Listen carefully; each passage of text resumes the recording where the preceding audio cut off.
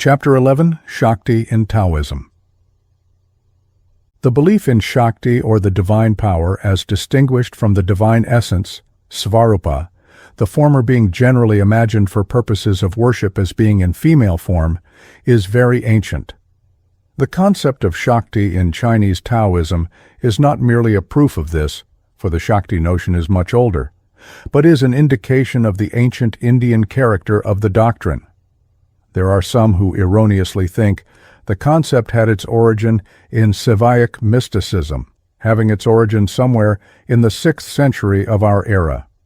Lao Tse, or the Old Master, was 20 years senior to Confucius, and his life was said to have been passed between 570–490 BC, a date commonly accepted by European Orientalists as that of the death of Buddha, Indian and Tibetan opinions being regarded as extravagant, would bring his life into the 6th century SC, one of the most wonderful in the world's history. Lao Tse is said to have written the Tao Te King, the fundamental text of Taoism. This title means Treatise on Tao and Te. Tao, which Lao Tse calls the Great, is in its Sanskrit equivalent Brahman, and Te is its power or activity or Shakti. As Father P. L. Uyghur, S.J., to whose work, Histoire des croyances religieuses et des opinions philosophiques en Chine, I am here indebted, points out, Lao Tse did not invent Taoism no more than Confucius, 557–419 BC, invented Confucianism. It is characteristic of these and other ancient Eastern masters that they do not claim to be more than transmitters of a wisdom older than themselves. Lao Tse was not the first to teach Taoism. He had precursors who, however, were not authors. He was the writer of the first book on Taoism, which served as the basis for the further development of the doctrine. On this account, its paternity is attributed to him. There was reference to this doctrine, it is said, in the official archives. The pre-Taoists were the analysts and astrologers of the Qiu. Lao Tse, who formulated the system, was one of them. The third ministry containing these archives registered all which came from foreign parts, as Taoism did. For as Father Uyghur says, Taoism is in its main lines a Chinese adaptation of the contemporary doctrine of the Upanishads. Or le Taoïsme est dans ses grandes lignes une adaptation chinoise de la doctrine indienne contemporaine des Upanishads. The actual fact of importation cannot in default of documents be proved, but as the learned author says, the fact that the doctrine was not Chinese, that it was then current in India, and its sudden spread in China, creates in favor of the argument for foreign importation almost a certain conclusion. The similarity of the two doctrines is obvious to anyone acquainted with that of the Upanishads and the doctrine of Shakti. The dualism of the manifesting unity, Tao, denoted by yin-yang, appears for the first time in a text of Confucius, a contemporary of Lao Tse, who may have informed him of it. All Chinese monism descends from Lao Tse. The patriarchal texts were developed by the great fathers of Taoism, Lia Tzu and Chong Tzu, whom the Reverend Father calls the only real thinkers that China has produced. Both were practically prior to the contact of Greece and India on the Indus under Alexander. The first development of Taoism was in the south. It passed later to the north, where it had a great influence. According to Taoism, there was in the beginning, is now, and ever will be, an ultimate reality, which is variously called Huan the Mystery, which cannot be named or defined, because human language is the language of limited beings touching limited objects, whereas Tao is imperceptible to the senses and the unproduced cause of all, beyond which there is nothing. Hao the formless, or Tao the causal principle, the unlimited, inexhaustible source from which all comes, Tao le principe parce que tout dérive de lui. Itself proceeds from nothing, but all from it. So it is said of Brahman that it is in itself beyond mind and speech, formless, and, as the Brahma Sutra says, that from which the universe is born, by which it is maintained, and into which it is dissolved. From the abyss of its being, it throws out all forms of existence and is never emptied. It is an infinite source exteriorizing from itself all forms by its power, Te. These forms neither diminish nor add to Tao, which remains ever the same. These limited beings are as a drop of water in its ocean. Tao is the sum of, and yet as infinite, beyond all individual existences. Like Brahman, Tao is one, eternal, infinite, self-existent, omnipresent, unchanging, immutable, and complete, Purna. At a particular moment, to speak in our language, for it was then beyond time, Tao threw out from itself Te, its power, virtue or Shakti, which operates in alternating modes called yin and yang, and produces, as it were by condensation of its subtlety, Shakti Ganibhuta, the heaven and earth and air between, from which come all beings. The two modes of its activity, yin and yang, are inherent in the primal that, and manifest as modes of its Te, or Shakti. Yin is rest, and therefore, after the creation of the phenomenal world, a going back, retraction, concentration, towards the original unity, Nivritti, whereas yang is action, and therefore the opposite principle of going forth or expansion, Pravritti. These modes appear in creation under the sensible forms of earth, yin, and heaven, yang. The one original principle, or Tao, like Shiva and Shakti, thus becomes dual in manifestation, as heaven-earth, from which emanate other existences. The state of Jin is one of rest, concentration, and imperceptibility, which was the own state, Svarupa, of Tao before time and things were. The state of Fang is that of action, expansion, of manifestation in sentient beings, and is the state of Tao in time, and that which is, in a sense, not its true state. L'état yin de concentration, de repos, d'imperceptibilité, qui fut celui du principe avant le temps, est son état propre. L'état yang, d'expansion et d'action, de manifestation dans les êtres sensibles, est son état dans le temps, en quelque sorte impropre. All this again is Indian. The primal state of Brahman, or Shiva Shakti, before manifestation, is that in which it rests in itself, Svarupa Vishranti, that is, the state of rest and infinite formlessness. It then, by its power, Shakti, manifests the universe. There exists in this power the form of two movements or rhythms, namely the going forth or expanding, Pravritti, and the return or centering movement, Nivritti. This is the eternal rhythm, the pulse of the universe, in which it comes and goes from that which, in itself, does neither. But is this a real or ideal movement?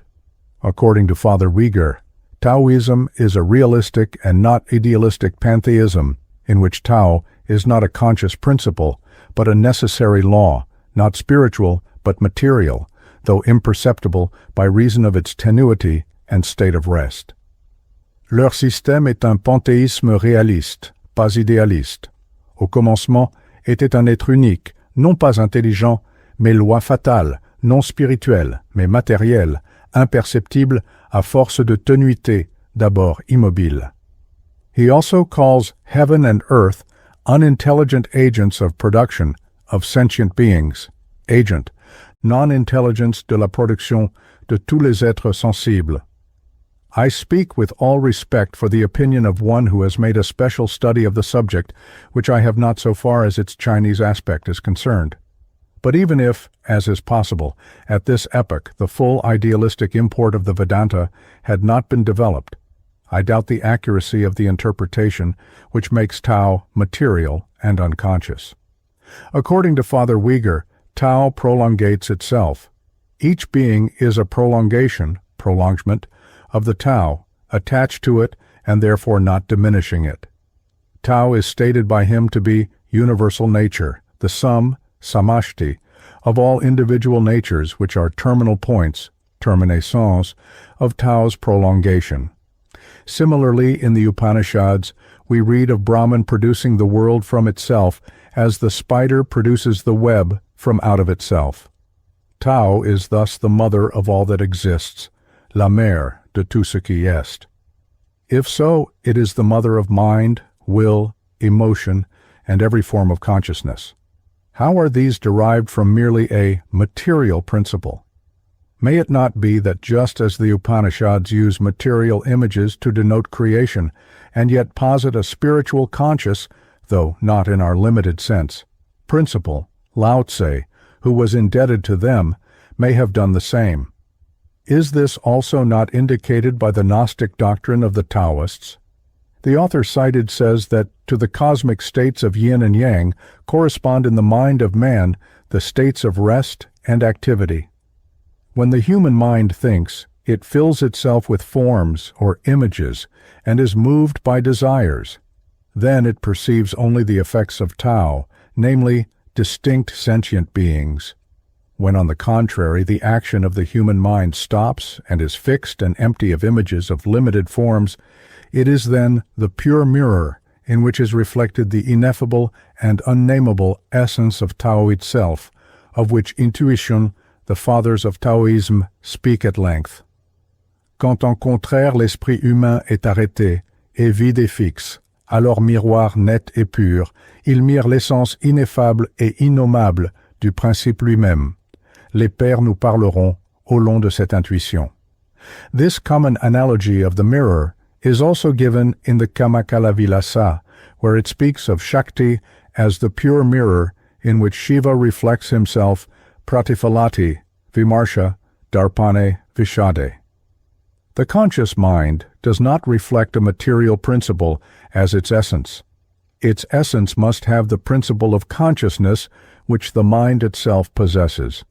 It is Te, the virtue or power which Tao emits from itself, ce principe se mit à émettre Te, sa vertu, that we should attribute what is apparently unconscious and material.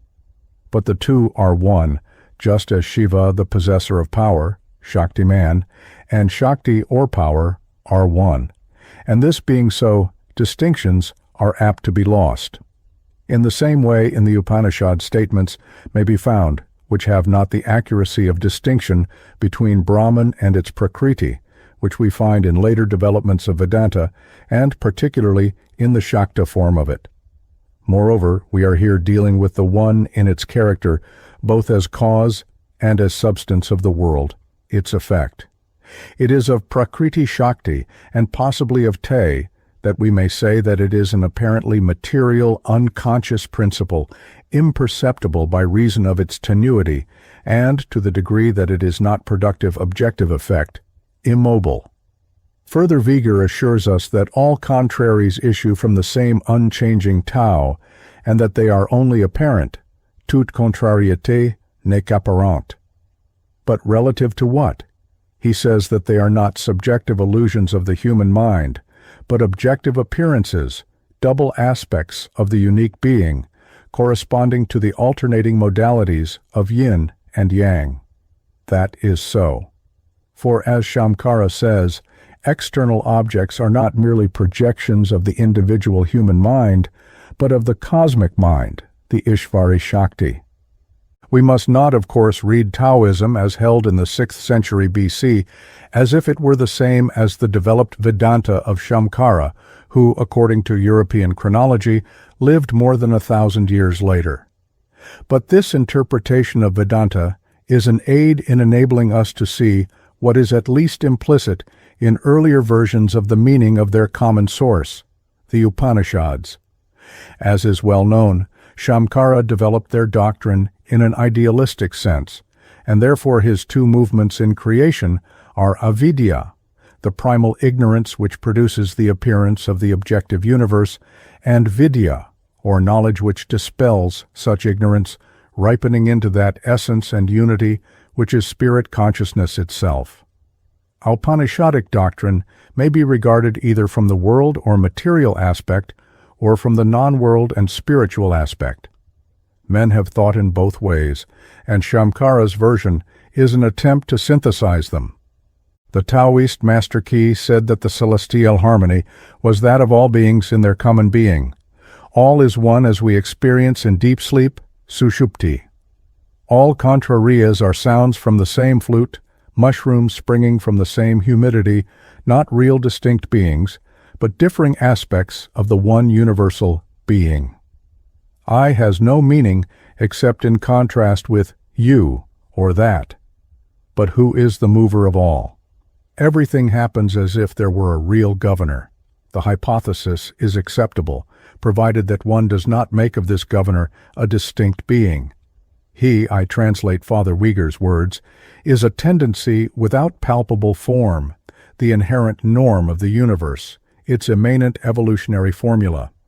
The wise know that the only real is the universal norm.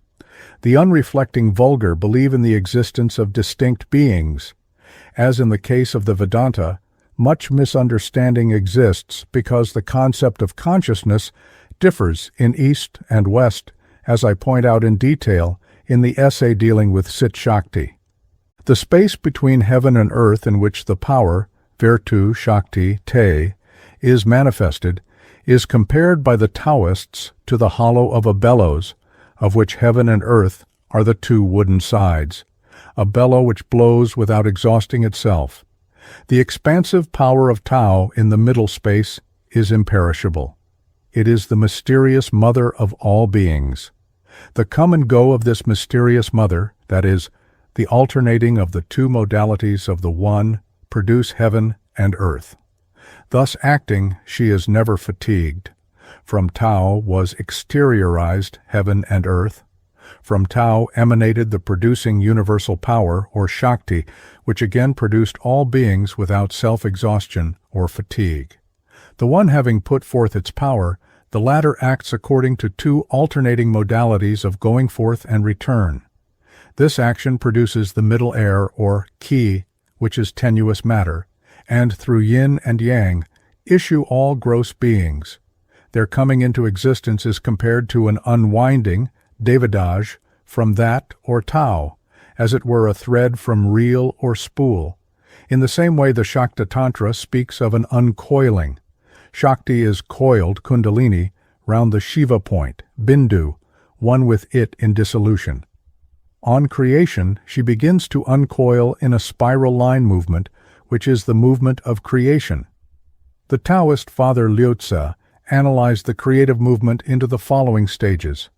The great mutation, anterior to the appearance of tenuous matter, movement of the two modalities in undefined being. The great origin, or the stage of tenuous matter. The great commencement, or the stage of sensible matter. The great flux, or the stage of plastic matter and actual present material, compounded existences. In the primitive stage, when matter was imperceptible, all beings to come were latent in an homogeneous state. I will only add as bearing on the subject of consciousness that the author cited states that the Taoists lay great stress on intuition and ecstasy, which is said to be compared to the unconscious state of infancy, intoxication, and narcosis. These comparisons may perhaps mislead, just as the comparison of the yogi state to that of a log, Kashtavat, misled. This does not mean that the yogi's consciousness is that of a log of wood, but that he no more perceives the external world than the latter does. He does not do so because he has the samadhi consciousness, that is, illumination and true being itself. He is one then with Tao and Te, or Shakti, in their true state. Chapter 12. Alleged Conflict of Shastras. A not uncommon modern criticism upon the Indian Shastras is that they mutually conflict. This is due to a lack of knowledge of the doctrine of adhikara and bhumika, particularly amongst Western critics, whose general outlook and mode of thought is ordinarily deeply divergent from that which has prevailed in India. The idea that the whole world should follow one path is regarded by the Hindus as absurd, being contrary to nature and its laws. A man must follow that path for which he is fit, that is, for which he is adhikari.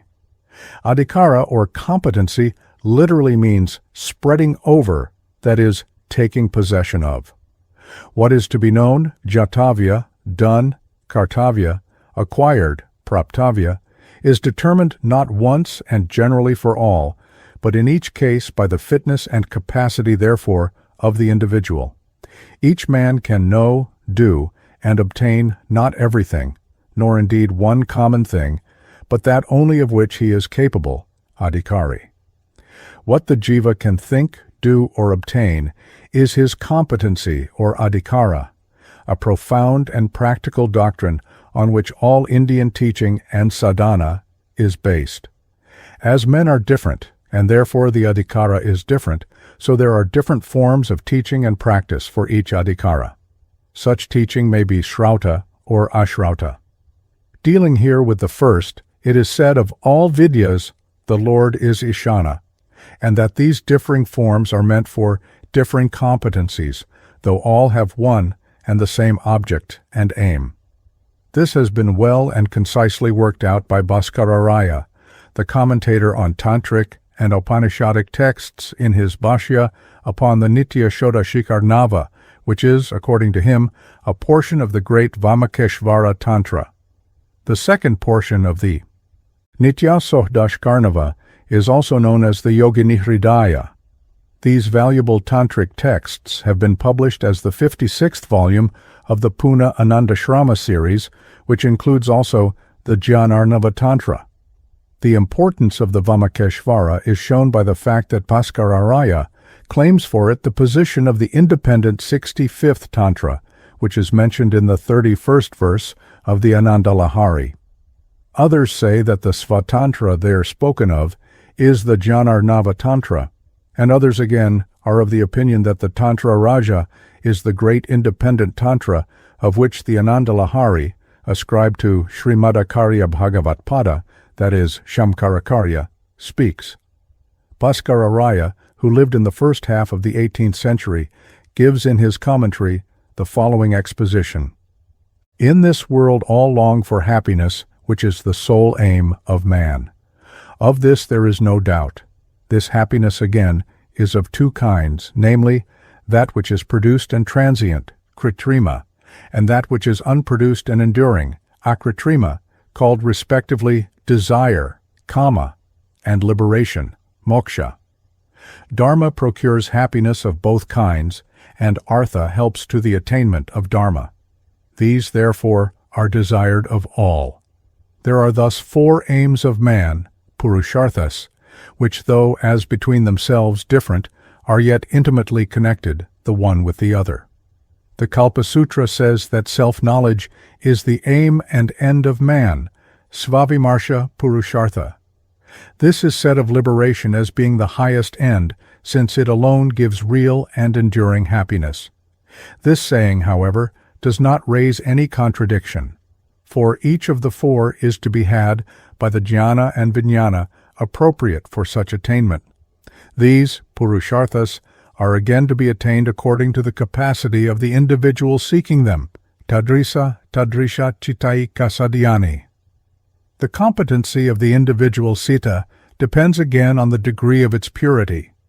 The very merciful Bhagavan Parameshvara, desirous of aiding men whose mind and disposition, citta, differ according to the results produced by their different acts, promulgated different kinds of vidya, which, though appearing to be different as between themselves, yet have as their common aim the highest end of all human life, that is, liberation. Shruti also says, of all vidyas the Lord is Ishana, Ishana Sarva Vidyanam, and I who desire liberation seek refuge in that Deva who creates Brahma, who again reveals the Vedas and all other learning, Yo Brahmanam Vidadhati, Purvamyo Vaivedamshka Prahinoti. The particle siya impliedly signifies the other vidyas collectively.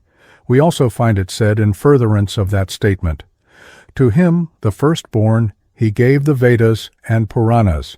Smriti also states that the omniscient poet, Kavi, carrier of the trident, Shiva Shulapani, is the first promulgator of these 18 vidyas which take differing paths, Binavartma.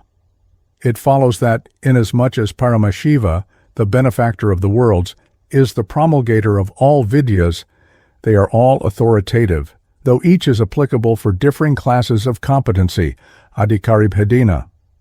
This has been clearly stated in Sutta Smita and similar works. Capacity, adhikara, is, for example, of this kind. The unbeliever, Nastika, i.e., in Veda, has adhikara in darshanas such as Arhata, Jaina, and the like. Men of the first three castes have adhikara in the path of Veda.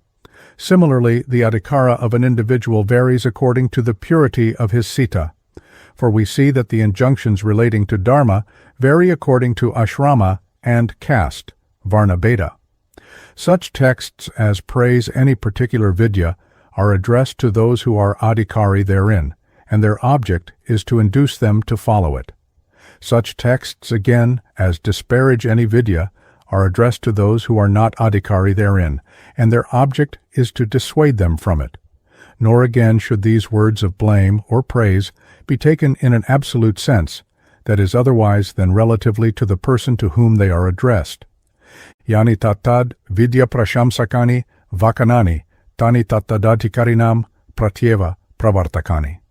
Yani katanindakani tani tattadanadhikarinam pratinivartakani. Napunarnahi nindanyayena vidheya stavakani. In early infancy, parents and guardians encourage the play of the child in their charge. When the age of study is reached, the same parents and guardians chastise the child who inopportunely plays. This we all see. A male of the three higher castes should, on the passing of the age of play, learn his letters and then meter, chandas, in order to master language. The Agni Purana has many texts, such as faultless is a good kavya, all of which encourage the study of kavya. We also come across prohibitions such as he who has mastered the subject should avoid all discussion relating to kavya.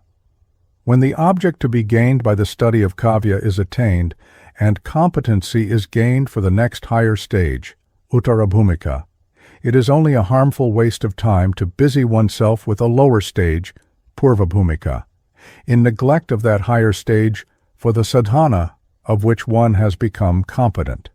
This is the meaning of the prohibition. Again, the injunction is to study Nyaya-Shastra so as to gain a knowledge of the Atma as it is, and other than as it appears in the body, and so forth. The texts are many, such as, by reasoning, Shunga, seek the Atma. Shunga is Hetu, is Avayavasa Mudayatma Kanyaya, that is logic with all its 5 limbs. When it is known that the Atma as such is other than the body, is separate from the body, and so forth, and the means which lead to that knowledge are mastered, then man is prohibited from occupying himself with the subject of the former stage, purvabhumika, by such texts as Anvikshiki and logic, Tarkavidya, are useless. Anvikshikim Tarkavidyamanuracto nirarthikam. Injunctions such as the wise should practice dharma alone, dharmam evakarit prajna, urge man towards the next stage, uttarabhumika. The study of the Purvamimamsa and the Karmakanda in the Vedas is useful for this purpose. When by this means dharma, artha, and kama are attained, there arises a desire for the fourth purushartha, liberation or moksha, and therefore to sever men from the former stage, purvabhumika, there are texts which deprecate karma such as, by that which is made cannot be attained, that which is not made.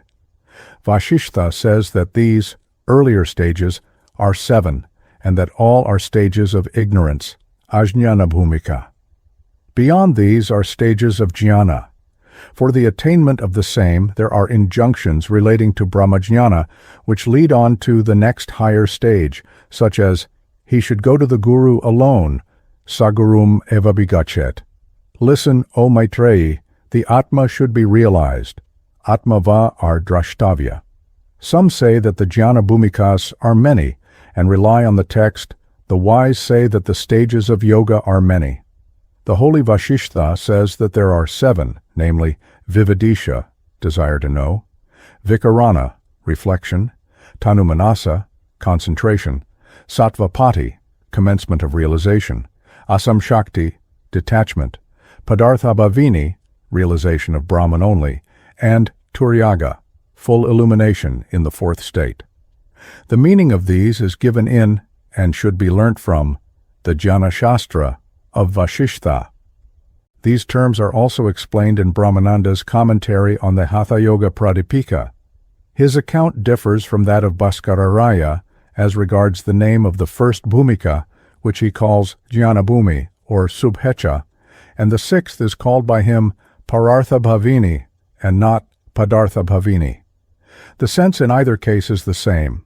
According to Brahmananda, Jnanabhumi is the initial stage of yoga, characterized by viveka, vairagya, and the 6 sadhanas beginning with sama and leading to mumuksha. Vikarana is shravana and manana, shravana mananatmika. Tanuminasa is nididhyasana, when the mind, the natural characteristic of which is to wander, is directed towards its proper yoga object only. These 3 preliminary stages are known as sadhana bhumika. The fourth stage, sattvapati, is samprajñata yoga bhumika. The mind having been purified by practice in the 3 preceding bhumikas, the yogi commences to realize and is called brahmavit. The last 3 stages belong to asamprajñata yoga. After attainment of sattvapati bhumika, the yogi reaches the 5th stage called Shakti. Here he is totally detached, and in the state of awakening, vyutishtat. As such, he is called Brahmavidvara. At the 6th, or Parartha Bhavini Bhumika, he meditates on nothing but Parabrahman, Parabrahmatiriktam Nabhavayati. He is supremely awakened, Paraprabodhita, and is awake, Vyutishta. He is then called Brahmavidvanyan. In the last or 7th stage, Turiyaga, he is Brahmavidvarishta, and then truly attains illumination in itself, Svaraparato, Vavyutanam, Prapnoti. The Upanishads and Uttaramimamsa are helpful for this purpose, upayogi, and should therefore be studied. Brahmajnana again is of 2 kinds, namely, seabed and aparokshanubhavarupa. Understanding of the meaning of Shastra, Shastradrishti, the word of the Guru, Gururvakyam, and certainty, Nishkaya, of the unity of the individual self, Sva, and the Atma, are powerful to dispel inward darkness, but not the mere knowledge of words, Shabdabodha. Therefore, when the Shabdabhumika is attained, one should not waste one's time further at this stage, and there are texts which prohibit this. Thus, having become indifferent to learning, let him remain simple as in childhood. Pandityanirvidya, Balyena, Tishtaset. Between the 2nd and 3rd of the 7 stages, Bhumika, there is the great stage, Bhakti. Bhakti Mimamsa, e.g. Narada Sutra, Sanatsu Jatiya, is helpful and should be studied. Bhakti continues to the end of the 5th Bhumika. When this last is attained, the sadhaka gains the 5th stage, which is Aparokshanubhavarupa. This is Jivan Mukti.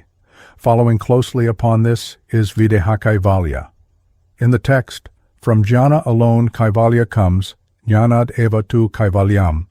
The word jhana signifies something other and higher than anubhava, anubhava paratva. In Nyaya and other Shastras, it is stated that moksha will be attained by mastery in such particular Shastra, but that is merely a device by which knowledge of the higher stage is not disclosed. This is not blameworthy because its object is to remove the disinclination to study such Shastra by reason of the delay thereby caused in the attainment of Purushartha, which disinclination would exist if the sadhaka knew that there was a higher Shastra than that which he was studying. There are texts such as, by karma alone, eva is achievement, karmanaiva tu samsiddhi. Him whom he selects HP him, he is attainable, yamevaisha vrinute, tenalabhya.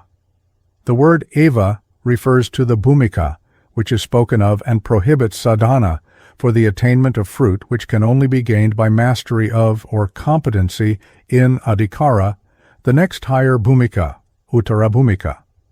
The words do not deny that there is a higher stage, bhumika. The word alone, eva, in jnanad eva tu, from jnana alone, indicates, however, that there is a stage of sadhana subsequent to that here spoken of. There is thus no conflict between the rishis who are teachers of the different vidyas. Each one of these bhumikas has many subdivisions, avantara bhumika, which cannot be altogether separated the one from the other, and which are only known by the discerning through experience, anubhava. So it has been said, O Raghava, I have spoken to thee of the 7 states, avastha, of ignorance, ajñāna. Each one is 100-fold, that is many, and yields many fruits, nanavibhavarupim. Of these many bhumikas, each is achieved by sadhana through many births. When a man by great effort prolonged through countless lives, and according to the regular order of things kramena, gains a full comprehension of the bhumika in which he has certain knowledge of the Shabda Tattva of Parabrahman, he ceases to have any great attachment to or aversion for samsara, and this is a form of excellent citta-shuddhi. Such an one is qualified for the path of devotion, bhakti. For it has been said, neither indifferent, nirvana, nor attached.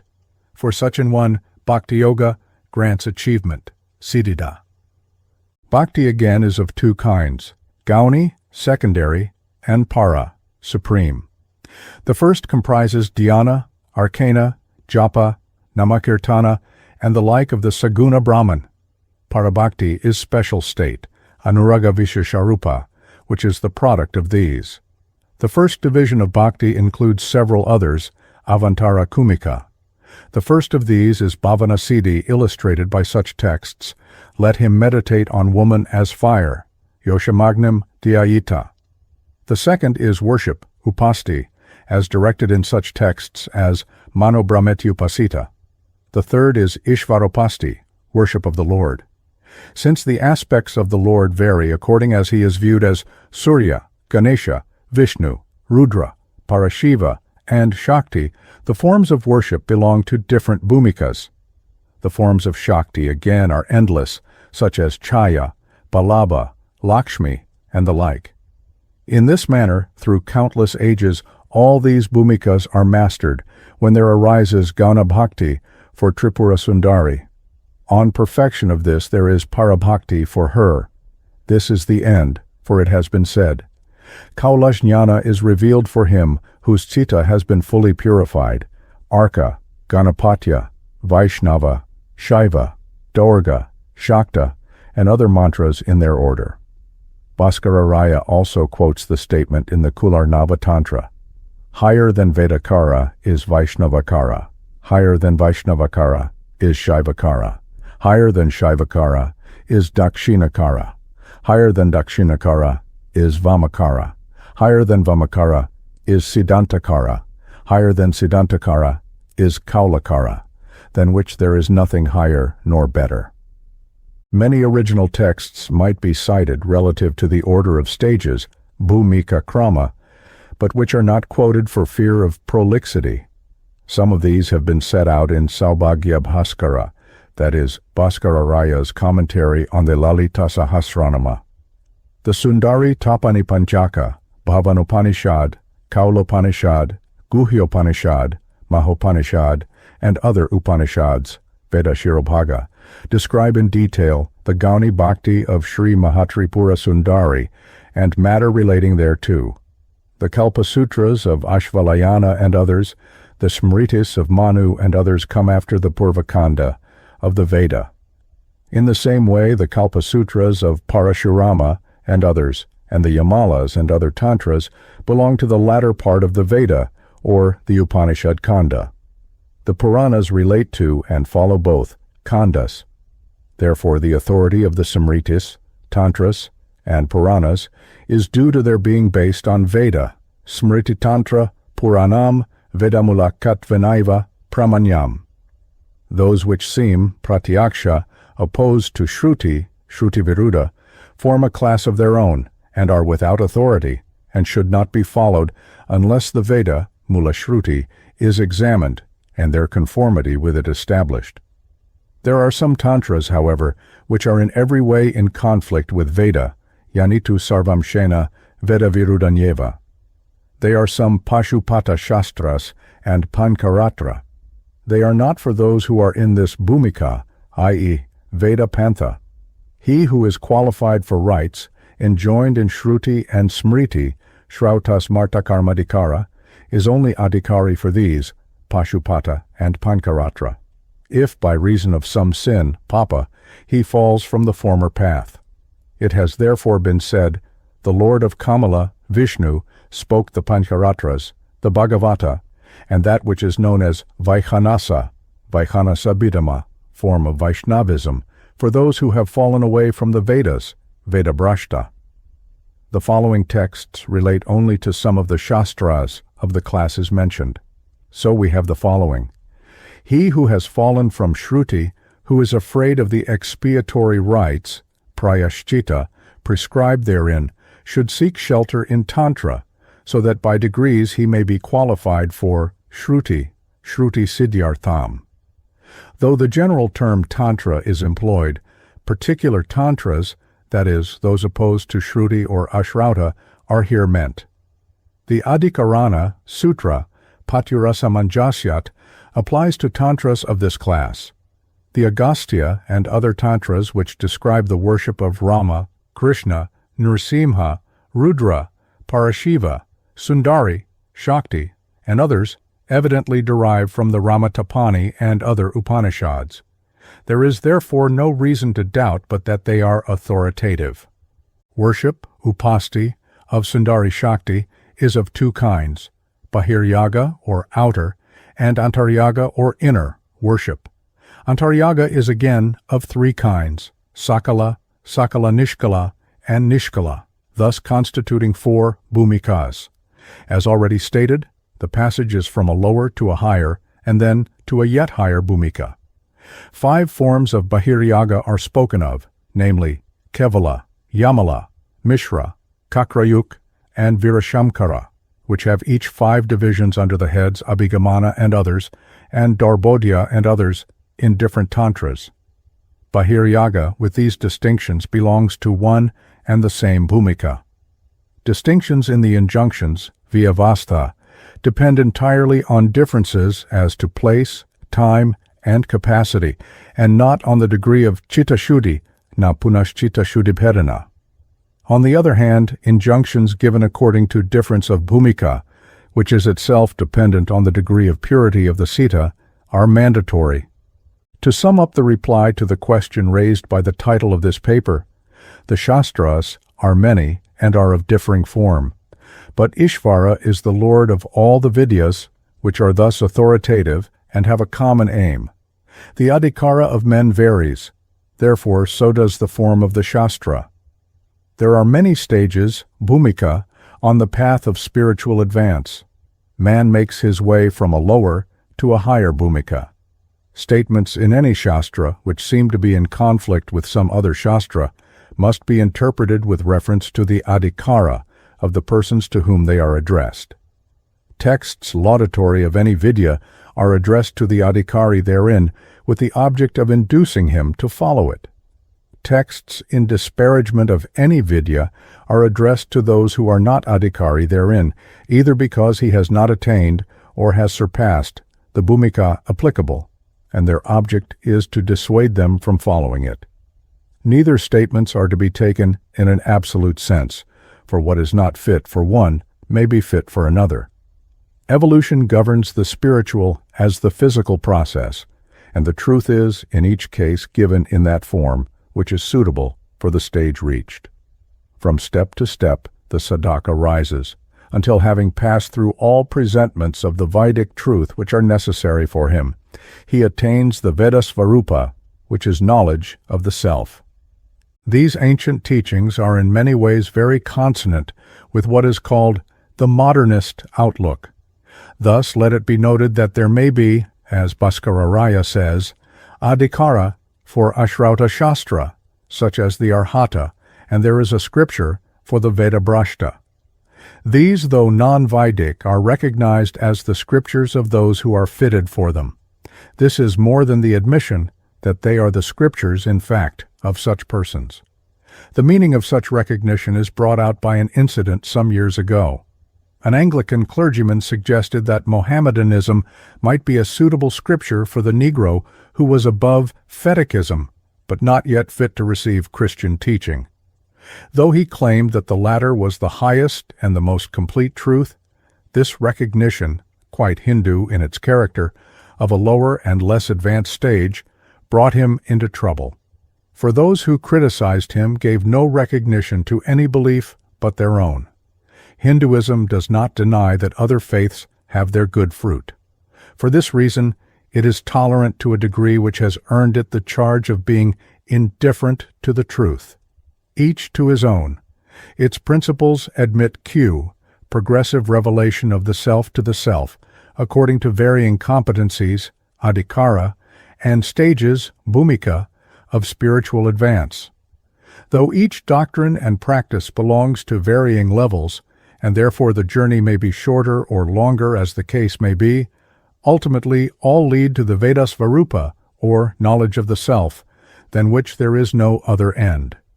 That which immediately precedes this complete spiritual experience is the Vedantic doctrine and sadhana, for which all others are the propedeutic.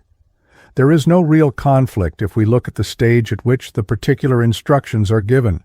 Thought moves by an immanent logic from a less to a more complete realization of the true nature of the thinker. When the latter has truly known what he has known what all is. Vedayite iti Veda. Veda is that by which what is, and what is true, is made known. Whilst the smritis of the seers vary, and therefore only those are to be accepted which are in conformity with the standard of true experience, or Veda, it is to be remembered that because a seer such as Kapila Adividvan, upon whose smriti or experience that Samkhya is assumed to be founded, teaches Advaitavada, it does not, in the Hindu view, follow that he had not himself reached a higher stage, such as Advaitavada is claimed to be. A seer may choose to come down to the level of more ordinary people and teach Advaitavada, suited to their capacity, adhikara. If all were to teach the highest experience, there would be none to look after those who were incapable of it, and who must be led up through the necessary preliminary stages. Samkhya is the science of analysis and discrimination, and therefore the preparation for Vedanta, which is the science of synthesis and assimilation. Kapila, Gautama, and Canada, mainly built on reason deepened and enlarged, it may be, by smriti or subjective experience. We do not find in them any complete synthesis of Shruti.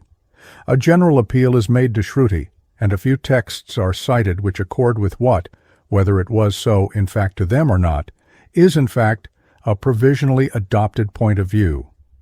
They concentrate the thoughts and wills of their disciples on them, withholding, if they themselves have gone further, the rest, as not at present suited to the capacity of the Shishya, thus following what Shamkara calls Arundhati Darshana Nyaya.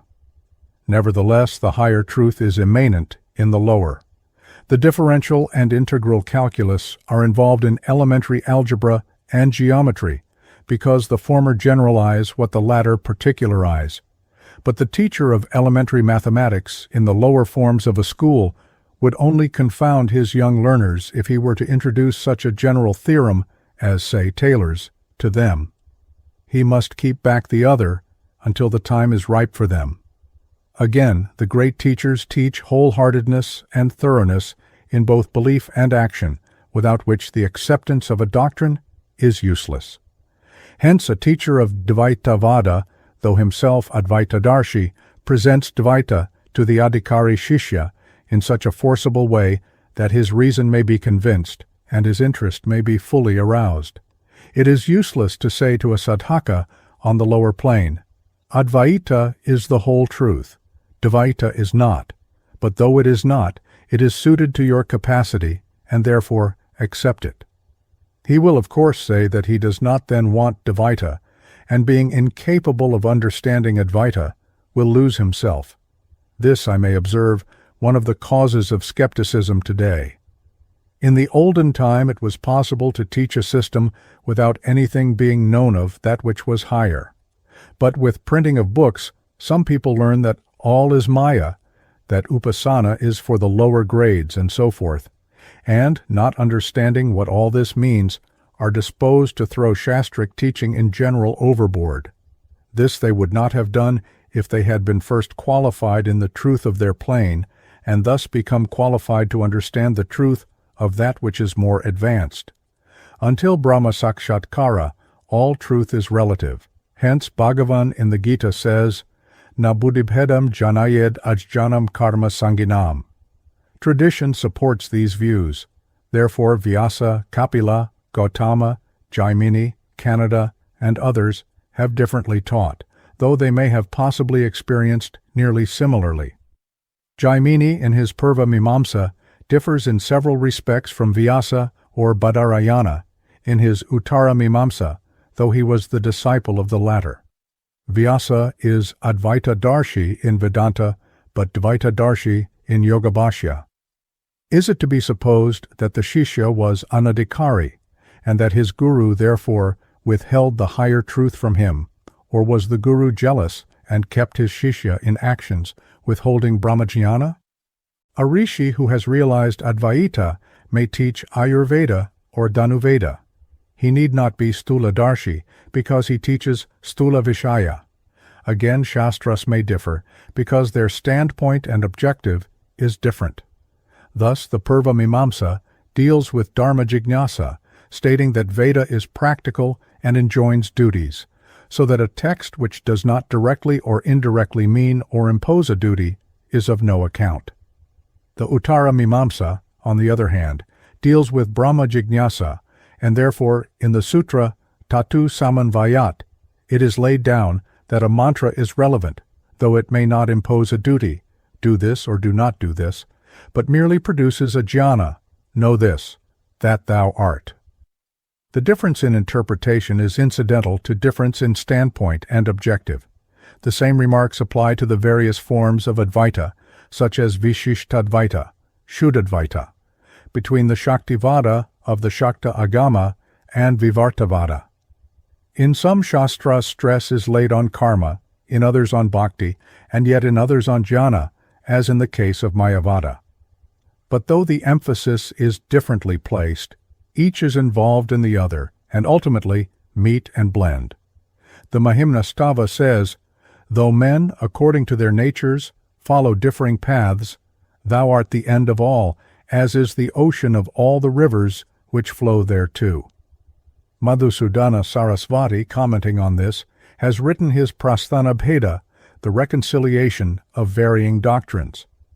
Today the greatest need in these matters is, for those who are capable of understanding, the establishment of this intellectual and spiritual whole, Purna. The seers who live in the exalted sphere of calm understand the worth and significance of each form of spiritual culture as also their synthesis, and to the degree that lesser minds attain this level, to this extent they will also do so. Whilst the lower mind lives in a section of the whole fact and therefore sees difference and conflict, the illumined who live in and have in varying degrees experience of the fact itself see all such as related parts of a whole. Chapter 13. Sarvanandanatha. The Sarvalasa, a copy of which came into my possession some 3 years ago, is a rare manuscript. It is a samgraha by the Sarvavidyasiddha Sarvanandanatha, who, though celebrated amongst the Bengal followers of the Agama, is, I should think, almost unknown to the general public. There is a life in Sanskrit of Sarvanandanatha entitled Sarvanandataramgini by his son Shivanatha, in which an account of the attainment of his siddhi is given, and I am indebted in respect of this article to a short unpublished memoir by S.J. Dinesha Kandra Bhattacharya, formerly research scholar, who as a native of Tipura has had the desire to see Sarvanandanatha's place in the history of the so-called Tantricism in Bengal duly recognized. It is said that Sarvananda had striven for siddhi for 7 previous births, and a verse preserves the names of the places where he died in these successive lives. His grandfather Vasudeva originally lived at Purvasthali in the Burdwan district, but was led by a divine call to Mehar in Tipura, where in ages past Matanga Muni had done tapas. A deep hole is still shown as being of Matanga's time. It is also said that round about the place where Sarvanandanatha performed his Shava sadhana, adept sadhakas even now discover the hidden linga established by Matanga, marked out by equally hidden barriers, or kilakas. Vasudeva then went to Kamakhya, where he died after undergoing severe tapas. He left his son at Mehar, who himself afterwards had a son, the grandson of Vasudeva. In fact, it is said that the grandfather Vasudeva was reborn as the son of his own son, that is, as Sarvananda. In early life, the latter was stupid and illiterate. He was sharply rebuked by the local Raja for his ignorance in proclaiming a new moon day to be full moon day. Being severely punished by his relatives, he determined to begin his letters and went out to search for the necessary palm leaves. There in the jungle he met a sannyasi, who was Mahadeva himself in that form, and who whispered in his ears a mantra and gave him certain instructions. His servant Puna was an advanced sadhaka who had been psychically developed under Vasudeva. Puna, separating the subtle, sukshma-deha, from the gross body, served as a corpse on the back of which Sarvananda performed Shava sadhana and attained Siddhi that same new moon night, on which, to the amazement of all, a perfect moon shone over Mehar. This full moon episode is popularly the most famous of Sarvananda's wonders. Some time after Sarvananda left Mehar, after having given utterance to the curse that his own family would die out in the 22nd, and that of the local chief in the 15th generation. This last announcement is said to have come true, as the Raja's descendant in the 15th generation actually died without issue, though the family survives through his adopted son. Sarvananda started for Benares, but stopped at Senhati in Jasore, where he was compelled to marry again and where he lived for some years. His place of worship at Senhati is still shown. At the age of 50 he went to Benares with his servant Puna and nephew Sadananda. At Benares, the Shaiva Dandins were then, as now, predominant. He quarreled with them, or they with him, on account of his doctrines and practice. In return for their treatment of him, he, to their awe and possibly disgust, converted, so it is said, their food into meat and wine. Of course, the Benares Dandins, as is usual in such cases, give a different account of the matter. Their tradition is that, after a Shastric debate, Sarvananda was convinced by the Dandins that the Siddhi which he boasted of was no real Siddhi at all, and was then made a convert to their own doctrines, which is the most satisfactory of all results for the men of piety who wrangle with others and try to make them come over to their views. It is worthy of note how quarrelsome, in all ages, many of the pious and wonder-workers have been. But perhaps we do not hear so much of the quieter sages who lived and let others live, diffusing their views not amongst those who were satisfied with what they knew or thought they knew, but among such as had not found and therefore sought. After this event, Sarvananda disappeared from Benares, which rather points to the fact that the Dandins did not acquire a distinguished adversary for their community. Tradition is silent as to what happened to him later and as to the date and place of his end. Shri Dinesh Chandra Bhattacharya has made for me a calculation as to the date of Sarvananda's Siddhi, which fell on a Pausha Samkranti, corresponding to Katurdasi, or Amavasya, falling on a Friday. Between 1200 and 1700 AD, there are 3 dates on which the above combination took place, vis-a-vis 1342, 1426, and 1548 AD.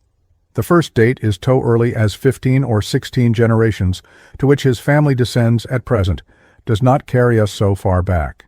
The last date seems too late, for according to tradition, Janakivallabha Gurvakarya, himself a famous Siddha, and 5th in descent from Sarvananda, was a contemporary of one of the 12 Bhuyas of Bengal late in the reign of Akbar, circa 1600 AD.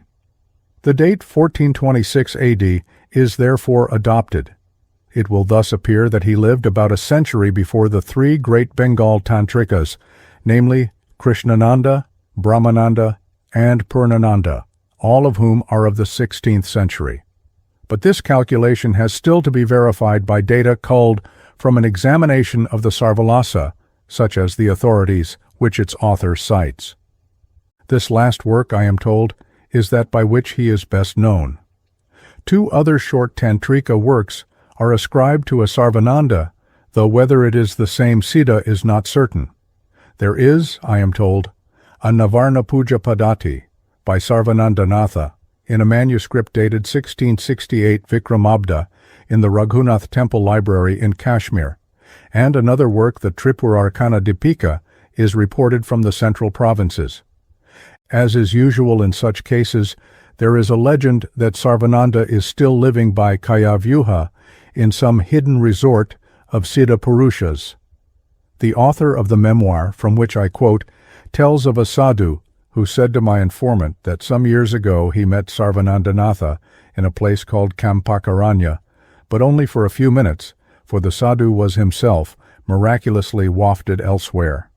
Some very curious reading of deep interest to the psychologist, the student of psychic phenomena, and the historian of religions is to be found in the stories which are told of sadhus and siddhas of Sarvananda's type who, whether they did all that is recounted of them or not, yet lived so strangely as, for instance, to take another case, that of Brahmananda, the author of the Shaktananda Tarangini, who, going in his youth in quest of a prostitute, found in the house he entered, and in the woman who came to him, his own mother, herself, the victim of a Mussulman ravisher. It was the horror of this encounter which converted his mind and led him to become a sadhu, during which life he did dhyana in the body of a dead and rotting elephant, and the other things related of him. They await collection. But when their value has been discovered, possibly, these traditions may have disappeared.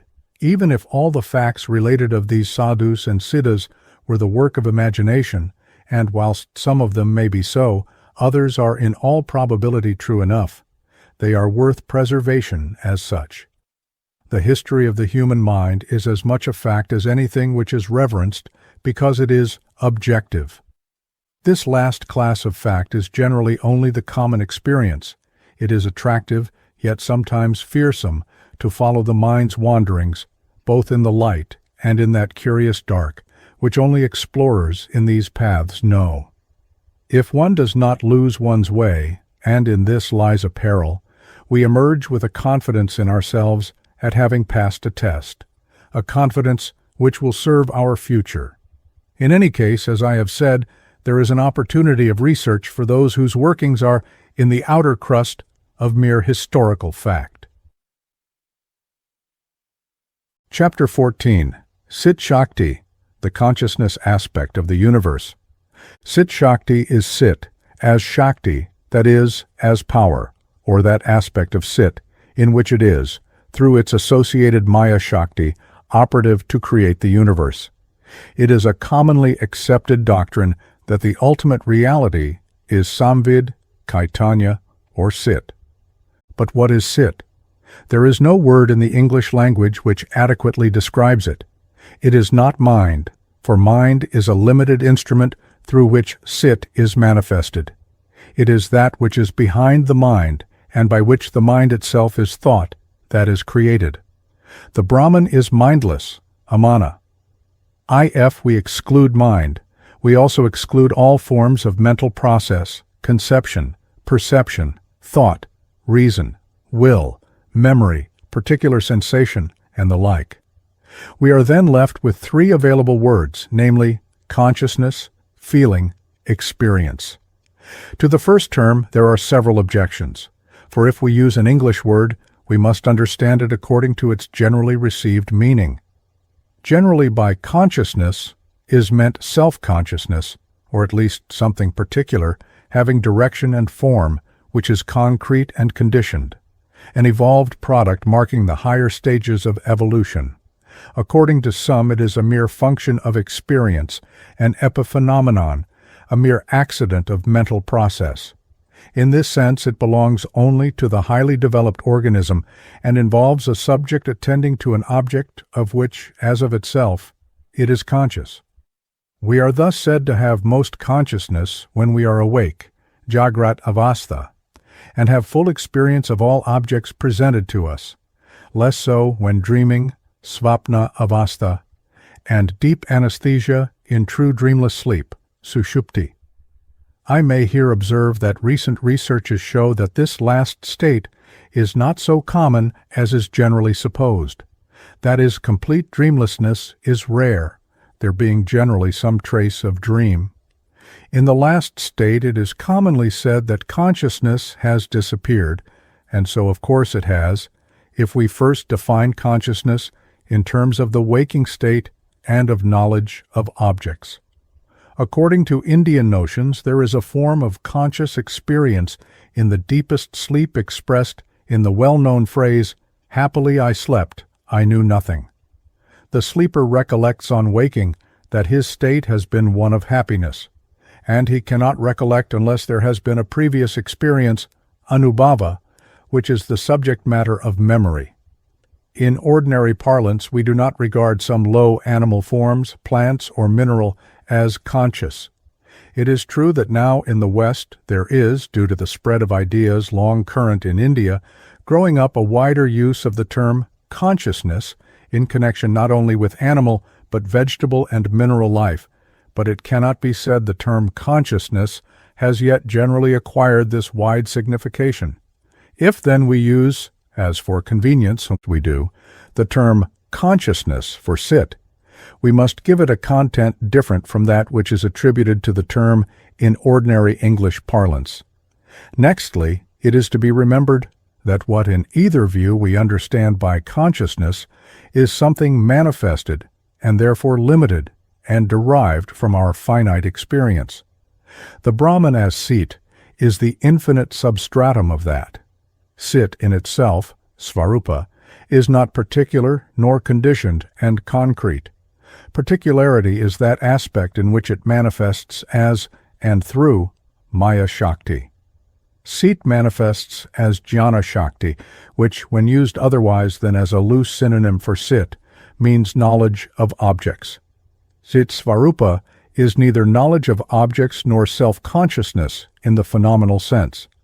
Waking, dreaming, and dreamless slumber are all phenomenal states in which experience varies, such variance being due not to Cit, but to the operation or cessation of particular operation of the vehicles of mind, antakarana, and sense, indriya. But Cit never disappears nor varies in either of the three states, but remains one and the same through all.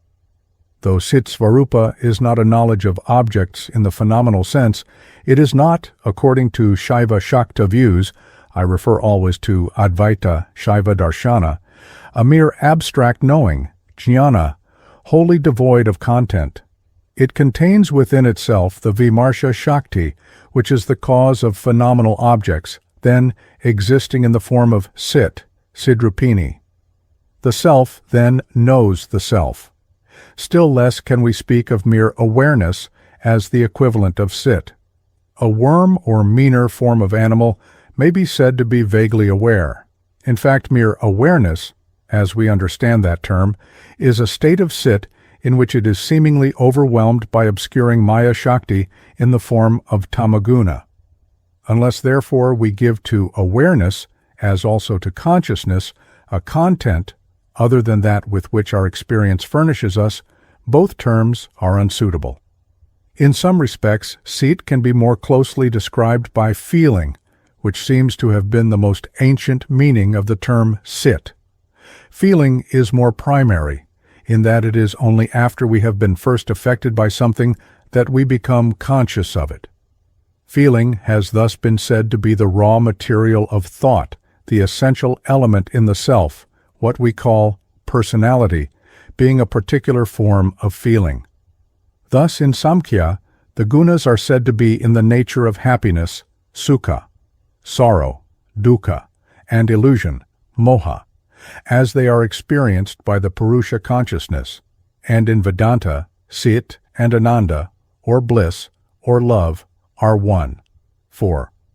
Consciousness, then, is not consciousness of being, Sat, but being consciousness, Sat-Sit, nor a being which is conscious of bliss, Ananda, but being consciousness, bliss, Satchidananda. Further, feeling has this advantage that it is associated with all forms of organic existence, even according to popular usage, and may scientifically be aptly applied to inorganic matter. Thus, whilst most consider it to be an unusual and strained use of language to speak of the consciousness of a plant or stone, we can and do speak of the feeling or sentiency of a plant.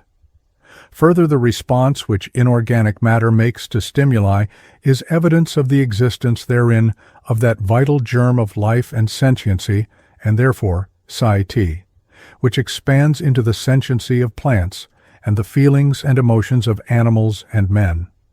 It is possible for any form of unintelligent being to feel, however obscurely, and it must do so if its ultimate basis is Cit and Ananda, however veiled by Maya-Shakti these may be.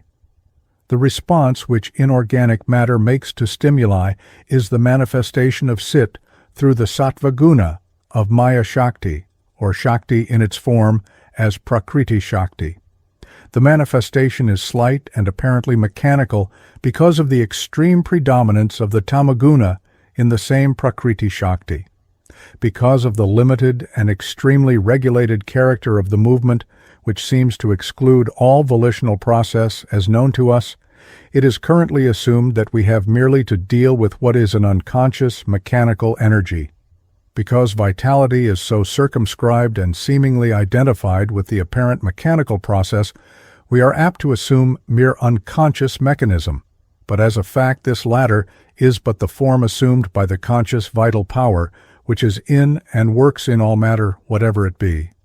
To the eye, however, unassisted by scientific instruments which extend our capacity for experience, establishing artificial organs for the gaining thereof, the matter appears jada, or unconscious, and both in common English and Indian parlance we call that alone living or jiva, which, as organized matter, is endowed with body and senses.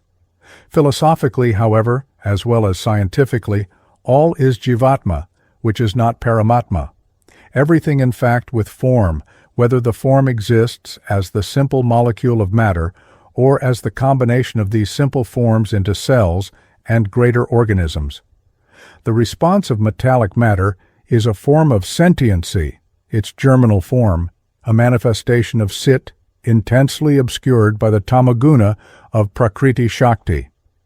In plants, Cit is less obscured, and there is the sentient life which gradually expands in animals and men, according as Cit gains freedom of manifestation through the increased operation of sattvaguna in the vehicles of Cit, which vehicles are the mind and senses and the more elaborate organization of the bodily particles. What is thus mere incipient or germinal sentiency, simulating unconscious mechanical movement in inorganic matter, expands by degrees into feeling akin, though at first remotely, to our own, and into all the other psychic functions of consciousness, perception, reasoning, memory, and will. The matter has been very clearly put in a paper on The Four Cosmic Elements by C.G. Sander, which, subject to certain reservations stated, aptly describes the Indian views on the subject in hand.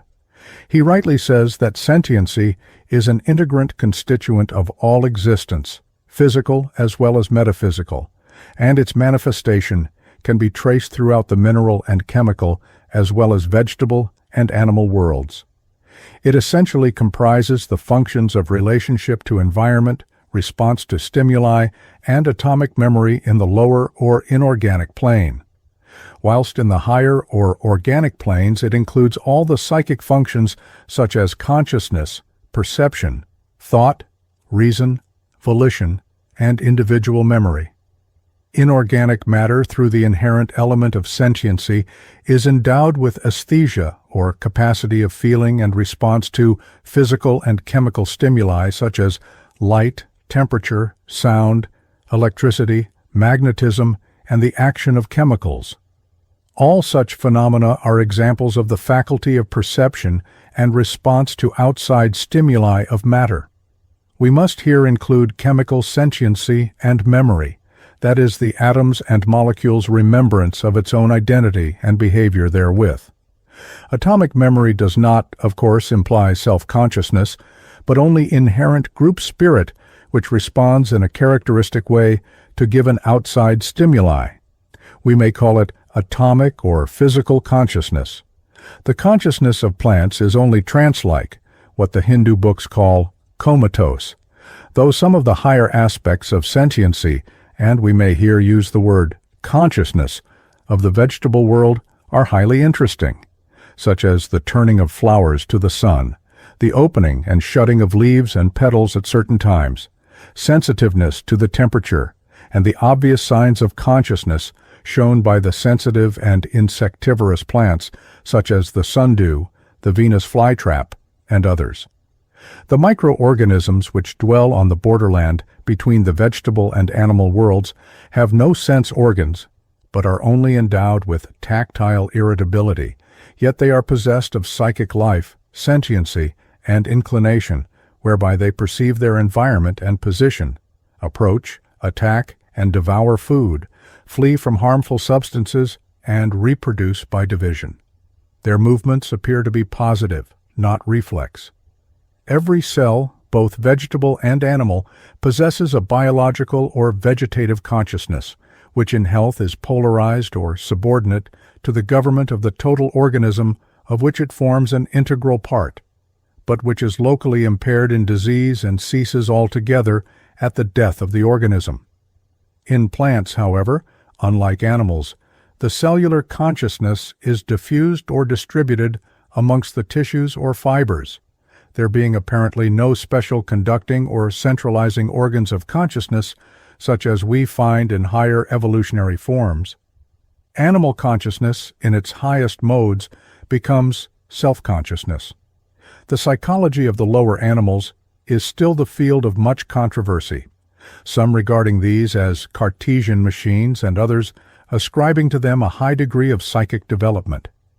In the animals there is an endeavor at centralization of consciousness which reaches its most complex stage in man, the possessor of the most highly organized system of consciousness, consisting of the nervous system and its centers and functions, such as the brain and solar plexus, the site of ajna and upper centers, and of the Manipura chakra.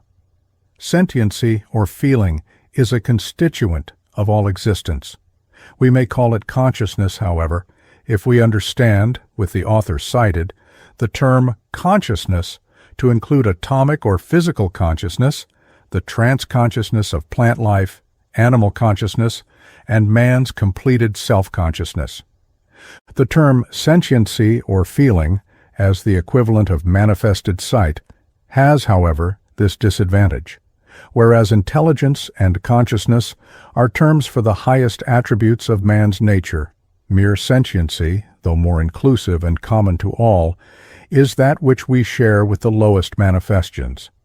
In the case of both terms, however, it is necessary to remember that they do not represent Chit Svarupa, or Sit as it is in itself.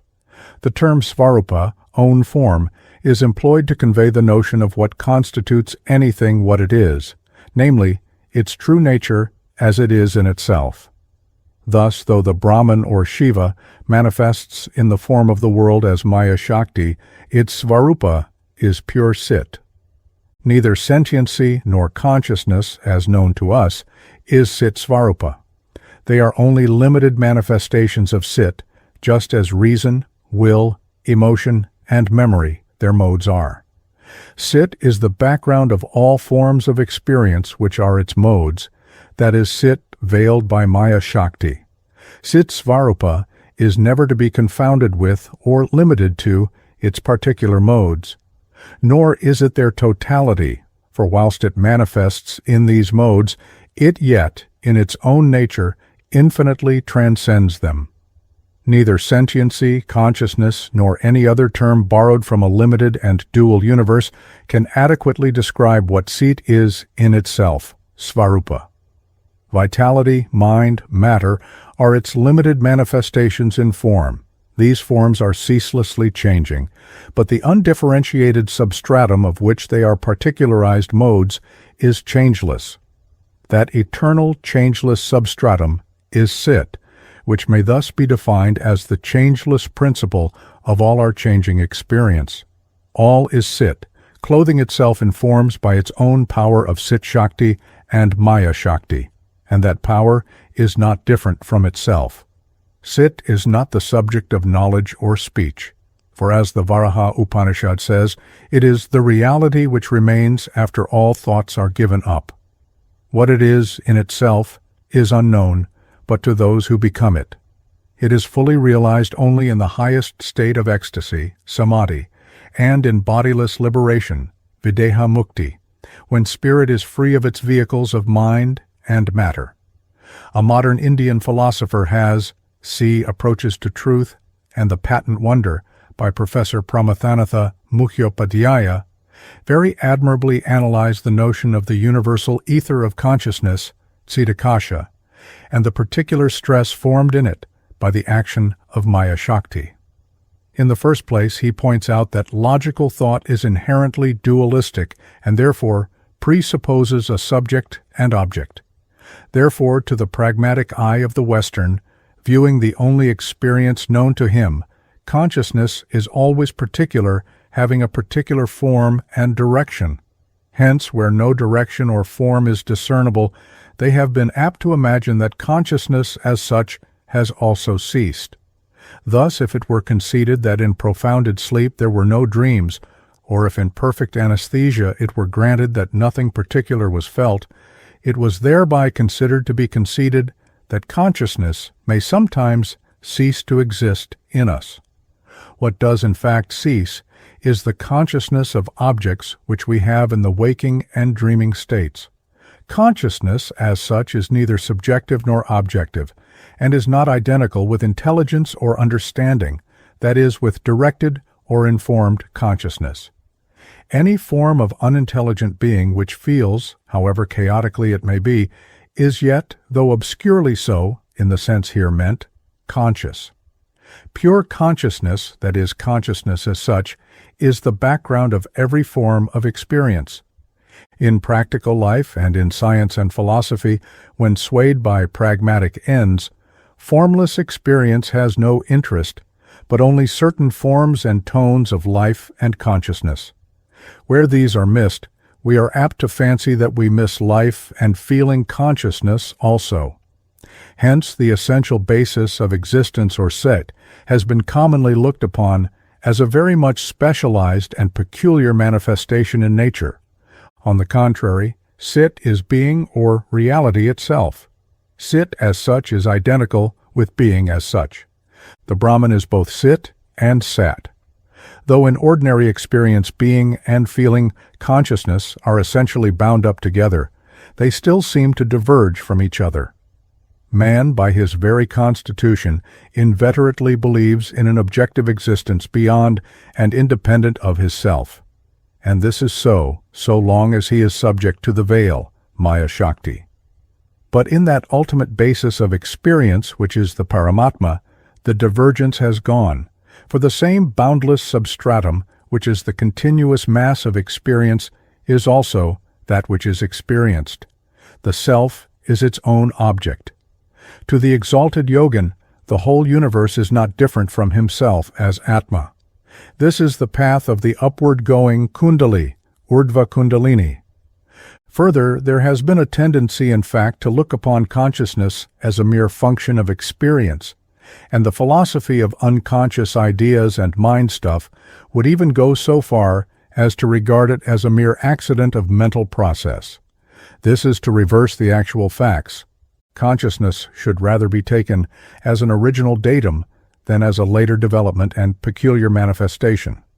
We should begin with it in its lowest forms and explain its apparent pulse life by extending the principle of veiling, Maya-Shakti, which is ceaselessly working in man, reducing his life to an apparent series of pulses also.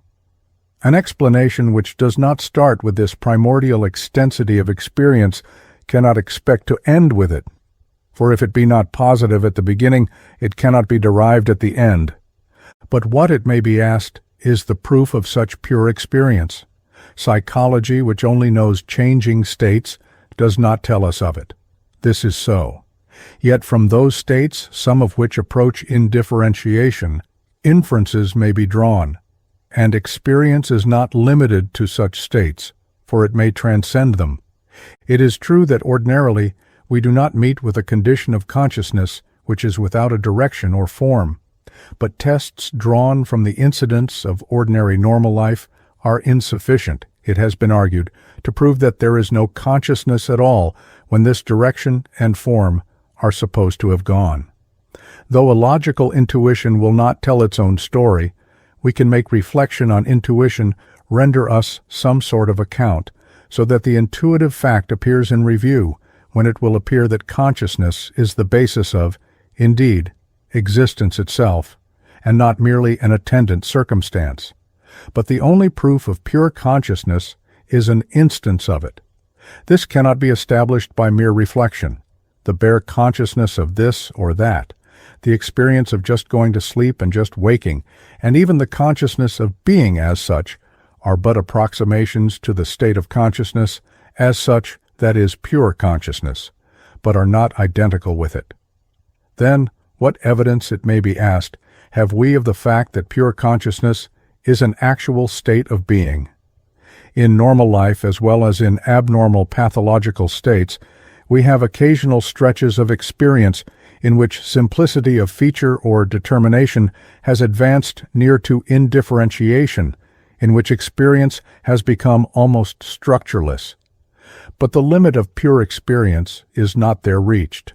On the other hand, there is no conclusive proof that we have ever had a real lapse of consciousness in our life, and the extinction of consciousness as such is inconceivable in any case.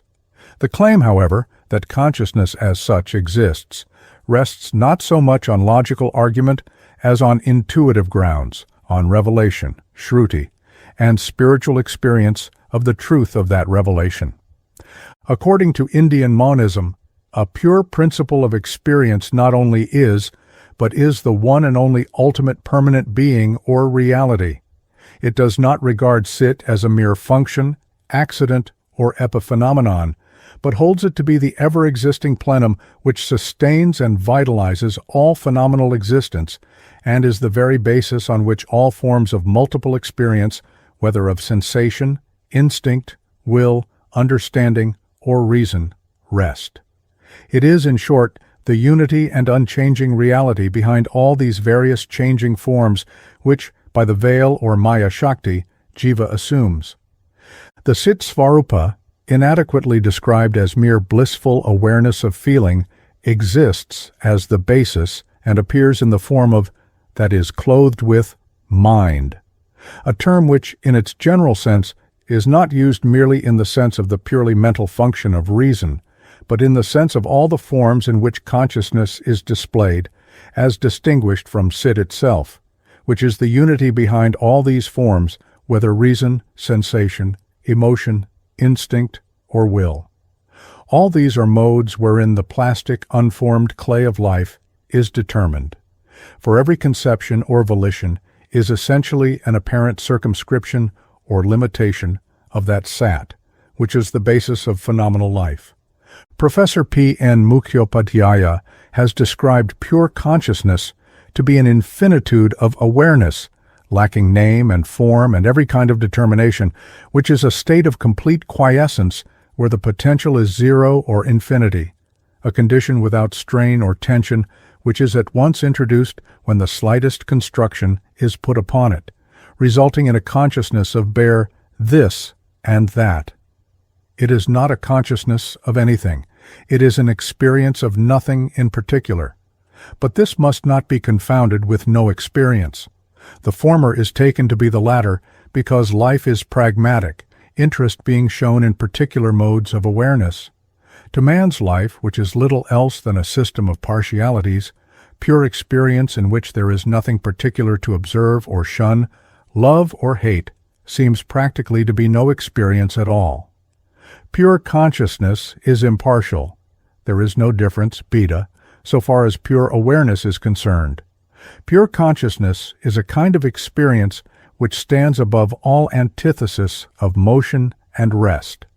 It does not know itself either as changing or statical, since it is consciousness as such without any determinations or mode whatever. To know itself as changing or permanent, it must conceal its illogical and unspeakable nature in a veil, Maya.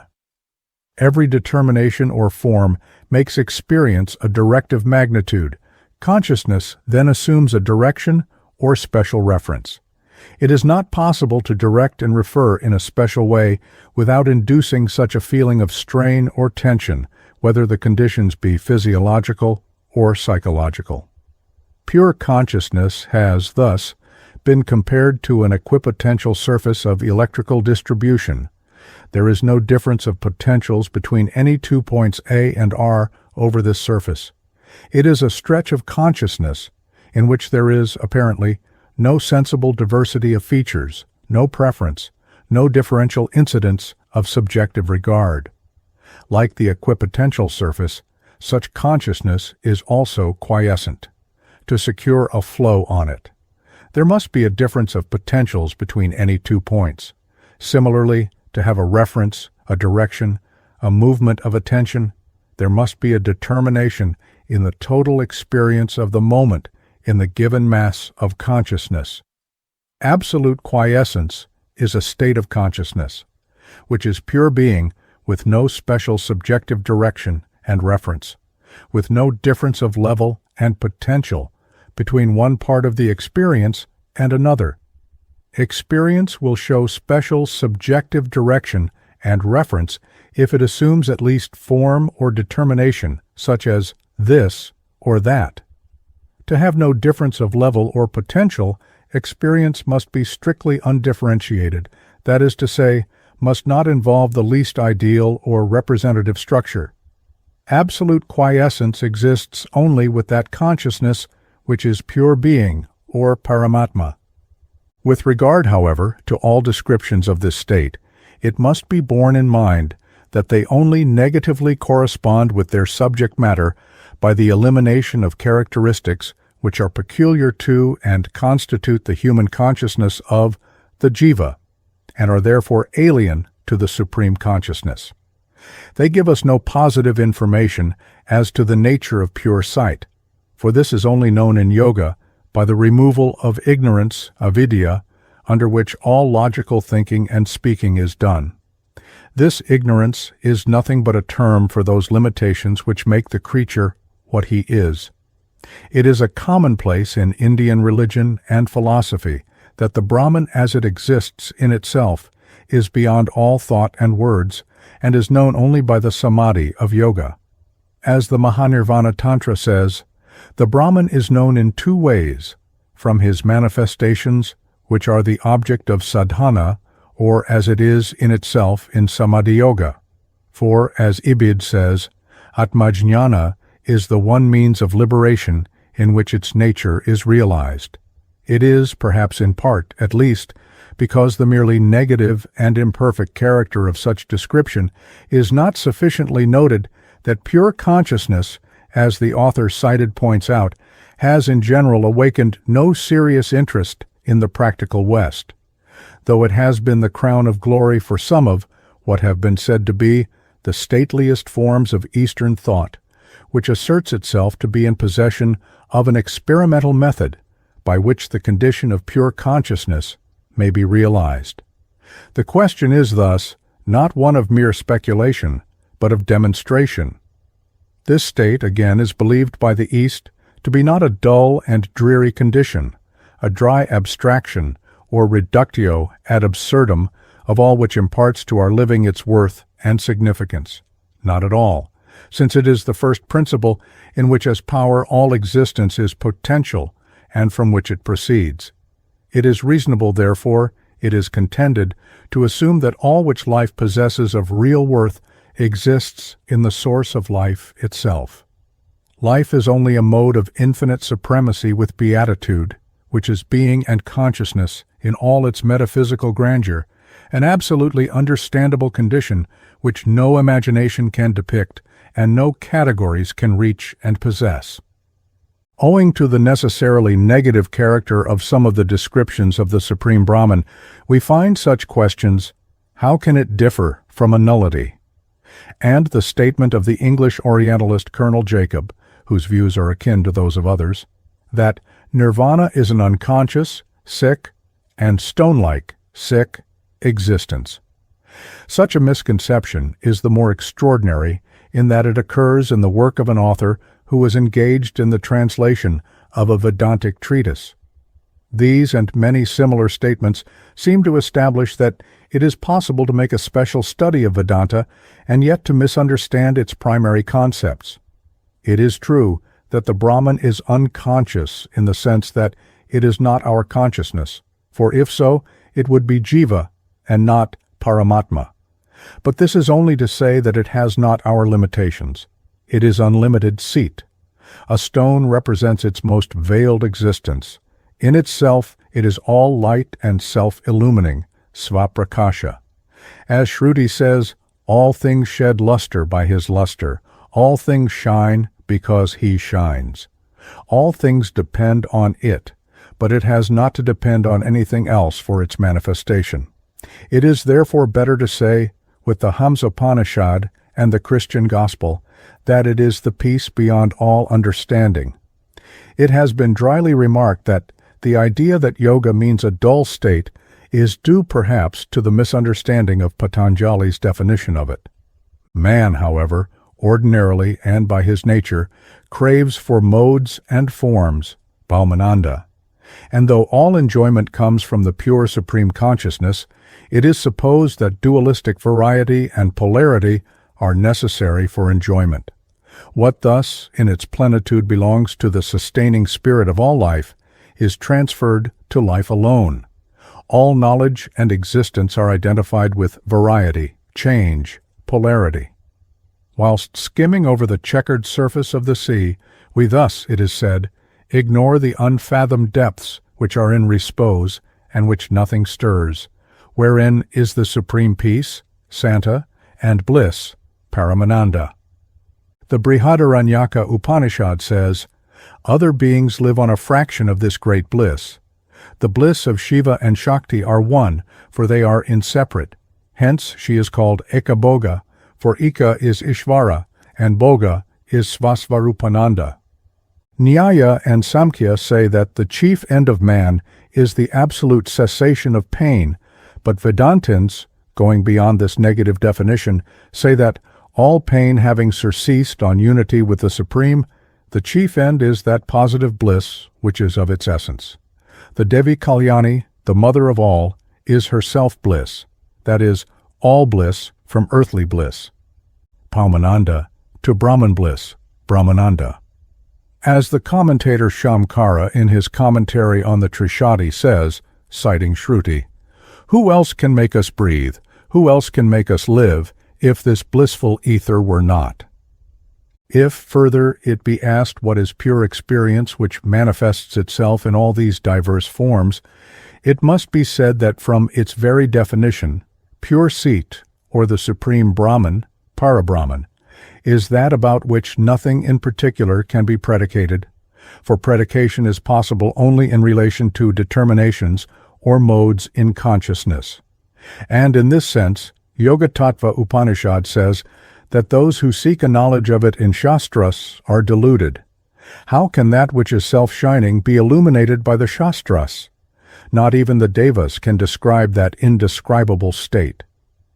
The Mandukya Upanishad, speaking of the fourth aspect, pada, of Atma, says that it is the non-dual Shiva which is not an object which can be sensed, used, taken, determined by any marks, or of which an account can be given, but is unthinkable and knowable only by the realization of Atma. Negative predication may, however, clear away improper notions. It is really inscrutable, being upon which no category can be fastened. This must always be borne in mind in any attempted definition of this transcendent state. It is of a self-existent, nirodhara, unending, nitya, changeless, avikari, undifferentiated, abhinna, spaceless, purna, timeless, shasvata, all-pervading, sarvatravastha, self-illumining, svayamjyoti, pure, shuddha, experience. As the Kularnava Tantra says, Shiva is the impartite supreme Brahman, the all-knowing creator of all. He is the stainless one and the Lord of all. He is one without a second, Advaya. He is light itself. He changes not, and is without beginning or end. He is without attribute, and above the highest. He is being, Sat, consciousness, Sit, and bliss, Ananda. As Sat, it is unity of being beyond the opposites of this and that, here and there, then and now. As Sit, it is an experiencing beyond the opposites of worldly knowledge and ignorance. As Supreme Ananda, it is the bliss which is known upon the dissolution of the dualistic state which fluctuates between and is composed of happiness and sorrow. For created happiness is only an impermanent change of state, vikara, or becoming, but the supreme bliss, Paramananda, endures. Bliss is the very nature, svarupa, of this supreme consciousness, and not, as with the creature, a mere changing attribute of some form of becoming. Supreme Being, Sat, is a unity without parts, nishkala. Supreme Feeling Consciousness, Sit, is immediacy of experience. In the jiva, consciousness of self is set over against the not-self, for logical thought establishes a polarity of subject. Thus the undifferentiated supreme consciousness transcends, and the supreme bliss, Paramananda, is beyond the changing feelings of happiness and sorrow. It is the great peace, Santa, which, in the words of the Hamsapanishad, as of the New Testament, passes all worldly understanding. Satchidananda, or pure being, persists in all the states of becoming, which are its manifestation as Shakti. It may be compared to a continuous, partless, undifferentiated unity universally pervading the manifested world like ether or space, as opposed to the limited, discontinuous, discrete character of the forms of matter, which are the products of its power of Shakti. It is a state of quiescence free of all motion, nishpanda, and of that vibration, spandana, which operating as the primordial energy, evolves the phenomenal world of names and forms. It is, in short, said to be the innermost self in every being, a changeless reality of the nature of a purely experiencing principle, Caitanyam Atma, as distinguished from whatever may assume the form of either the experienced or of the means of experience. This Sit in bodies underlies as their innermost self all beings. The Sit, or Atma, as the underlying reality in all, is, according to Vedanta, one, and the same in all, undivided and unlimited by any of them, however much they may be separated in time and space. It is not only all-pervading, but all-transcending. It has thus a twofold aspect, an immanent aspect, as Shakti, power, in which it pervades the universes, Saguna Brahman, and a transcendental aspect, in which it exists beyond all its worldly manifestations, Nirguna Brahman. Sit, as it is in itself, is spaceless and timeless, extending beyond all limitations of time and space and all other categories of existence. We live in the infinite. All limits exist in Sit. But these limits are also another aspect of it that is Shakti. It is a boundless, tranquil ocean on the surface of which countless varied modes, like waves, are rising, tossing, and sinking. Though it is the one cause of the universe of relations, in itself it is neither a relation nor a totality of relations, but a completely relationless self-identity, unknowable by any logical process whatever. Sit is the boundless permanent plenum which sustains and vitalizes everything. It is the universal spirit, all-pervading like the ether, which is, sustains, and illumines all experience and all process in the continuum of experience. In it, the universe is born, grows, and dies. This plenum or continuum is as such all-pervading, eternal, unproduced, and indestructible, for production and destruction involve the existence and bringing together and separation of parts which, in an absolute partless continuum, is impossible. It is necessarily in itself, that is, as sight, motionless, for no parts of an all-filling continuum can move from one place to another. Nor can such a continuum have any other form of motion, such as expansion, contraction, or undulation, since all these phenomena involve the existence of parts and their displacement. Cit is one undifferentiated, partless, all-pervading, eternal, spiritual substance.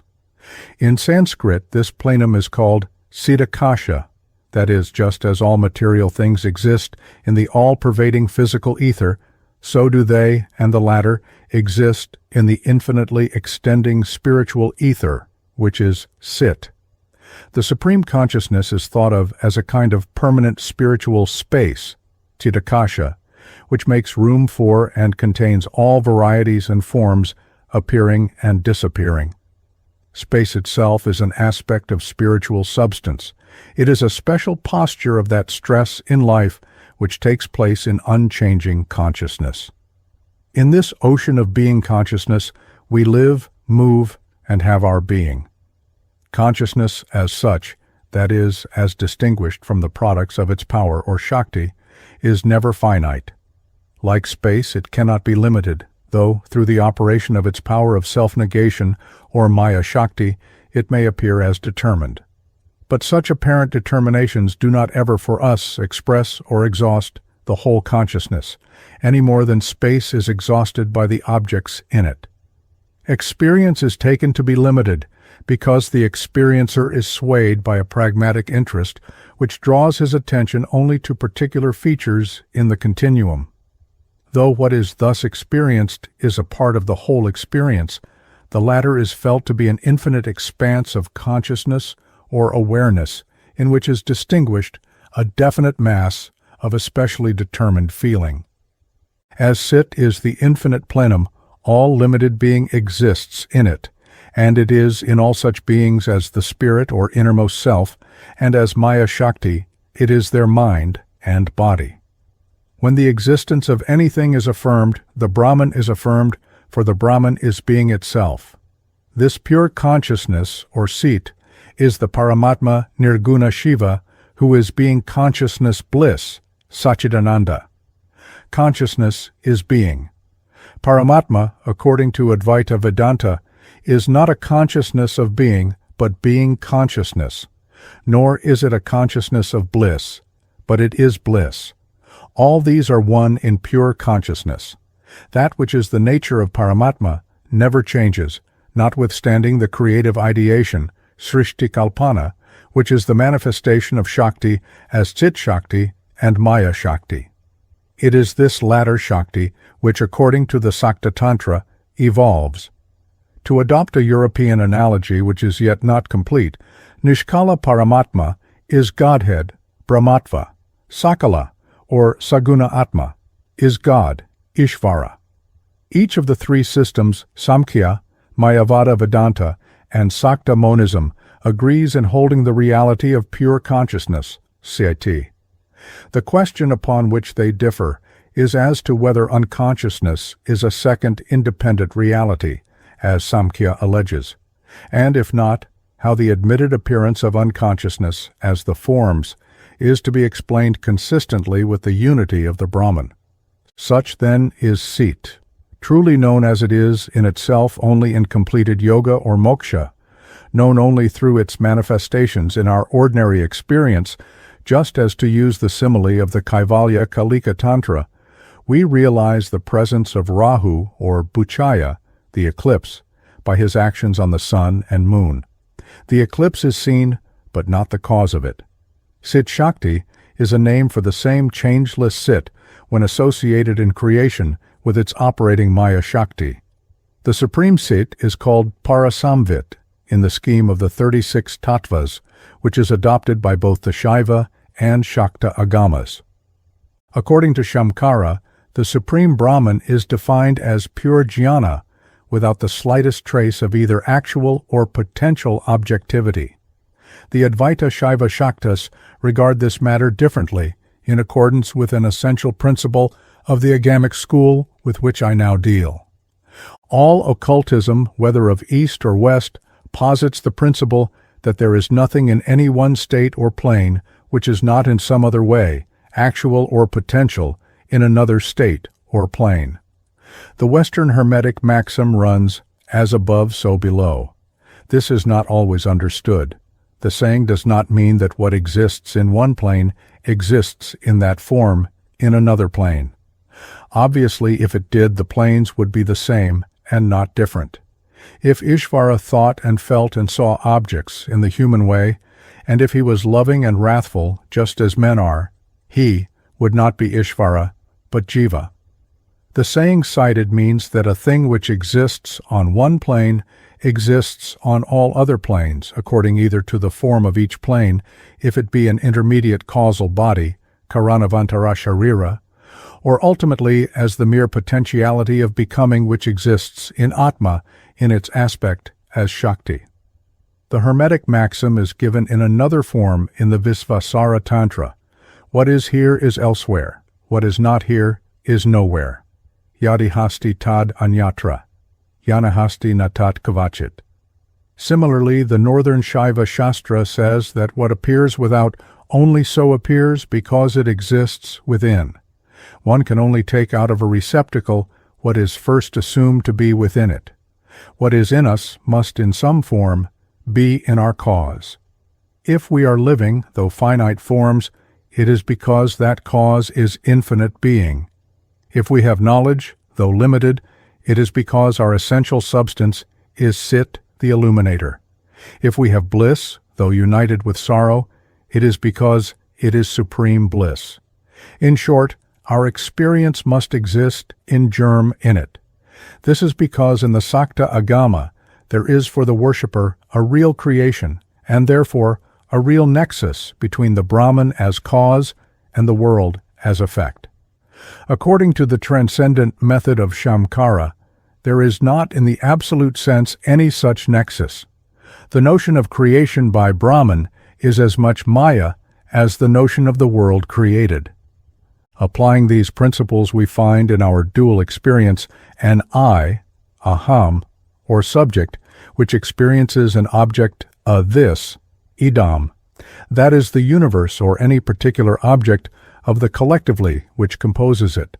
Now it is said that the duality of I and this comes from the one which is in its essential nature, Svarupa, and unitary experience without such conscious distinction.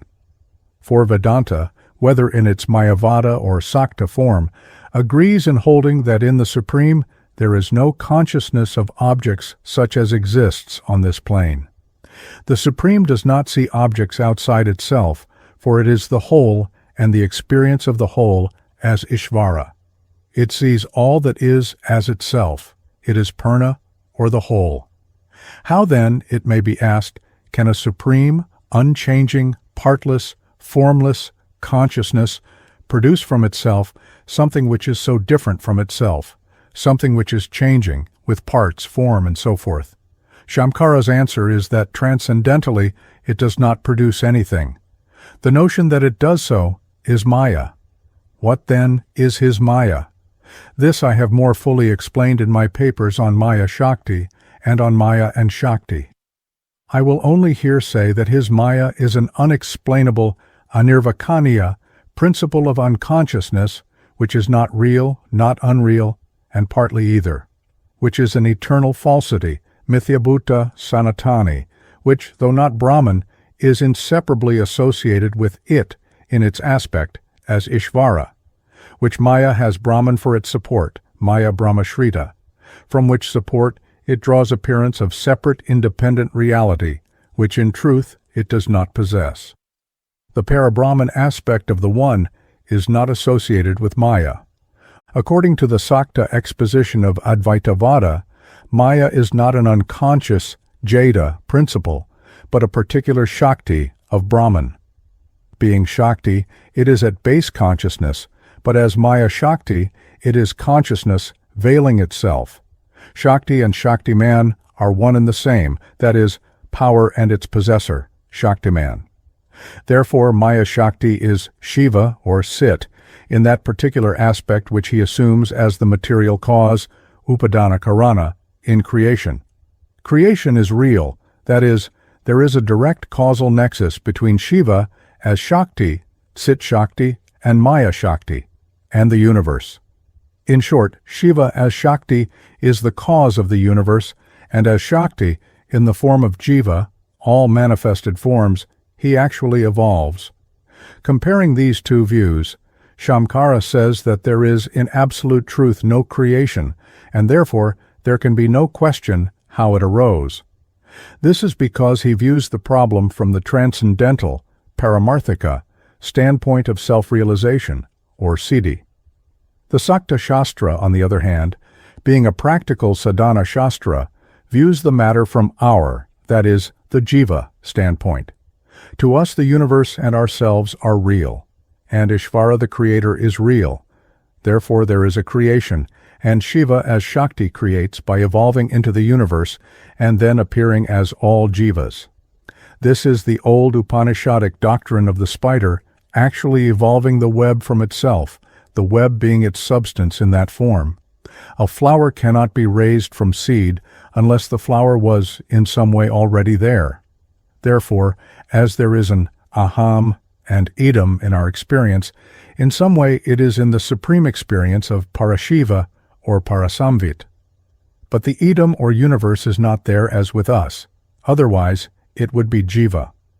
Therefore it is said that there are two principles or aspects in the Brahman, namely that prakasha or sit aspect, and vimarsha shakti, the potential idam, which in creation explicates into the universe.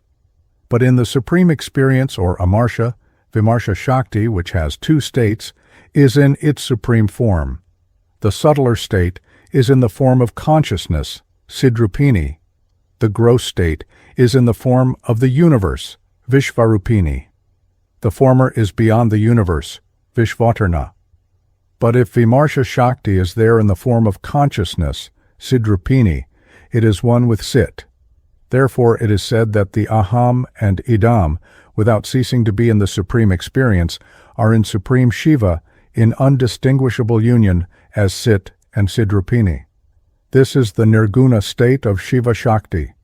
As she is then in undistinguishable union with Shiva, she is then also simple, unmanifested Sit. She is then Caitanya Rupa, or Sidrupini, a subtle Sanskrit expression which denotes that she is the same as Sit, and yet suggests that though in a present sense she is one with him, she is yet, in a sense, with reference to her potentiality of future manifestation, different from him. She is Satchidananda Mayi, and he is Satchidananda. She is then the unmanifested universe in the form of undifferentiated Sit.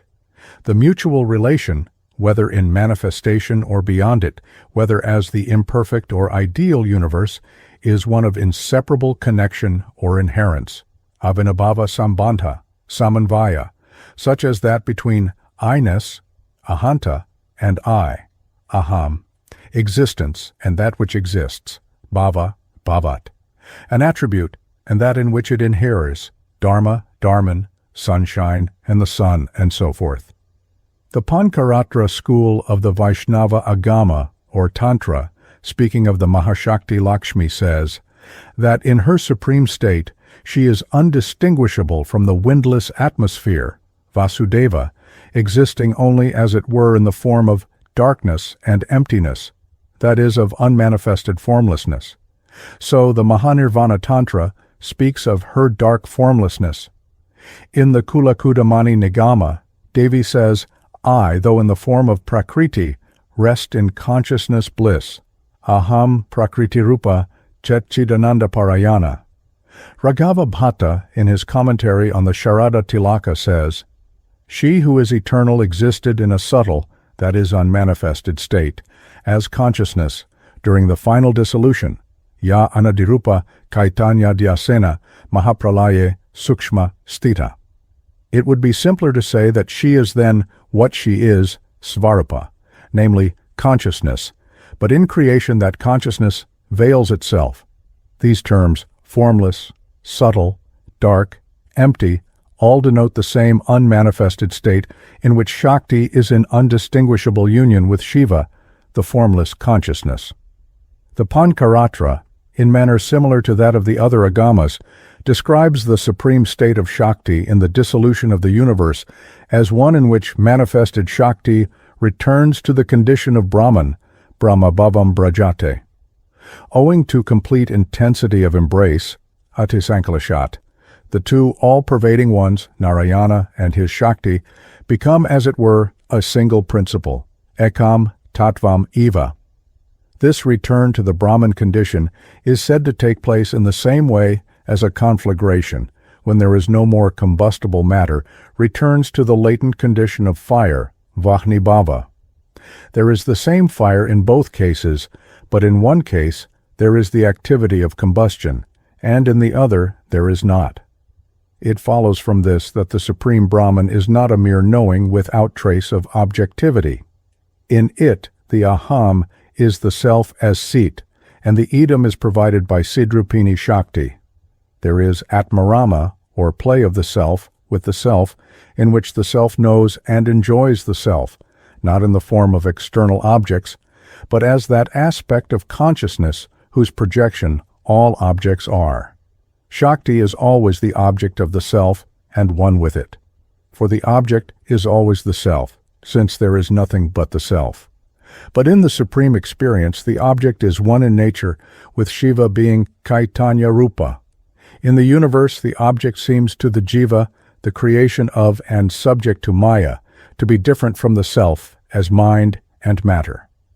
The next point is the nature of creation, or rather, emanation, abhasa, for the former term is associated with dualistic notions of an extra-cosmic God who produces a world which is as separate from himself as is the pot from the potter. According to this doctrine, there is an evolution of consciousness, or Cit-Shakti, associated with Maya-Shakti, into certain forms. This is not to say that the Brahman is wholly transformed into its emanations, that is, exhausted by them. The Brahman is infinite, and can never therefore be wholly held in this sense in any form or in the universe as a whole. It always transcends the universe. Therefore, when consciousness evolves, it nevertheless does not cease to be what it was, is, and will be. The Supreme Seat becomes as Shakti the universe, but still remains Supreme Sit. In the same way, every stage of the emanation process, prior to the real evolution, parinama of Prakriti, remains what it is, whilst giving birth to a new evolution. In parinama, or evolution as known to us on this plane, when one thing is evolved into another, it ceases to be what it was.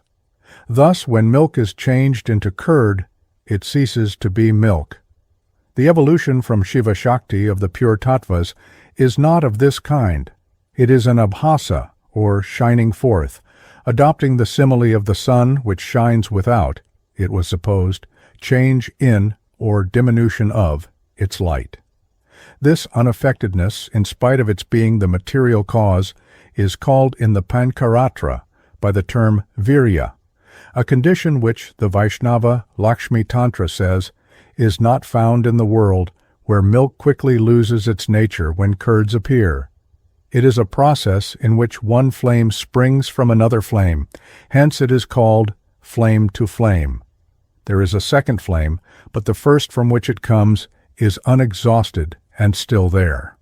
The cause remains what it was and yet appears differently in the effect. God is never emptied, as it is said wholly into the world. Brahman is ever changeless in one aspect. In another, it changes, such change being, as it were, a mere point of stress in the infinite ether of Sit.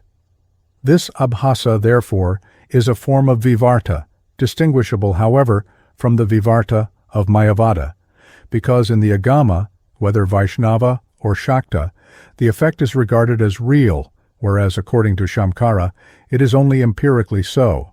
Hence, the latter system is called Satkaranavada, or the doctrine of the reality of the original source or basis of things, and not also of the apparent effects of the cause. This abhasa has been called Sadrisha Parinama. See Introduction to Principles of Tantra, Part 2, a term borrowed from the Samkhya, but which is not altogether appropriate. In the latter philosophy, the term is used in connection with the state of the gunas of Prakriti in dissolution when nothing is produced. Here, on the contrary, we are dealing with creation and an evolving power consciousness. It is only appropriate to this extent that, as in Shadrisa Parinama, there is no real evolution or objectivity, so also there is none in the evolution of the tattvas until Maya intervenes and Prakriti really evolves the objective universe. This being the nature of the Supreme Shiva and of the evolution of consciousness, this doctrine assumes, with all others, a transcendent and a creative or immanent aspect of Brahman. The first is Nishkala Shiva, the second Sakala Shiva, or Nirguna Saguna, Parama, Apara, in Shamkara's parlance, Paramatma, Ishvara, and Paramabrahman, Shabda Brahman. From the second or changing aspect the universe is born. Birth means manifestation. Manifestation to what? The answer is to consciousness, but there is nothing but sight. Creation is then the evolution whereby the changeless Cit, through the power of its Maya-Shakti, appears to itself in the form of limited objects. All is Shiva, whether as subject or object. This evolution of consciousness is described in the scheme of the 36 tattvas. Shamkara and Samkhya speak of the 24 tattvas from Prakriti to Prithivi. Both Shaivas and Shaktas speak of the 36 tattvas, showing by the extra number of tattvas how Purusha and Prakriti themselves originated. The northern or Advaita Shaiva Agama and the Sakta Agama are allied, though all Shaiva scriptures adopt the same tattvas. In all the Agamas, whether Vaishnava, Shaiva, or Shakta, there are points of doctrine which are the same or similar. The Vaishnava Pankaratra, however, moves in a different sphere of thought. It speaks in lieu of the Abhasa, here described of 4 Vyuha, or forms of Narayana, vis-a-vis Vasudeva, Samkarshana, Pradyumna, and Aniruddha. The 36 tattvas are the 24 from Prithivi to Prakriti, together with, proceeding upwards, Purusha, Maya, and the 5 Kanchkukas, Kala, Niyati, Vidya, Raga, Shuddhavidya, or Sadvidya, Shakti, Shiva. These are divided into 3 groups named Shiva Tattva, Vidya Tattva, Atma Tattva, and Shuddha, Shuddha, Ashuddha Tattvas. The Shuddha or pure Tattvas are all the tattvas from Shiva-Shakti tattvas, to and including Sadvidya tattva.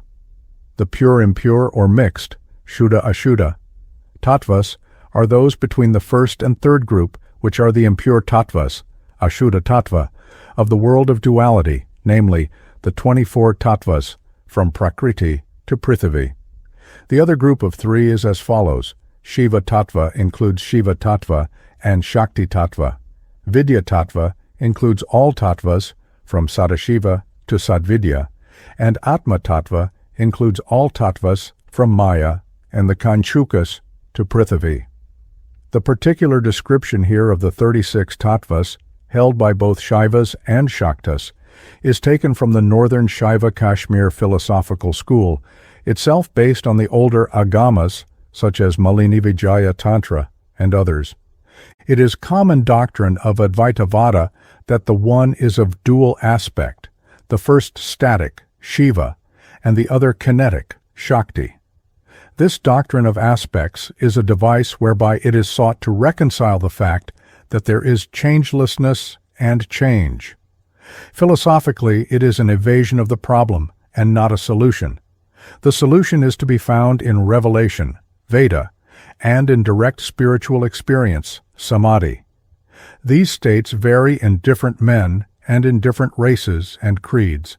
But in support of Advaitavada, reliance may be placed on the fact that samadhi or ecstasy in all parts of the world and in all faiths tends towards some kind of unity, more or less complete. All seek union with God. But the dispute is as to the nature of that union. Pure Advaitavada is complete identity. The scheme now outlined shows how that unitary experience, without ceasing to be what it is, assumes limited forms. Parasamvit shown on top of the diagram is Nishkala Shiva, or the changeless Brahman aspect, and Shiva Shakti below is the aspect of the Supreme Brahman from which change comes and which appears as its products or changing forms. Both are Shiva Shakti. When, however, Shiva is kinetic, he is called Shakti. Regarding the matter from the Shakti aspect, both are Shakti. Neither ever exists without the other, though Shakti is in one aspect Sidrupini, and in the other in the form of the universe, Vishvarupini. In themselves and throughout, they are one. The divergence takes place in consciousness after it has been subjected to the operation of Maya, the effect of which is to polarize consciousness into an apparently separate I and this. Parasamvit is not accounted a tattva, for it is beyond all tattvas, tattvatita. Shiva tattva and Shakti tattva are counted separately, though Shakti tattva is merely the negative aspect of Shiva tattva. Shiva tattva and Shakti tattva are not produced. They thus are, even in dissolution. They are Saguna Brahman, and Parasamvit is the Nirguna Brahman.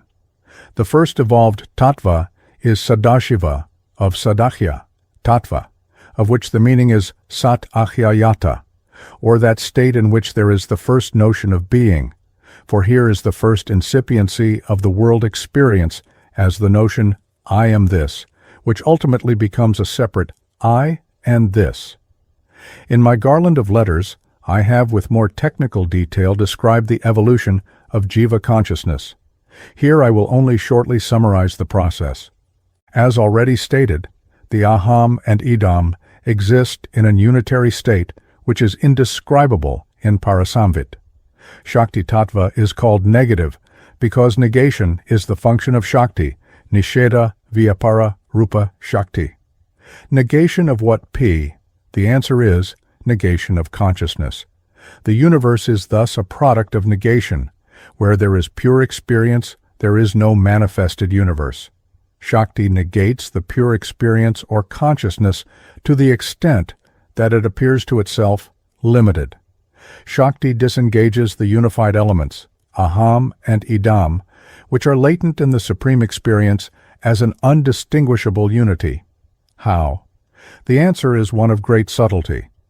Of the Shiva-Shakti tattvas, Shiva represents the prakasha and Shakti the vimarsha aspect, which contains potentially within it the seed of the universe to be. The result is that the prakasha aspect is left standing alone. The Shiva tattva is prakasha matra, that is, to use the imagery of our plane, an I without a this. This is a state in which the unitary consciousness is broken up to this extent, that it is no longer a perfect experience in which the aham and idam exist in undistinguishable union, but there is one supreme aham consciousness only, which is the root of all limited subjectivity. To this aham or Shiva tattva, Shakti gradually unveils herself as the idam or vimarsha aspect of consciousness. The result is that from Shiva and Shakti, in which the latter takes the playful part, there is evolved the first produced consciousness called Sadahya tattva.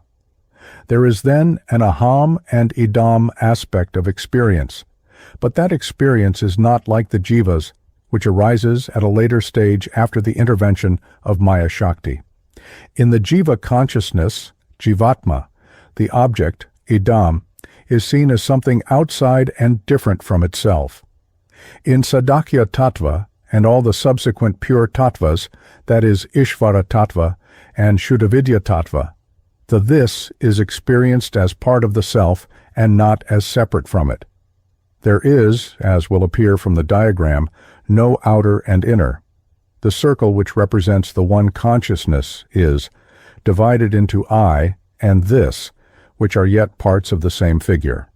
The this is at first only by degree and hazily, dhyamalaprayam, presented to the aham like a picture just forming itself, unmilitamatra citrakalpam. For this reason it is said that there is emphasis on the aham, which is indicated in the diagram by the arrowhead. This is called the nimesha, or closing of the eyes, of Shakti.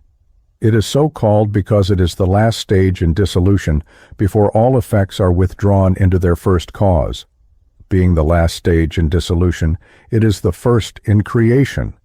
Then the idam side becomes clear in the next evolved Ishvara Tattva, in which the emphasis is therefore said to be on the this, which the aham subjectifies. This is the unmesha, or opening of the eyes state of Shakti, for this is the state of consciousness when it is first fully equipped to create, and does so. The result again of this is the evolved consciousness called Shuddhavidya Tattva, in which the emphasis is equal on the I and this. Consciousness is now in the state in which the two halves of experience are ready to be broken up and experienced separately. It is at this state that Maya-Shakti intervenes and does so through its power and the Kanchukas, which are forms of it. Maya-Shakti is thus defined as the sense of difference, Bheda-buddhi. That is the power by which things are seen as different from the self in the dual manifested world. The Kanchukas, which are evolved from, and are particular forms of, the operation of Maya, are limitations of the natural perfections of the Supreme Consciousness. These are Kala, which produces division, Parikeda, in the partless and unlimited. Niyati, which affects independence, Svatantrata. Raga, which produces interest in, and then attachment to, objects in that which wanted nothing, Purna. Vidya, which makes the Purusha a little knower, in lieu of being all-knower, Sarvajata. And Kala, which makes Purusha a little doer, whereas the Supreme was in its kartritva, or power action of Almighty. The result of Maya and its offshoots, which are the Kanchukas, is the production of the Purusha and Prakriti Tattvas. At this stage, the Aham and Idam are completely severed. Each consciousness regards itself as a separate I looking upon the this, whether its own body or that of others, as outside its consciousness. Each Purusha, and they are numberless, is mutually exclusive the one of the other. Prakriti is the collectivity of all Shaktis in contracted Sankukadrupa, undifferentiated form. She is feeling in the form of the undifferentiated mass of Buddhi and the rest, and of the three gunas in equilibrium. The Purusha, or self, experiences her as object. Then, on the disturbance of the gunas in Prakriti, the latter evolves the Vikritis of mind and matter. The Purusha at this stage has experience of the multiple world of the 24 impure tattvas. Thus, from the Supreme I, Parahanta, which is the creative Shiva-Shakti aspect of Parasamvit, which changelessly endures as Satchidananda, consciousness experiences itself as object, Sadakya, Ishvara, Sadvidya Tattvas, and then through Maya and the limitations or contractions which are the Kanchukas or Samkokas, it loses the knowledge that it is itself its own object. It sees the separate other, and the one consciousness becomes the limited experiencers which are the multiple selves and their objects of the dual universe. Shakti, who in herself, Svarupa, is feeling consciousness, Siddhrupini, becomes more and more gross until physical energy assumes the form and becomes embedded in the crust of matter, vitalized by herself as the life principle of all things.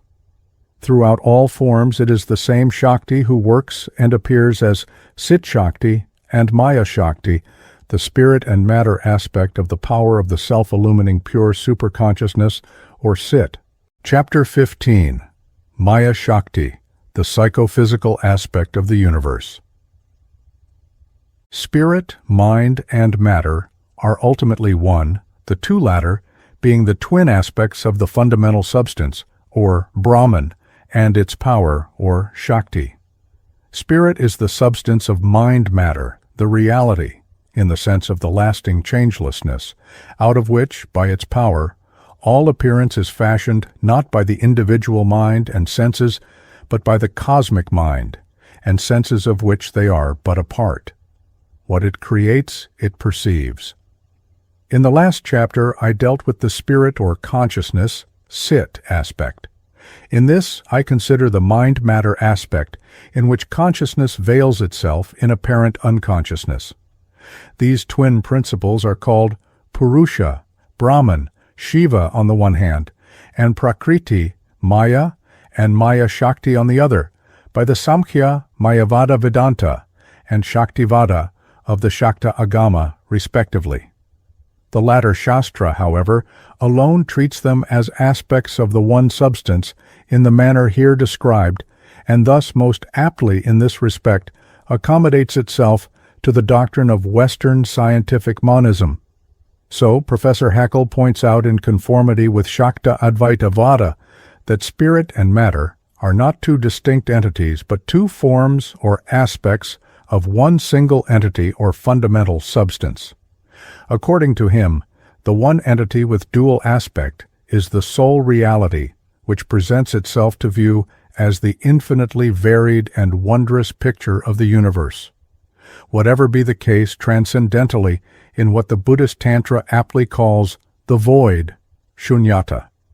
In Tibetan Stongpa Naid, which is not nothing, as some have supposed, but that which is like nothing known to us, the ultimate formless arupa reality, as contrasted with appearance, snangvadang, or form, rupa, of which the Prajna Paramita Hridaya Garbha says only neti neti can be affirmed. In this universe, immaterial spirit is just as unthinkable as spiritless matter.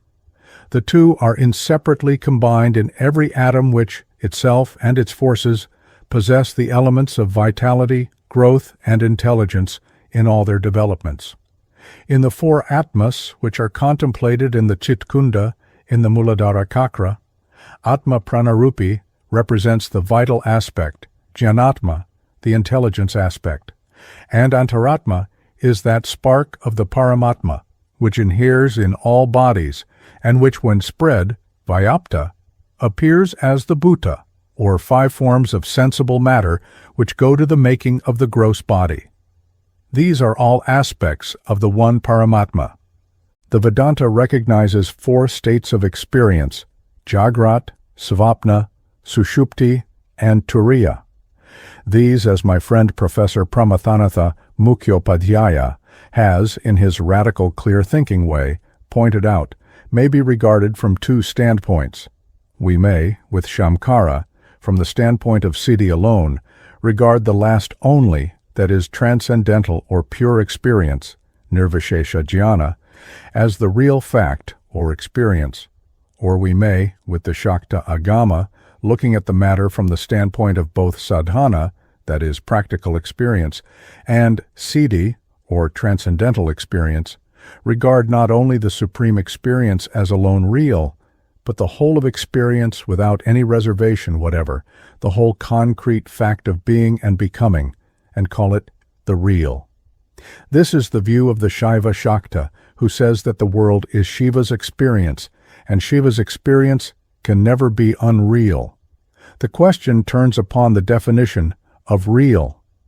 Shamkara's conception of that term is that to which it is applied must be absolutely changeless in all the three times.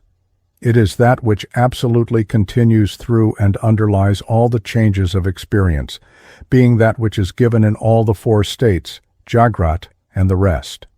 It is that which can never be contradicted, Vadita, in all the three tenses of time and the four states of experience. This is the ether of consciousness, Siddhakasha, and none of its modes. Our ordinary experience, it is claimed, as well as supreme non-polar nirvikalpa samadhi, proves this unchanging aspect of the ultimate substance as the changeless principle of all our modes of changing experience, which according to this definition are unreal. Thus, Shamkara's real is being, is Sat-Chit Ananda. Unreal is becoming, is Vivarta, is Jagat Prapancha, or universe. According to this view, there are three levels or planes of being, Sata, namely transcendental, Paramarthika, empirical, Vyavaharika, and illusory, Pratibhasika. The real, Satya, is that which is given in all the three planes, Paramarthika Satya. The empirical, Vyavaharika Satya, is that which is given in the second and third planes, but not in the first. It is worldly or dual experience, and not undual experience of samadhi or videha mukti, which latter, however, underlies all states of experience, being the ether of consciousness itself. The last, Pratibhasika Satya, is given or obtains only in the last plane, being only such reality as can be attributed to illusions such as the rope snake. A higher plane contradicts a lower. The third is contradicted by the second by the first, and the first by nothing at all. Thus there is a process of gradual elimination from changing to changeless consciousness. Real change or parinama is said by the Vedanta Paribhasha to exist when the effect or phenomenon and its ground, upadana or material cause, belong to the same level or plane of existence, as in the case of clay and pot, milk and curd, which both belong to the Vyavaharika plane, milk being the upadana, and curd the effect or change appertaining it, parinamo hi upadana samasataka karyapati. When, however, the effect's level of existence is different from vishama, and therefore cannot be equal to that of its material cause, or upadana. When, for instance, one belongs to the Vyavaharika experience and the other to the Pratibhasika, there is nivarta, vivarto hi upadana vishama, sataka karyapati. Thus, in the case of the rope snake, the sata of the rope is Vyavaharika, whilst that of the Raju Sarpa is only Pratibhasika. For the same reason, the rope and the whole Jagat Prapancha, universe, for the matter of that, is a Vivarta in relation to the supreme experience of pure seat. On its own plane or level of sata, every phenomenon may be a parinama, but in relation to a higher level by which it becomes vadita, it is only a vivarta. The Shakta Agama differs in its presentment as follows. The fact or concrete experience presents two aspects, what Professor Mukhyopadhyaya has aptly called in his work, the patent wonder, the ether and the stress, the quiescent background of Sit, and the sprouting and evolving Shakti. Agama takes this whole, Shiva Shakti, embracing all the aspects as its real. If one aspect be taken apart from the others, we are landed in the unreal. Therefore, in the Shakta Agama, all is real, whether the transcendent real of Shamkara, Turiya, or the empirical real waking, Jagrat, dreaming, Svapna, or dreamless sleep, Sushupti. If it is conceded that real is changelessness, then the last three states are not real. But this definition of reality is not adopted. It is again conceded that the supreme substance, Paravastu, is alone real, in the sense of changeless, for the worlds come and go. But the Agama says with the Samkhya that a thing is not unreal because it changes. The substance has two aspects, in one of which it is changeless, and in the other of which it changes. It is the same substance in both its prakasha and vimarsha aspects. Shamkara limits reality to the prakasha aspect alone. Agama extends it to both prakasha and vimarsha, for these are aspects of the one. As explained later, this divergence of views turns upon the definition of Maya given by Shamkara and of Maya-Shakti given by the Agama. The Maya of Shamkara is a mysterious Shakti of Ishvara, by which Vivarta is sought to be explained, and which has two manifestations, vis-a-vis, veiling, avarana, and moving, changing, and projecting, vikshepa, power. Ishvara is Brahman reflected in Maya, a mystery which is separate and yet not separate, from Brahman in its Ishvara aspect. The Shakta Maya-Shakti is an aspect of Shiva or Brahman itself. Starting from these premises, we must assume a real nexus between the universe and its ultimate cause. The creation is real, and not Maya in Shamkara's sense of Maya, but is the operation of, and is Shakti herself. The cause being thus real, the effect or universe is real, though it changes and passes away. Even when it is dissolved, it is merged in Shakti who is real, withdrawn into her as the Samkhyan tortoise, or Prakriti, withdraws its limbs, Vikriti, into itself. The universe either is as unmanifested Shakti, which is the perfect formless universe of bliss, or exists as manifested Shakti, the limited and imperfect worlds of form. The assumption of such nexus necessarily involves that what is in the effect is in the cause potentially. Of course, the follower of Shamkara will say that if creation is the becoming patent or actual of what is latent or potential in Shiva, then Shiva is not really Nishkala. A truly Niranjana Brahman cannot admit potential differentiation within itself, Svagata Veda. Again, potentiality is unmeaning in relation to the absolute and infinite being, for it pertains to relation and finite existence.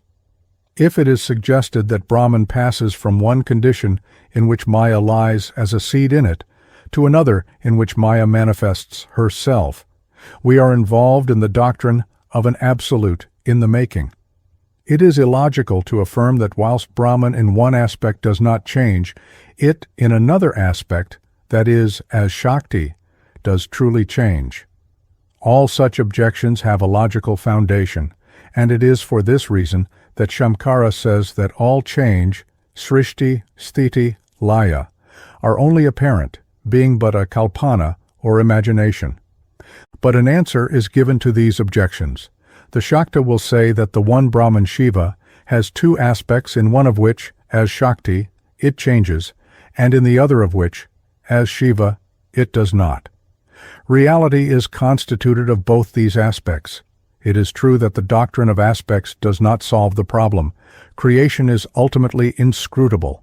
It is, however, he urges, better to hold both the reality of the Brahman and the world-leaving spiritual experience to synthesize them than to neglect one at the cost of the other. For this, it is argued, is what Shamkara does. His solution is obtained at the cost of a denial of true reality to the world, which all our worldly experience affirms. And this solution is supported by the illogical statement that Maya is not real, and is yet not unreal, not partly real and partly unreal. This also flies in the face of the logical principle of contradiction. Both theories, therefore, it may be said in different ways, run counter to logic. All theories ultimately do. The matter is admittedly illogical, that is, beyond logic, for it is beyond the mind and its logical forms of thinking.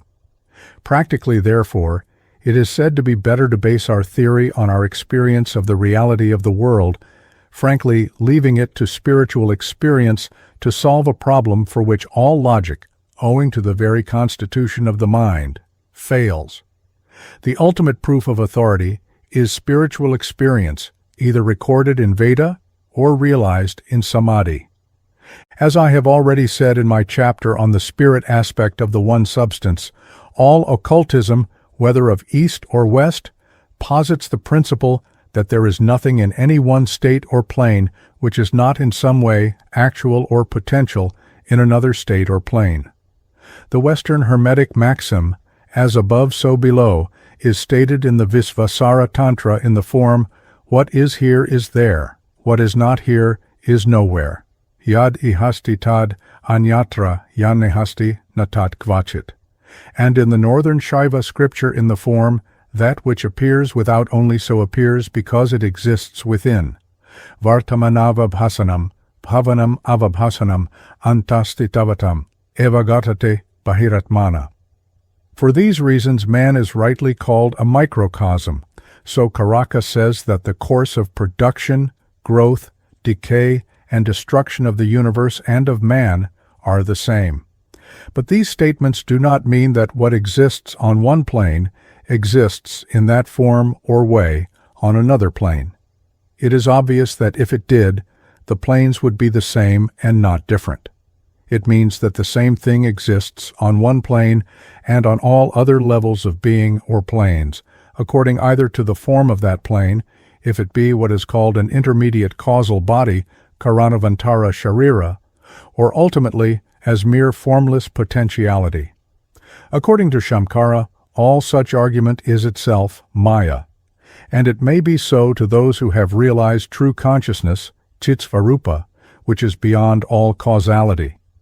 The Tantra Shastra is, however, a practical and sadhana Shastra. It takes the world to be real and then applies, so far as it may, to the question of its origin, the logic of the mind, which forms a part of it.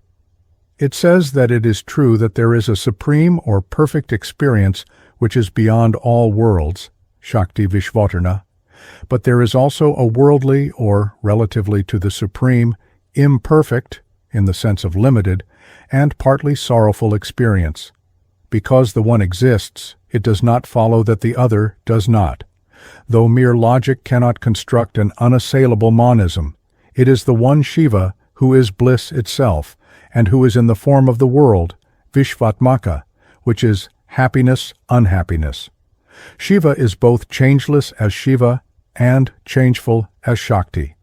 How the one can be both is a mystery. To say, however, with Shamkara, that it is Maya, and in truth Brahman does not change, is not to explain, in an ultimate sense, the problem, but to eliminate some other possible cause, and to give to what remains a name. Maya by itself does not explain the ultimate. What can? It is only a term which is given to the wondrous power of the Creatrix, by which what seems impossible to us becomes possible to her. This is recognized, as it must be, by Shamkara, who says that Maya is unexplainable, anirvakaniya, as of course it is. To explain the Creator, one would have to be Creator himself, and then in such case, there would be no need of any explanation.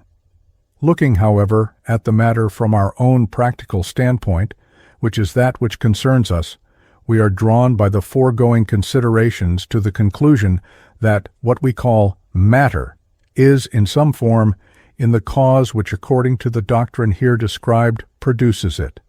But matter as experienced by us is not there, for the Supreme is spirit only. And yet, in some sense, it is there, or it would not be here at all. It is there as the Supreme Shakti, which is being consciousness bliss, Siddhrupini, Anandamayi, who contains within herself the potentiality of all worlds to be projected by her Shakti. It is there as unmanifested consciousness power, Siddhrupini Shakti. It here exists as the mixed conscious unconsciousness, in the sense of the limited consciousness, of the psychical and material universe. If the ultimate reality be one, there is thus one almighty substance, which is both spirit, Shiva Shakti Svarupa, and force mind matter, Shiva Shakti Vishvatmaka. Spirit and mind matter are thus, in the end, one. This ultimate supreme substance, Paravastu, is power or Shakti, which is again of dual aspect as Cit-Shakti, which represents the spiritual, and Maya-Shakti, which represents the material and mental aspects. The two, however, exist in inseparable connection, Avinabhava Sambandha, as inseparable, to use a simile of the Shastra, as the winds of heaven from the ether in which they blow. Shakti, who is in herself, Svarupa, consciousness, appears as the life force, as subtle mind, and as gross matter. See sections in my world as power, dealing in detail with life, Prana Shakti, mind, Manasi Shakti, and matter, Buddha Shakti. As all is Shakti, and as Shakti Svarupa is being consciousness bliss, there is, and can be, nothing absolutely unconscious. For Shakti Svarupa is unchanging being consciousness beyond all worlds, Siddhrupini Vishvatarna, the unchanging principle of experience in such worlds, and appears as the limited psychical universe and as the apparently unconscious material forms which are the content of man's experience, Vishvatmika. The whole universe is Shakti under various forms. Therefore, it is seen as commingled spirit-mind-matter. According to Shaiva-Shakta doctrine, Shiva and Shakti are one. Shiva represents the static aspect of the Supreme Substance, and Shakti its kinetic aspect, the term being derived from the root sak, which denotes capacity of action or power. According to Shamkara, Brahman has two aspects, in one of which, as Ishvara, it is associated with Maya and seems to change, and in the other, dissociated from Maya, Parabrahman. In the Agama, the one Shiva is both the changeless Parashiva and Parashakti, and really changing Shiva-Shakti, or universe. As Shiva is one with himself, he is never associated with anything but himself. As, however, the Supreme, he is undisplayed, Shiva-Shakti Svarupa, and as Shiva-Shakti, he is manifest in the form of the universe of mind and matter, Vishvarupa. Before the manifestation of the universe, there was Mahasatta, or Grand Being. Then also there was Shiva-Shakti, for there is no time when Shakti is not, though she is sometimes manifest and sometimes not. Power is power both to be and to become, but then Shakti is not manifest and is in its own true nature, Svarupa, that is being, feeling, consciousness bliss, Chinmayi, Anandamayi. As Shiva is consciousness, Sit, and bliss or love, Ananda, she is then simply bliss and love. Then, when moved to create, the great power or megal dunamis of the Gnostics issues from the depths of being and becomes mind and matter, whilst remaining what she ever was, the being, Sat, which is the foundation of manifested life and the spirit which sustains and enlightens it. This primal power, Adya Shakti, as object of worship, is the great mother, Magna Mater, of all natural things, Natura Naturans, and nature itself, Natura Naturata. In herself, Svarupa. She is not a person in man's sense of the term, but she is ever and incessantly personalizing, assuming the multiple masks, persona, which are the varied forms of mind matter. As therefore manifest, she is all personalities, and as the collectivity thereof, the Supreme Person, Parahanta. But in her own ground from which, clad in form, she emerges and personalizes, she is beyond all form, and therefore beyond all personality known to us. She works in and as all things, now greatly veiling her consciousness bliss in gross matter, now by gradual stages more fully revealing herself in the forms of the one universal life which she is.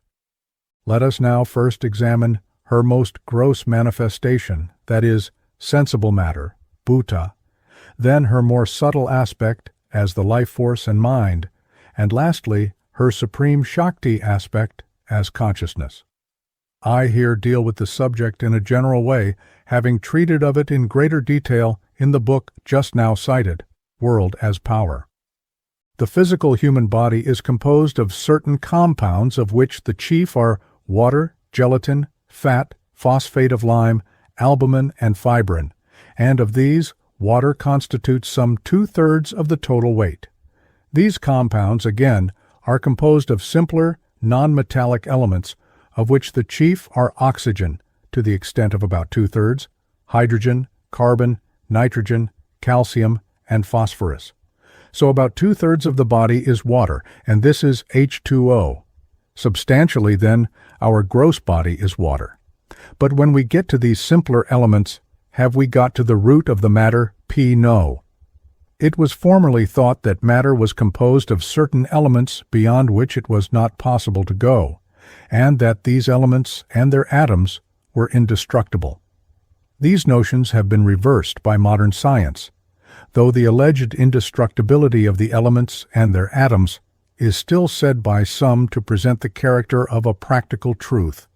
Well-known recent discoveries and experiments go to re-establish the ancient doctrine of a single primordial substance to which these various forms of matter may be reduced with the resultant of the possible and hitherto derided transmutation of one element into another, since each is but one of the many plural manifestations of the same underlying unity.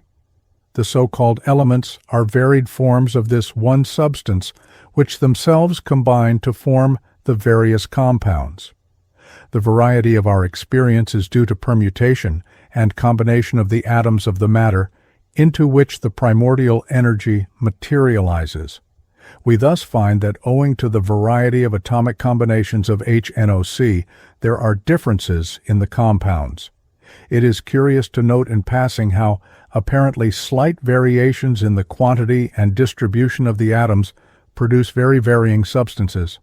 Thus gluten, which is a nutrient food, and quinine and strychnine, which are in varying degree poisons, are each compounds of CHNO.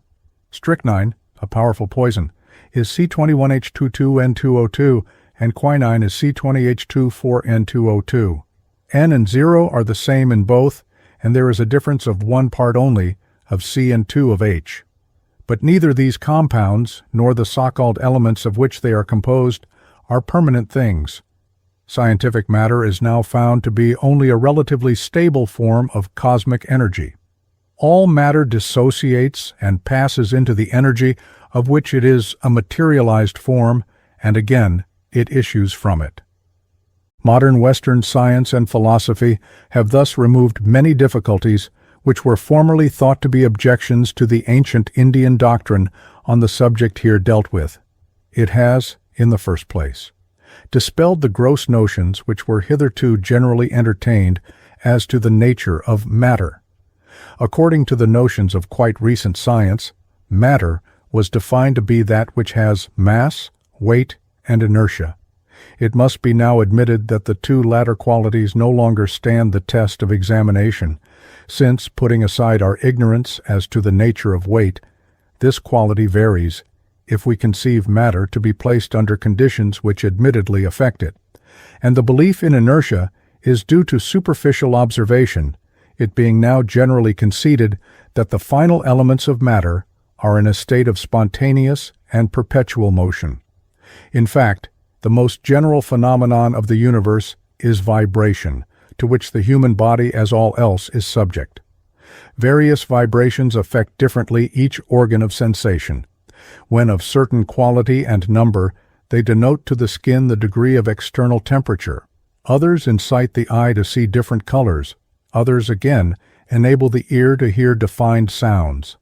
Moreover, inertia, which is alleged to be a distinguishing quality of matter, is said to be the possession of electricity, which is considered not to be material.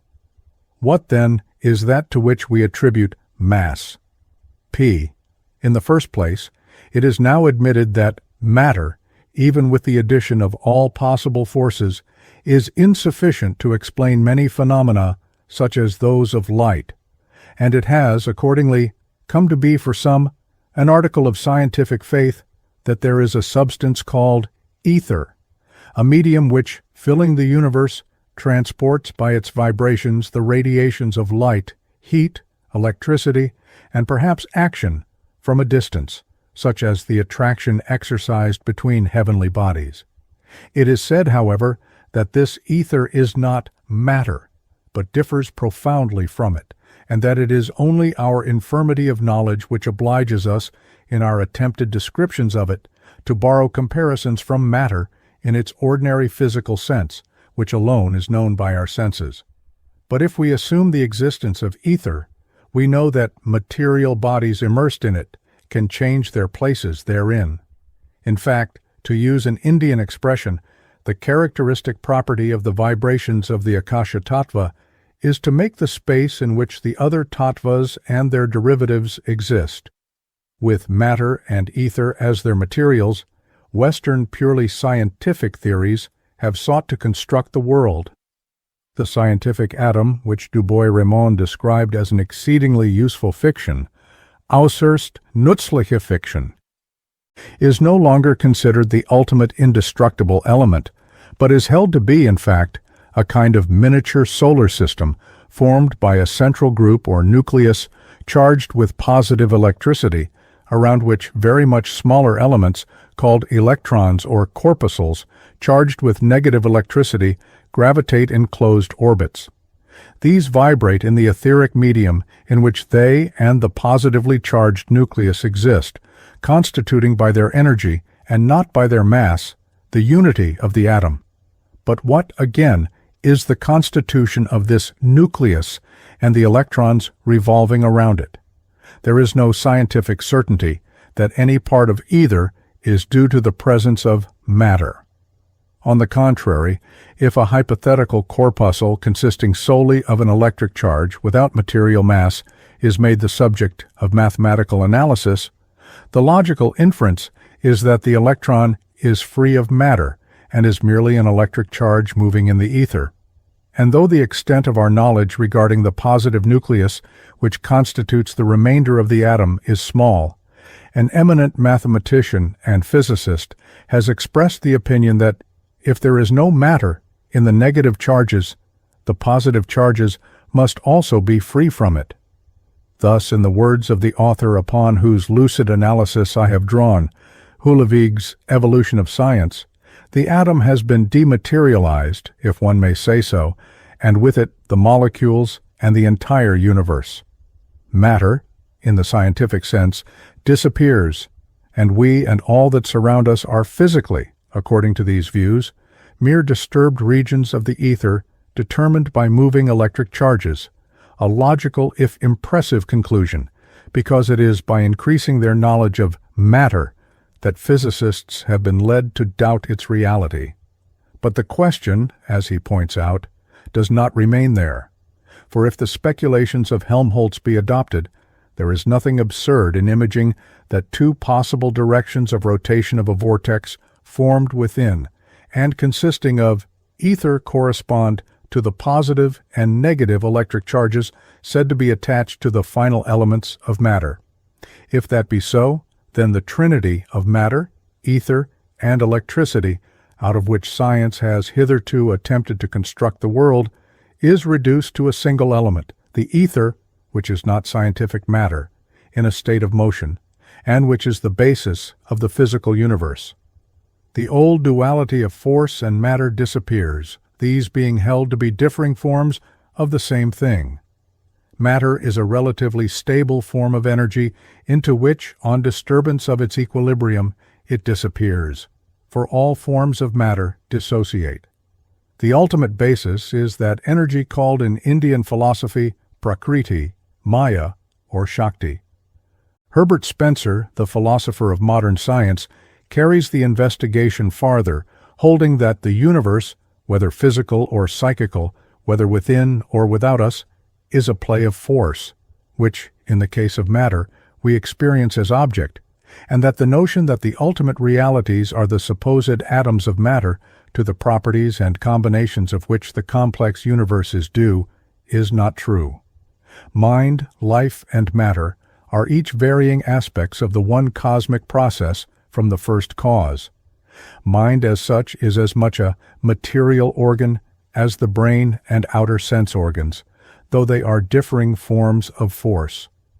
Both mind and matter derive from what Herbert Spencer calls the primal energy, Adya Shakti, and Haeckel, the fundamental spirit-matter substance. Professor Fitz Edward Hall described the Samkhya philosophy as being, with all its folly and fanaticism, little better than a chaotic impertinence. It has doubtless its weaknesses, like all other systems. Wherein, however, consists its fanaticism, I do not know. As for impertinence, it is neither more nor less so than any other form of Western endeavor to solve the riddle of life. As regards its leading concept, Prakriti, the professor said that it was a notion for which the European languages were unable to supply a name, a failure, he added, which was nowise to their discredit. The implication of this sarcastic statement is that it was not to the discredit of Western languages that they had no name for so foolish a notion. He wrote before the revolution of ideas in science to which I have referred, and with that marked antagonism to things Indian which has been, and to some extent still, is so common a feature of the more ordinary type of the professional Orientalist. The notion of Prakriti is not absurd. The doctrine of a primordial substance was held by some of the greatest minds in the past and has support from the most modern developments of science. Both now concur to reject what the great Sir William Jones called the vulgar notion of material substance. Many people were wont, as some still are, to laugh at the idea of Maya. Was not matter solid, permanent, and real enough? But according to science, what are we, as physical beings, at base P? The answer is infinitely tenuous, formless energy which materializes into relatively stable, yet essentially transitory, forms. According to the apt expression of the Shakta Shastra, Shakti, as she creates, becomes Ghanibhuta, that is, massive or thickened, just as milk becomes curd.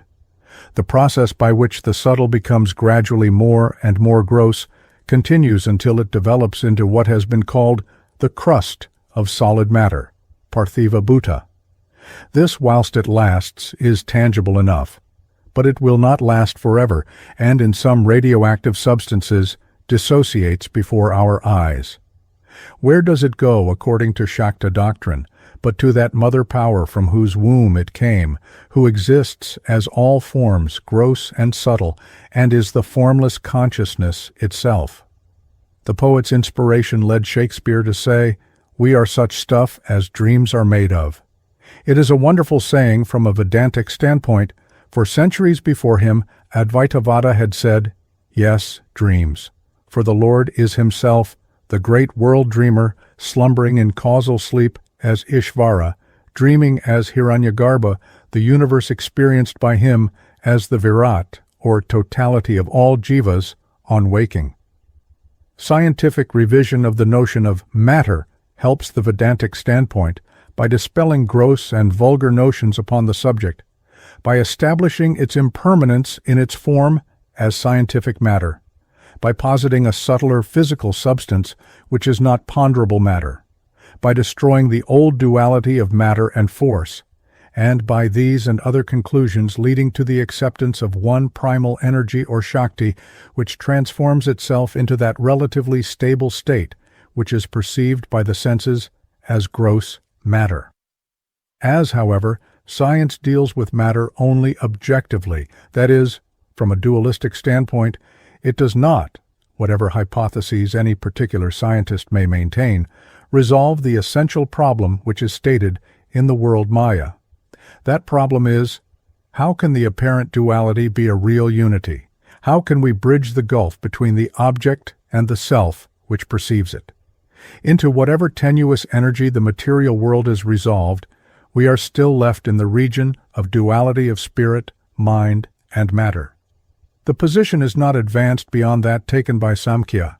The answer to the problem stated is that Shakti, which is the origin of and is in all things, has the power to veil itself, so that whilst in truth it is only seeing itself as object, it does not, as the created jiva, perceive this, but takes things to be outside and different from the self. For this reason, Maya is called, in the Shastra, Bheda Buddhi, or the sense of difference. This is the natural characteristic of man's experience. Herbert Spencer, the philosopher of modern science, carrying the investigation beyond physical matter, holds, as I have already said, that the universe, whether physical or psychical, whether as mind or matter, is a play of force, mind, life, and matter, being each varying aspects of the one cosmic process from the first cause. This, again, is an Indian notion.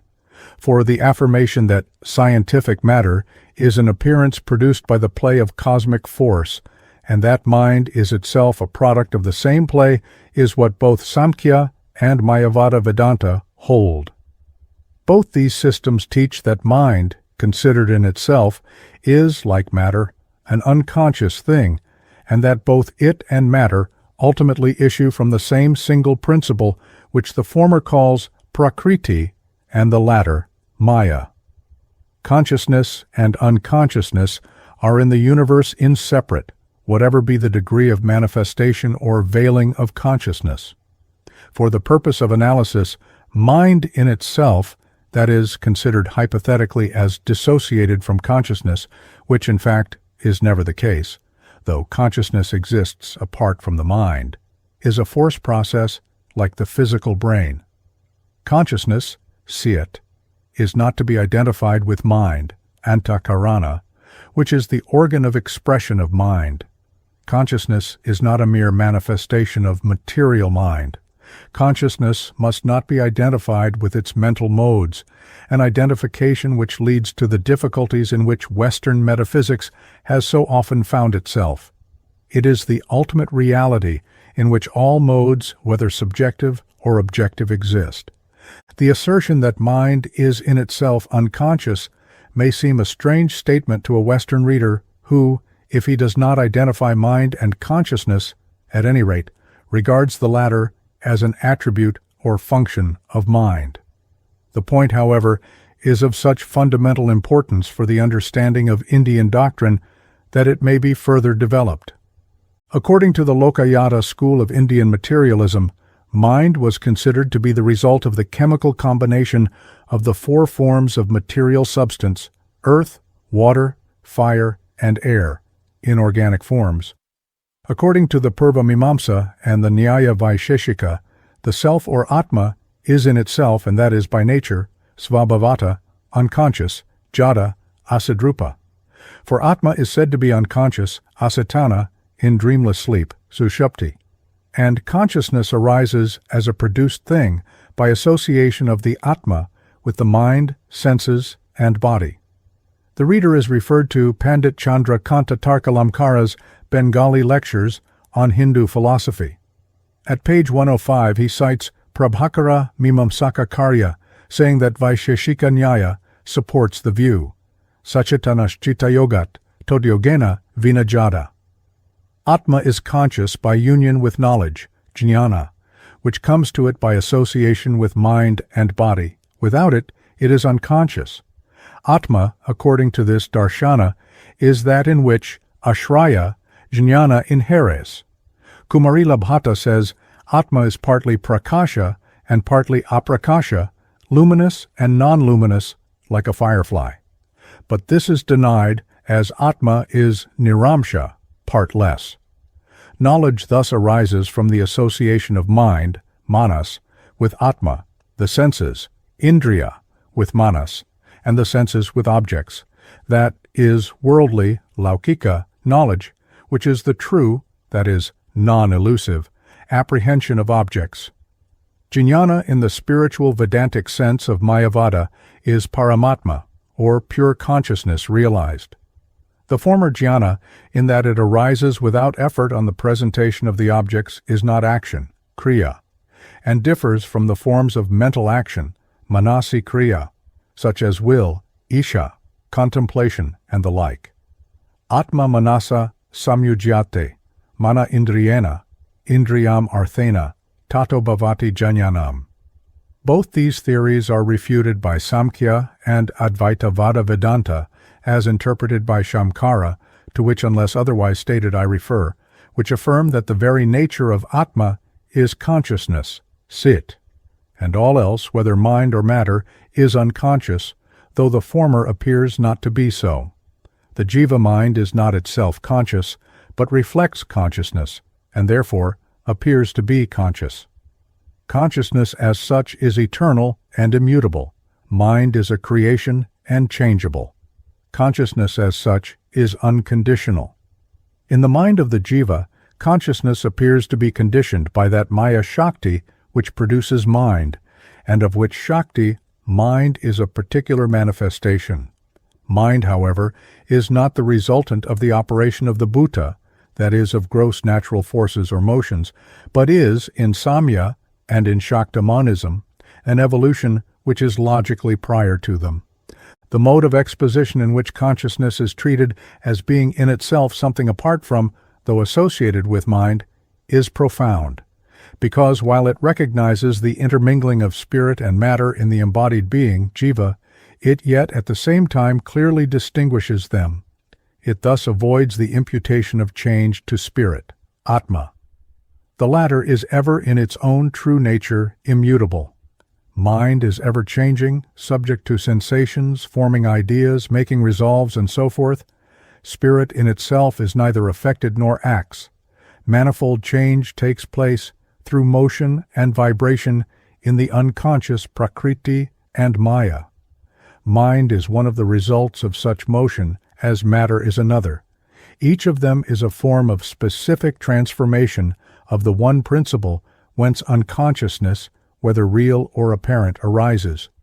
That, however, mind appears to be conscious, the Mayavada Vedanta and Samkhya admit. This is called Siddhabhasa, that is, the appearance of something as Cit, consciousness, which is not really Cit. This appearance of consciousness is due to the reflection of Cit upon it. A piece of polished steel which lies in the sunshine may appear to be self-luminous when it is merely reflecting the sun, which is the source of the light it appears to give out. Cit, as such, is immutable and never evolves. What do evolve are the various forms of natural forces produced by Prakriti or Maya. These two are, however, conceived as being in association in such a way that the result of such association is produced without Cit being really affected at all. The classical illustration of the mode and effect of such association is given in the Samkhyan aphorism, just like the jewel and the flower. Kusumavaka mani, that is, when a scarlet hibiscus flower is placed in contiguity to a crystal, the latter appears to be red, though it still in fact retains its pure transparency, as is seen when the flower is removed. On the other hand, the flower as reflected in the crystal takes on a shining, transparent aspect which its opaque surface does not really possess. In the same way, consciousness appears to be conditioned by the force of unconsciousness in the jiva, but is really not so. Changeless Cit-Shakti does not move towards anything, yet seems to do so, Samkhya Pravakana Sutra. And on the other hand, mind as one of such unconscious forces takes on the semblance of consciousness, though this is borrowed from Cit and is not its own natural quality. This association of unconscious force with consciousness has a twofold result, both obscuring and revealing. It obscures insofar as, and so long as it is in operation, it prevents the realization of pure consciousness, CIT. When mind is absorbed, pure consciousness shines forth. In this sense, this power or Maya is spoken of as a veil. In another sense, it reveals, that is, it manifests, the world, which does not exist except through the instrumentality of Maya, which the world is. Prakriti and Maya produce both mind and matter, on the former of which consciousness is reflected, Siddhabhasa. The human mind, then, appears to be conscious, but of its own nature and inherent quality is not so. The objective world of matter is, or appears to be, an unconscious reality. These alternatives are necessary because, in Samkhya, unconsciousness is a reality, in Vedanta, an appearance. In the Shakta Tantra, apparent unconsciousness is an aspect, Avidya-Shakti, of conscious Shakti. Consciousness is, according to Advaita Vedanta, the true existence of both, illumining the one hidden in the other. The internal instrument, antakarana, or mind, is one only, but is given different names, buddhi, ahamkara, manas, to denote the diversity of its functions. From the second of these issue the senses, indriya, and their objects, the sensibles, mahabhuta, or gross matter with the supersensibles, tanmatra, as its intermediate cause. All these proceed from Prakriti and Maya. Therefore, according to these systems, consciousness is Cit, and mind or antakarana is a transformation of Prakriti and Maya respectively. In itself, mind is an unconscious specialized organ developed out of the primordial energy, Mula Prakriti or Maya. It is thus, not in itself, consciousness, but a special manifestation of conscious existence, borrowing its consciousness from the Cit, which is reflected on it. Shakta doctrine states the same matter in a different form. Consciousness at rest is Cit-Svarupa. Consciousness in movement is Cit-Shakti associated with Maya-Shakti. The Shiva-Shakti Svarupa is consciousness, Cit-Sidrupini. There is no independent Prakriti, as Samkhya holds, nor an unconscious Maya, which is not Brahman and yet not separate from Brahman, as Shamkara teaches. What there is Maya-Shakti, that is consciousness. Shakti is in itself such, veiling, as the mother, herself to herself as her creation, the jiva. There is no need then for Siddhabhasa, for mind is consciousness veiling itself in the forms or limitation of apparent unconsciousness. This is an attractive exposition of the matter, because in the universe consciousness and unconsciousness are mingled, and the abolition of unconscious Maya satisfies the desire for unity. In all these cases, however, mind and matter represent either the real or apparent unconscious aspect of things. If man's consciousness is or appears to be limited, such limitation must be due to some principle without or attached to or inherent in consciousness, which in some sense or other must ex hypothesi be really or apparently different from the consciousness, which it seems to affect or actually affects. In all these systems, mind and matter equally derive from a common finitizing principle which actually or apparently limits the infinite consciousness. In all three there is, beyond manifestation, consciousness or Sit, which in manifestation appears as a parallelism of mind and matter, the substratum of which from a monistic standpoint is Sit. Herbert Spencer, however, as many other Western philosophers do, differs from the Vedanta in holding that the noumenon of these phenomena is not consciousness, for the latter is by them considered to be by its very nature conditioned and concrete. This noumenon is therefore declared to be unknown and unknowable, but force as such is blind and can only act as it has been predetermined. We discover consciousness in the universe. The cause must therefore, it is argued, be consciousness. It is but reasonable to hold that if the first cause be of the nature of either consciousness or matter, and not of both, it must be of the nature of the former and not of the latter. An unconscious object may well be conceived to modify consciousness, but not to produce consciousness out of itself. According to Indian realism, the Paramanas are the material, upadana, cause, karana, and Ishvara, the instrumental, nimitta, cause, for he makes them combine. According to Vedanta, matter is really nothing but a determined modification of knowledge in the Ishvara consciousness, itself unaffected by such determination. Ishvara is thus both the material and instrumental cause. A thing can only dissolve into its own cause. The agency, kartritva, of Ishvara is in Mayavada attributed, aupadika, only. The Vedanta, therefore, in its Shakta presentment says that the noumenon is knowable and known, for it is the inner self, which is not an unconscious principle, but being consciousness, which, as above explained, is not conditioned or concrete, but is the absolute self-identity. Nothing can be more intimately known than the self. The objective side of knowledge is conditioned because of the nature of its organs which, whether mental or material, are conditioned. Sensation, perception, conception, intuition are but different modes in which the one consciousness manifests itself, the differences being determined by the variety of condition and form of the different organs of knowledge through which consciousness manifests. There is thus a great difference between the agnostic and the Vedantist.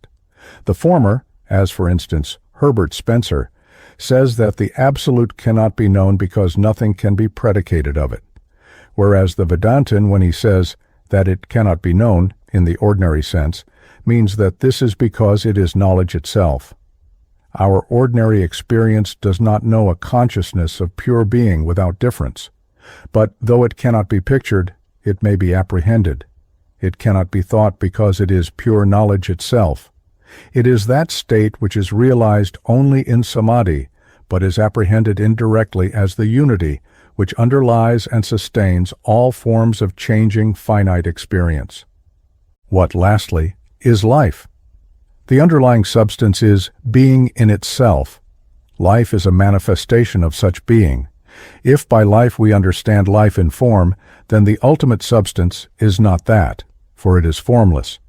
But in a supreme sense it is life, for it is eternal life, whence all life in form proceeds. It is not dead being. If it were, it could not produce life. The Great Mother is life, both the life of her children and the life of their lives. Nor does she produce what is without life or potency of life. What is in the cause is in the effect. Some Western scientists have spoken of the origin of life and have sought to find it. It is a futile quest, for life as such has no origin, though life in form has. We cannot discover the beginnings of that which is essentially eternal. The question is vitiated by the false assumption that there is anything dead in the sense that it is wholly devoid of life or potency of life. There is no such thing. The whole world is a living manifestation of the source of all life, which is absolute being. It is sometimes made a reproach against Hinduism that it knows not a living God. What is meant I cannot say, for it is certain that it does not worship a dead God, whatever such may be. Perhaps by living is meant personal. If so, the charge is again ill-founded. Ishvara and Ishvari are rulers in whom all personalities and personality itself are, but in their ground they are beyond all manifestation, that is, limitation, which personality as we understand it involves. Man, the animal, and the plant alone, it is true, exhibit certain phenomena which are commonly called vital. What exhibits such phenomena we have commonly called living. But it does not follow that what does not exhibit the phenomena which belong to our definition of life is itself altogether dead. We may have to revise our definition, as in fact we are commencing to do. Until recently it was commonly assumed that matter was of two kinds, inorganic or dead, and organic or living. The mineral was dead. The vegetable, animal, and man were endowed with life. But these living forms are compounded of so-called dead matter. How, then, is it possible that there is life in the organic kingdom, the parts of which are ultimately compounded of dead matter? This necessarily started the futile quest for the origin of life. Life can only come from life, not from death. The greatest errors arise from the making of false partitions in nature which do not exist. We make these imaginary partitions and then vainly attempt to surmount them. There are no absolute partitions or gulfs. All is continuous, even if we cannot at present establish in each case the connection. That there should be such gulfs is unthinkable to anyone who has, even in small degree, grasped the notion of the unity of things. There is a complete connected chain in the hierarchy of existence, from the lowest forms of apparently inert, but now held to be moving, matter, through the vegetable, animal, human worlds, and then through such devatas as are superhuman intelligences, up to the Brahman. From the latter to a blade of grass, says the Shastra, all are one. Western scientific notions have, however, in recent years undergone a radical evolution as regards the underlying unity of substance, destructive of the hitherto accepted notions of the discontinuity of matter and its organization. The division of nature into the animal, vegetable, and mineral kingdoms is still regarded as of practical use, but it is now recognized that no such clear line of demarcation exists between them as has hitherto been supposed in the West. Between each of nature's types there are said to be innumerable transitions.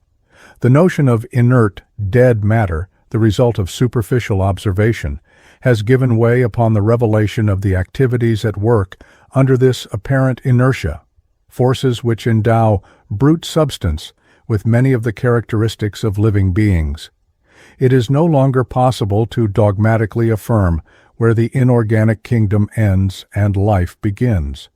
It must be rather asserted that many phenomena, hitherto considered characteristic of life, belong to inert matter, composed of molecules and atoms, as animated matter is of cells and micelles. It has been found that so-called inert matter possesses an extraordinary power of organization and is not only capable of apparently imitating the forms of living matter, but presents in a certain degree the same functions and properties. Sentiency is a characteristic of all forms of existence. Physiologists measure the sensibility of a being by the degree of excitement necessary to produce in it a reaction. Of this, it has been said, this sensibility of matter, so contrary to what popular observation seems to indicate, is becoming more and more familiar to physicists. This is why such an expression as the life of matter, utterly meaningless 25 years ago, has come into common use.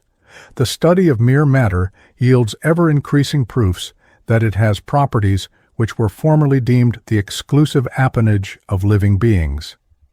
Life exists throughout, but manifests in various ways. The arbitrary division which has been drawn between dead and living matter has no existence in fact, and speculations as to the origin of life are vitiated by the assumption that there is anything which exists without it, however much its presence may be veiled from us. Western science would thus appear to be moving to the conclusion that there is no dead matter, but that life exists everywhere, not merely in that in which, as in organic matter, it is to us plainly and clearly expressed, but also in the ultimate inorganic atoms of which it is composed, atoms which, in fact, have their organizations, as have the beings which they go to build, and that all, to the minutest particle, is vibrating with unending energy, tejas. Manifested life is prana, a form of Kriya Shakti in, and evolved from, the Linga Sharira, itself born of Prakriti. Prana, or the vital principle, has been well defined to be the special relation of the Atma with a certain form of matter, which, by this relation, the Atma organizes and builds up as a means of having experience. This special relation constitutes the individual prana in the individual body. Just as in the West, life is a term commonly used of organized body only, so also is the term prana used in the East. It is the technical name given to the phenomena called vital, exhibited by such bodies, the source of which is the Brahman itself. The individual prana is limited to the particular body which it vitalizes, and is a manifestation in all breathing creatures, prani, of the creative and sustaining activity of the Brahman. All beings exist so long as the prana is in the body. It is, as the Kaushitaki Upanishad says, the life duration of all. The cosmic all-pervading prana is the collectivity of all pranas, and is the Brahman as the source of the individual prana. On the physical plane, prana manifests as breath through inspiration, sa, or Shakti, and expiration, ha, or Shiva. So the Niruttara Tantra says, by Hamkara it goes out, and by Sakara it comes in again. A jiva always recites the supreme mantra Hamsa. Hankarina bahiryati sah karina fishat puna. Hangesti paramam mantram jivo japati sarvada. Breathing is itself the ajapa mantra. Prana is thus Shakti as the universally pervading source of life, organizing itself as matter into what we call living forms. When the prana goes, the organism which it holds together disintegrates. Nevertheless, each of the atoms which remain has a life of its own, existing as such separately from the life of the organized body of which they formed a part, just as each of the cells of the living body has a life of its own. The gross outer body is heterogeneous, parichinna, or made up of distinct or well-defined parts. But the pranamaya self, which lies within the annamaya self, is a homogeneous, undivided whole, sadharana, permeating the whole physical body, sarva pindavyapin. It is not cut off into distinct regions, asadharana, as is the pinda or microcosmic physical body. Unlike the latter, it has no specialized organs each discharging a specific function. It is a homogeneous unity, sadharana, present in every part of the body, which it ensouls as its inner vital self. Vayu, as universal vital activity, on entry into each body, manifests itself in 10 different ways. It is the one prana, though different names are given according to its functions, of which the 5 chief are appropriation, prana, rejection, apana, assimilation, samana, distribution, vyana, and that vital function, udana, which is connected with self-expression in speech. Prana, in its general sense, represents the involuntary reflex action of the organism, just as the indriyas are one aspect of its voluntary activity. Breathing is a manifestation of the cosmic rhythm to which the whole universe moves, and according to which it appears and disappears. The life of Brahma is the duration of the outgoing breath, nisvasa, of Kala. The Samkhya, rejecting the Lokayata notion that Vayu is a mere biomechanical force or mechanical motion resulting from such a Vayu, holds, on the principle of the economy of categories, that life is a resultant of the various concurrent activities of other principles or forces in the organism. This, again, the Vedantists deny, holding that it is a separate, independent principle and material form assumed through Maya by the one consciousness.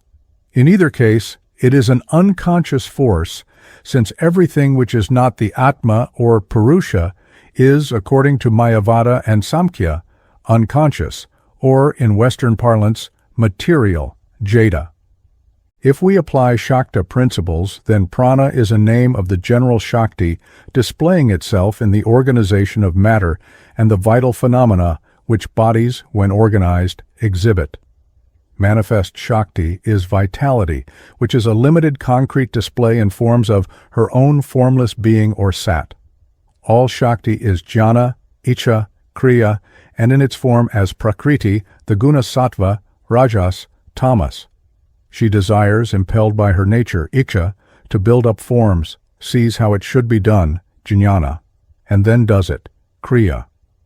The most tamasic form of kriya is the apparently mechanical energy displayed in material bodies, but this is itself the product of her activity and not the cause of it.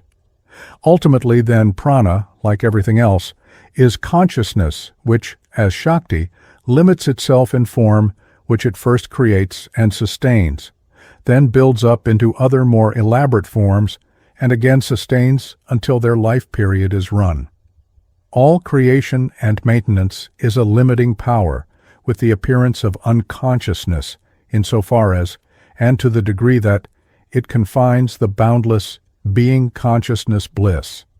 Yet that power is nothing but consciousness negating and limiting itself. The Great Mother, Sri Mata, limits her infinite being in and as the universe and maintains it. Insofar as the form and its life is a limited thing, it is apparently unconscious, for consciousness is thereby limited.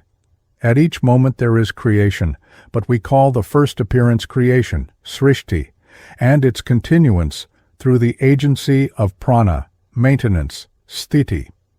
But both that which is apparently limited and that whose operation has that effect is being consciousness. Pranavayu is the self-begotten but limited manifestation of the eternal life. It is called Vayu, Va, to move, because it courses throughout the whole universe, invisible in itself, yet its operations are manifest, for it determines the birth, growth, and decay of all animated organisms, and as such receives the homage of all created being. For it is the Pranarupi Atma, the Prana Shakti. For those by whom inorganic matter was considered to be dead or lifeless, it followed that it could have no feeling consciousness, since the latter was deemed to be an attribute of life. Further, consciousness was denied because it was, and is indeed now, commonly assumed that every conscious experience presupposes a subject, conscious of being such, attending to an object. As Professor P. Mukhopadhyaya, Approaches to Truth, has well pointed out, consciousness was identified with intelligence or understanding, that is, with directed consciousness, so that where no direction or form is discernible, Western thinkers have been apt to imagine that consciousness, as such, has also ceased. To their pragmatic eye, consciousness is always particular, having a particular direction and form. According, however, to Indian views, there are three states of consciousness. 1. A supramental supreme consciousness dissociated from mind.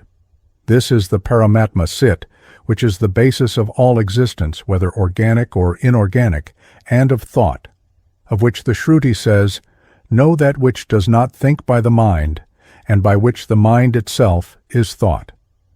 These are then two main manifested states of consciousness. 2. Consciousness associated with mind in organic matter, working through its vehicles of mind and matter. 3. Consciousness associated with and almost entirely veiled by inorganic gross matter, bhuta, only, such as the muffled consciousness, evidenced by its response to external stimuli, as shown in the experiments with which Sir Jagadish Bose's name is associated. Where are we to draw the lowest limit of sensation? And if a limit be assigned, why there? As Dr. Ernst Mach has pointed out, the question is natural enough if we start from the commonly current physical conception. It is, of course, not asserted that inorganic matter is conscious to itself in the way that the higher organized life is. The response, however, which it makes to stimuli, is evidence that consciousness is there, though it lies heavily veiled in and imprisoned by it. Inorganic matter displays it in the form of that seed or rudiment of sentiency, which, enlarging into the simple pulses of feeling of the lowest degrees of organized life, at length emerges in the developed self-conscious sensations of human life. Owing to imperfect scientific knowledge, the first of these aspects was not in antiquity capable of physical proof in the same way, or to the same extent, as modern science with its delicate instruments have made possible. Starting, however, from the revealed and intuitionally held truth that all was Brahman, the conclusion necessarily followed. All bhuta is composed of the three gunas or factors of prakriti, or the psychophysical potentials. It is the sattva or principle of presentation of consciousness in gross matter, almost entirely suppressed by tamas, or the principle of veiling of consciousness, though it be, which manifests the phenomena of sensibility observed in matter. In short, nature, it has been well said, knows no sharp boundaries or yawning gulfs, though we may ignore the subtle connecting links between things. There is no break in continuity. Being and consciousness are coextensive. Consciousness is not limited to those centers in the ether of consciousness, which are called organized bodies. But just as life is differently expressed in the mineral and in man, so is consciousness, which many have been apt to think exists in the developed animal and even in man only. Consciousness, Cit-Shakti, exists in all the hierarchy of being and is, in fact, being. It is, however, in all bodies veiled by its power, or Maya-Shakti, which is composed of the three gunas. In inorganic matter, owing to the predominance of tamas, consciousness is so greatly veiled and the life force is so restrained that we get the appearance of insensibility, inertia, and mere mechanical energy.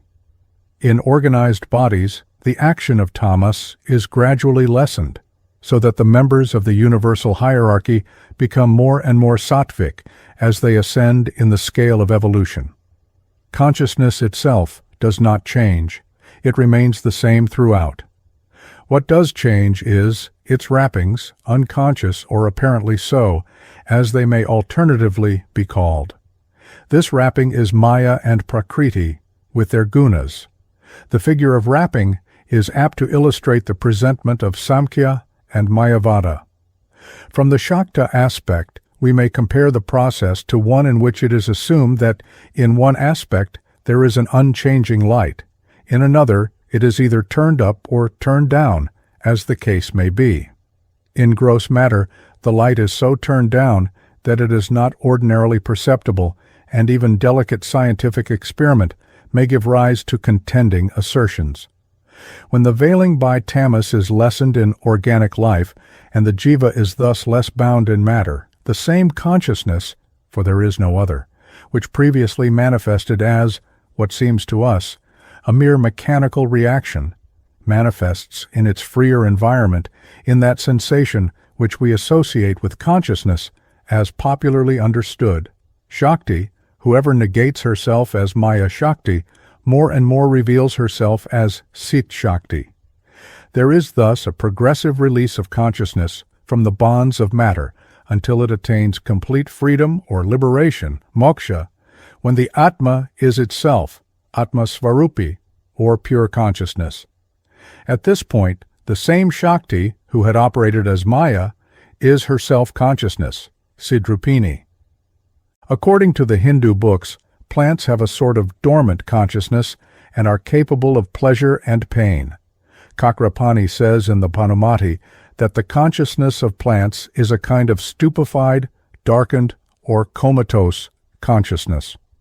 Udayana also says that plants have a dormant consciousness, which is very dull. The differences between plant and animal life have always been regarded by the Hindus as being one not of kind, but of degree, and this principle may be applied throughout. Life and consciousness is not a product of evolution. The latter merely manifests it.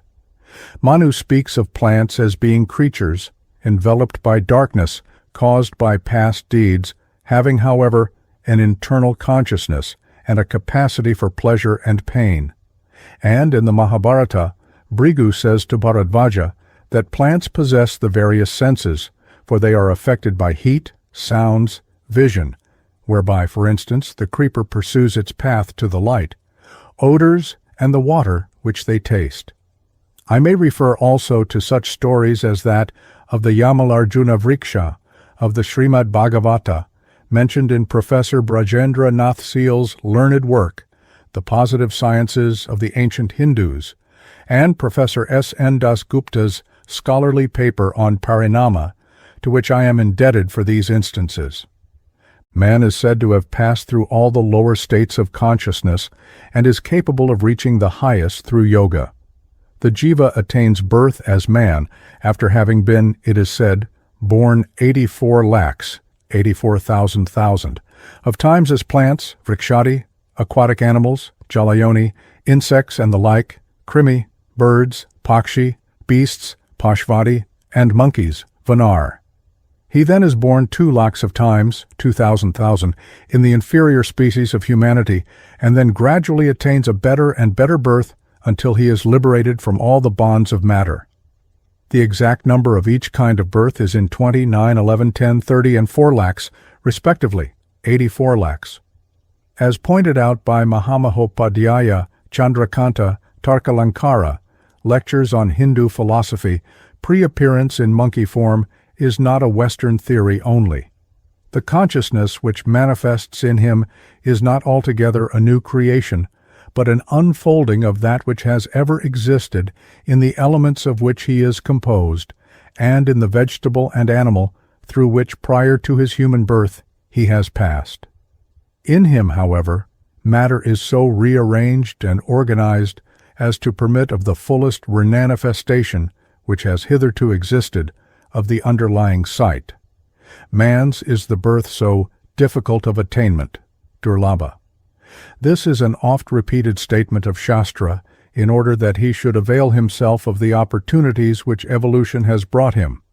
If he does not, he falls back, and may do so without limit, into gross matter again, passing intermediately through the hells of suffering.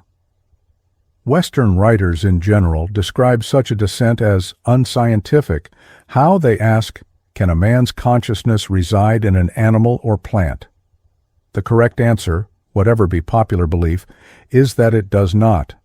When man sinks again into an animal, he ceases to be a man. He does not continue to be both man and animal. His consciousness is an animal consciousness and not a human consciousness. It is a childish view which regards such a case as being the imprisonment of a man in an animal body. If he can go up, he can also go down. The soul, or subtle body, is not a fixed but an evolving thing. Only spirit, Cit, is eternal and unchanged. In man, the revealing constituent of Prakriti Shakti, Sattva Guna, commences to more fully develop, and his consciousness is fully aware of the objective world and his own ego, and displays itself in all those functions of it which are called his faculties. We here reach the world of ideas, but these are a superstructure on consciousness and not its foundation or basis. Man's consciousness is still, however, veiled by Maya-Shakti. With the greater predominance of Sattva-guna in man, consciousness becomes more and more divine, until he is altogether freed of the bonds of Maya, and the jiva consciousness expands into the pure Brahman consciousness. Thus life and consciousness exist throughout. All is living. All is consciousness. In the world of gross matter, they seem to disappear, being almost suppressed by the veil of Maya-Shakti's tamaguna. As, however, ascent is made, they are less and less veiled, and true consciousness is at length realized in samadhi and moksha. Cit-Shakti and Maya-Shakti exist inseparable throughout the whole universe. There is, therefore, according to the principles of the Shakta Shastra, not a particle of matter which is without life and consciousness, variously displaced or concealed though they be. Manifest Maya-Shakti is the universe in which Cit-Shakti is the changeless spirit. Unmanifest Maya-Shakti is consciousness, Sidrupini. There are many persons who think that they have disposed of a doctrine when they have given it an opprobrious, or what they think to be an opprobrious, name. And so they dub all this animism, which the reader of census reports associates with primitive and savage tribes. There are some people who are frightened by names. It is not names but facts which should touch us. Certainly animism is in some respects an incorrect and childlike way of putting the matter. It is, however, an imperfect presentment of a central truth which has been held by some of the profoundest thinkers in the world, even in an age in which we are apt to think to be superior to all others. Primitive man, in his simplicity, made the discovery of several such truths. And so it has been well said that the simple savage and the child who regard all existence as akin to their own, living and feeling like himself, have, notwithstanding their errors, more truly felt the pulse of being than the civilized man of culture. How essentially stupid some of the latter can be needs no proof. For the process of civilization being one of abstraction, they are less removed from the concrete fact than he is. Hence their errors, which seem the more contorted due to the mass of useless verbiage in which they are expressed. And yet, as extremes meet, so having passed through our present condition, we may regain the truths perceived by the simple, not only through formal worship, but by that which consists of the pursuit of all knowledge and science, when once the husk of all material thinking is cast aside. For him who sees the mother in all things, all scientific research is wonder and worship. So Grétry said that the calculus of Newton and Leibniz was a supralogical procedure, and that geometric induction is essentially a process of prayer, by which he evidently meant an appeal from the finite mind to the infinite, for light on finite concerns. The seeker looks upon not mere mechanical movements of so-called dead matter, but the wondrous play of her whose form all matter is. As she thus reveals herself, she induces in him a passionate exaltation, and that sense of security, which is only gained as approach, is made to the central heart of things. For, as the Upanishad says, he only fears who sees duality. Some day, maybe, when one who unites in himself the scientific ardor of the West and the all-embracing religious feeling of India, will create another and a modern Kandy, with its multiple salutations to the sovereign world mother, Namastasya Namo Namah. Such an one, seeing the changing marvels of her world play, will exclaim with the Yogini Hridaya Tantra, I salute her, the Samvid Kala, who shines in the form of space, time, and all objects therein. Deshakala padarthatma yadyadvastu yatha yatha tattadrupena yabhatitam shraya samvidam kalam. This is, however, not mere nature worship as it is generally understood in the West, or the worship of force as Keshub Chunder Sen took the Shakta doctrine to be. All things exist in the Supreme who in itself infinitely transcends all finite forms. It is the worship of God as the Mother Creatrix, who manifests in the form of all things which are, as it were, but an atom of dust on the feet of her who is infinite being, Sat, experience, Sit, love, Ananda, and power, Shakti. As Philibert Commerson said, La vie d'un naturaliste est, je l'ose dire, une adoration presque perpétuelle. I have in my paper Shakti and Maya contrasted the three different concepts of the primal energy as Prakriti, Maya and Shakti of Samkhya, Vedanta, and the Agama respectively. I will not, therefore, repeat myself, but will only summarize conclusions here. In the first place, there are features common to all three concepts. Hitherto, greater pains have been taken to show the differences between the darshanas than to coordinate them systematically by regarding their points of agreement or as regard apparent disagreement, their viewpoint. It has been said that truth cannot be found in such a country as India, in which there are 6 systems of philosophy disputing with one another, and where even in one system alone there is a conflict between Dvaita, Vishishtadvaita, and Advaita. One might suppose from such a criticism that all in Europe were of one mind, or that at least the Christian community was agreed, instead of being split up, as it is, into hundreds of sects. An American humorist observed with truth that there was a good deal of human nature in man everywhere. Of course, there is difference which, as the Radul Mortar says, is also the gift of God. This is not to deny that truth is only one. It is merely to recognize that whilst truth is one, the nature and capacities of those who seek it or claim to possess it vary. To use a common metaphor, the same white light which passes through varicolored glass takes on its various colors. All cannot apprehend the truth to the same extent or in the same way. Hence the sensible Indian doctrine of competency or adhikara. In the Christian gospel it is also said, "Throw not your pearls before swine, lest they trample upon them and then rend you." What can be given to any man is only what he can receive. The 6 philosophies represent differing standards according to the manner and to the extent to which the one truth may be apprehended. Each standard goes a step beyond the last, sharing, however, with it certain notions in common. As regards the present matter, all these systems start with the fact that there is spirit and mind, matter, consciousness, and unconsciousness, apparent or real.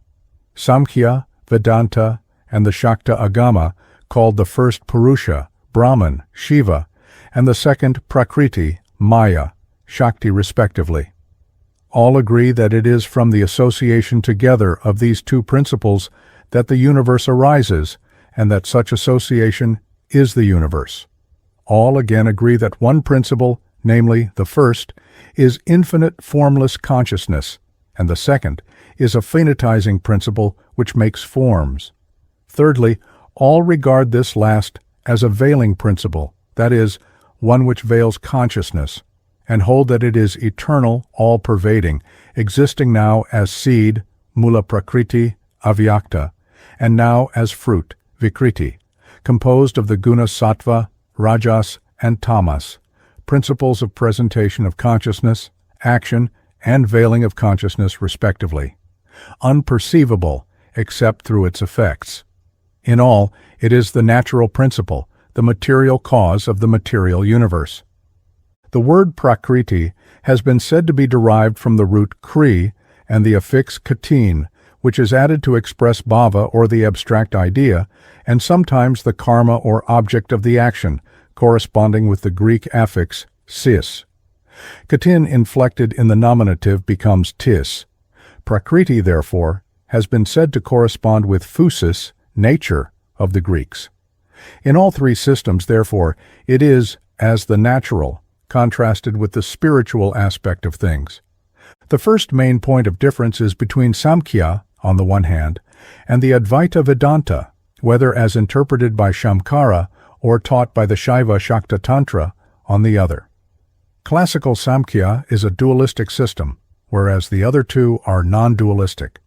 The classical Samkhya posits a plurality of Atmans representing the formless consciousness, with one unconscious Prakriti, which is formative activity. Prakriti is thus a real independent principle. Vedantic monism does not altogether discard these two principles, but says that they cannot exist as two independent realities. There is only one Brahman. The two categories of Samkhya, Purusha, and Prakriti are reduced to one reality, the Brahman. Otherwise, the Vakya, all this is verily Brahman, Sarvam Kalvidam Brahma, is falsified. But how is this effected? It is on this point that Mayavada of Shamkara and the Advaita of Shaiva Shakta Agama differ. Both systems agree that Brahman has two aspects, in one of which it is transcendent, and in another creative and immanent.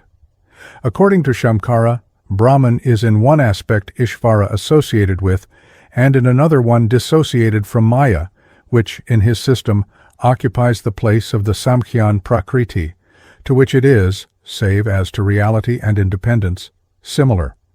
What is Maya P? It is not a real independent principle like the Samkhyan Prakriti. Then, is it Brahman or not? According to Shamkara, it is an unthinkable, illogical, unexplainable, anurvakantiya mystery.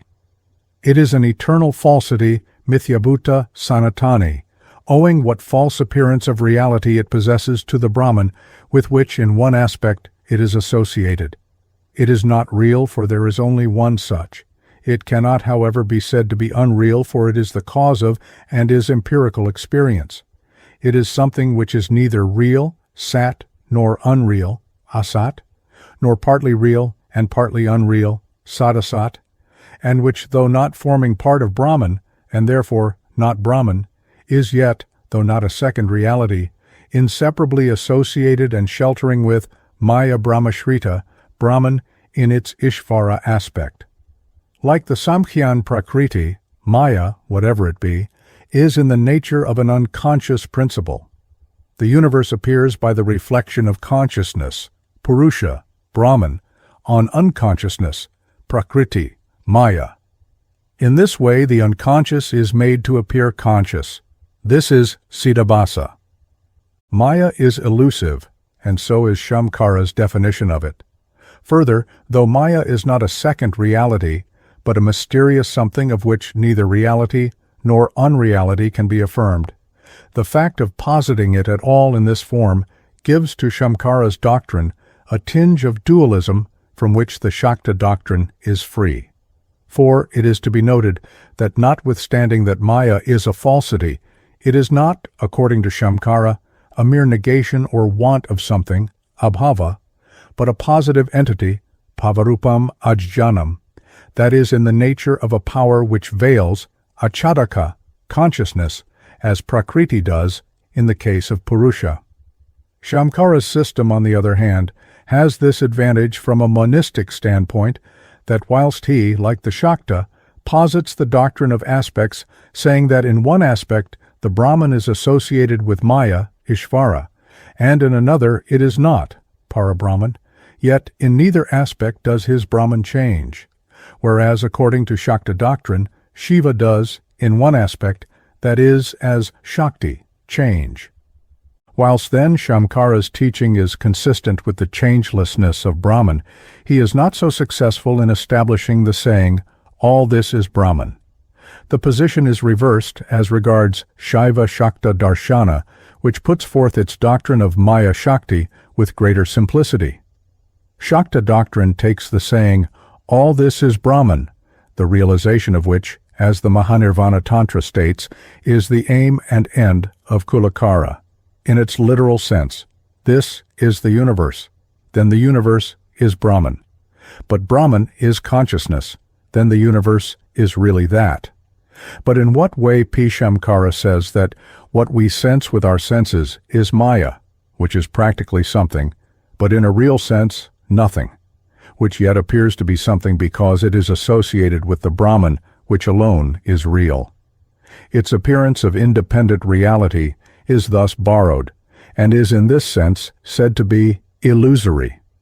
When therefore we say, all this is Brahman, according to Shamkara, this means that what is at the back of that which we see is Brahman. The rest, or appearance, is Maya. Again, according to Shamkara, man is spirit, Atma, vestured in the Mayic falsities of mind and matter. He, accordingly, can then only establish the unity of Ishvara and Jiva by eliminating from the first Maya and from the second Avidya, when Brahman is left as a common denominator. The Shakta, however, eliminates nothing. For him, in the strictest sense, all is Brahman. For him, man's spirit, Atma, is Shiva. His mind and body are Shakti, but Shiva and Shakti are one. Paramatma is Shiva-Shakti in undistinguishable union. Jivatma is Shiva-Shakti in that state in which the self is distinguished from the not-self.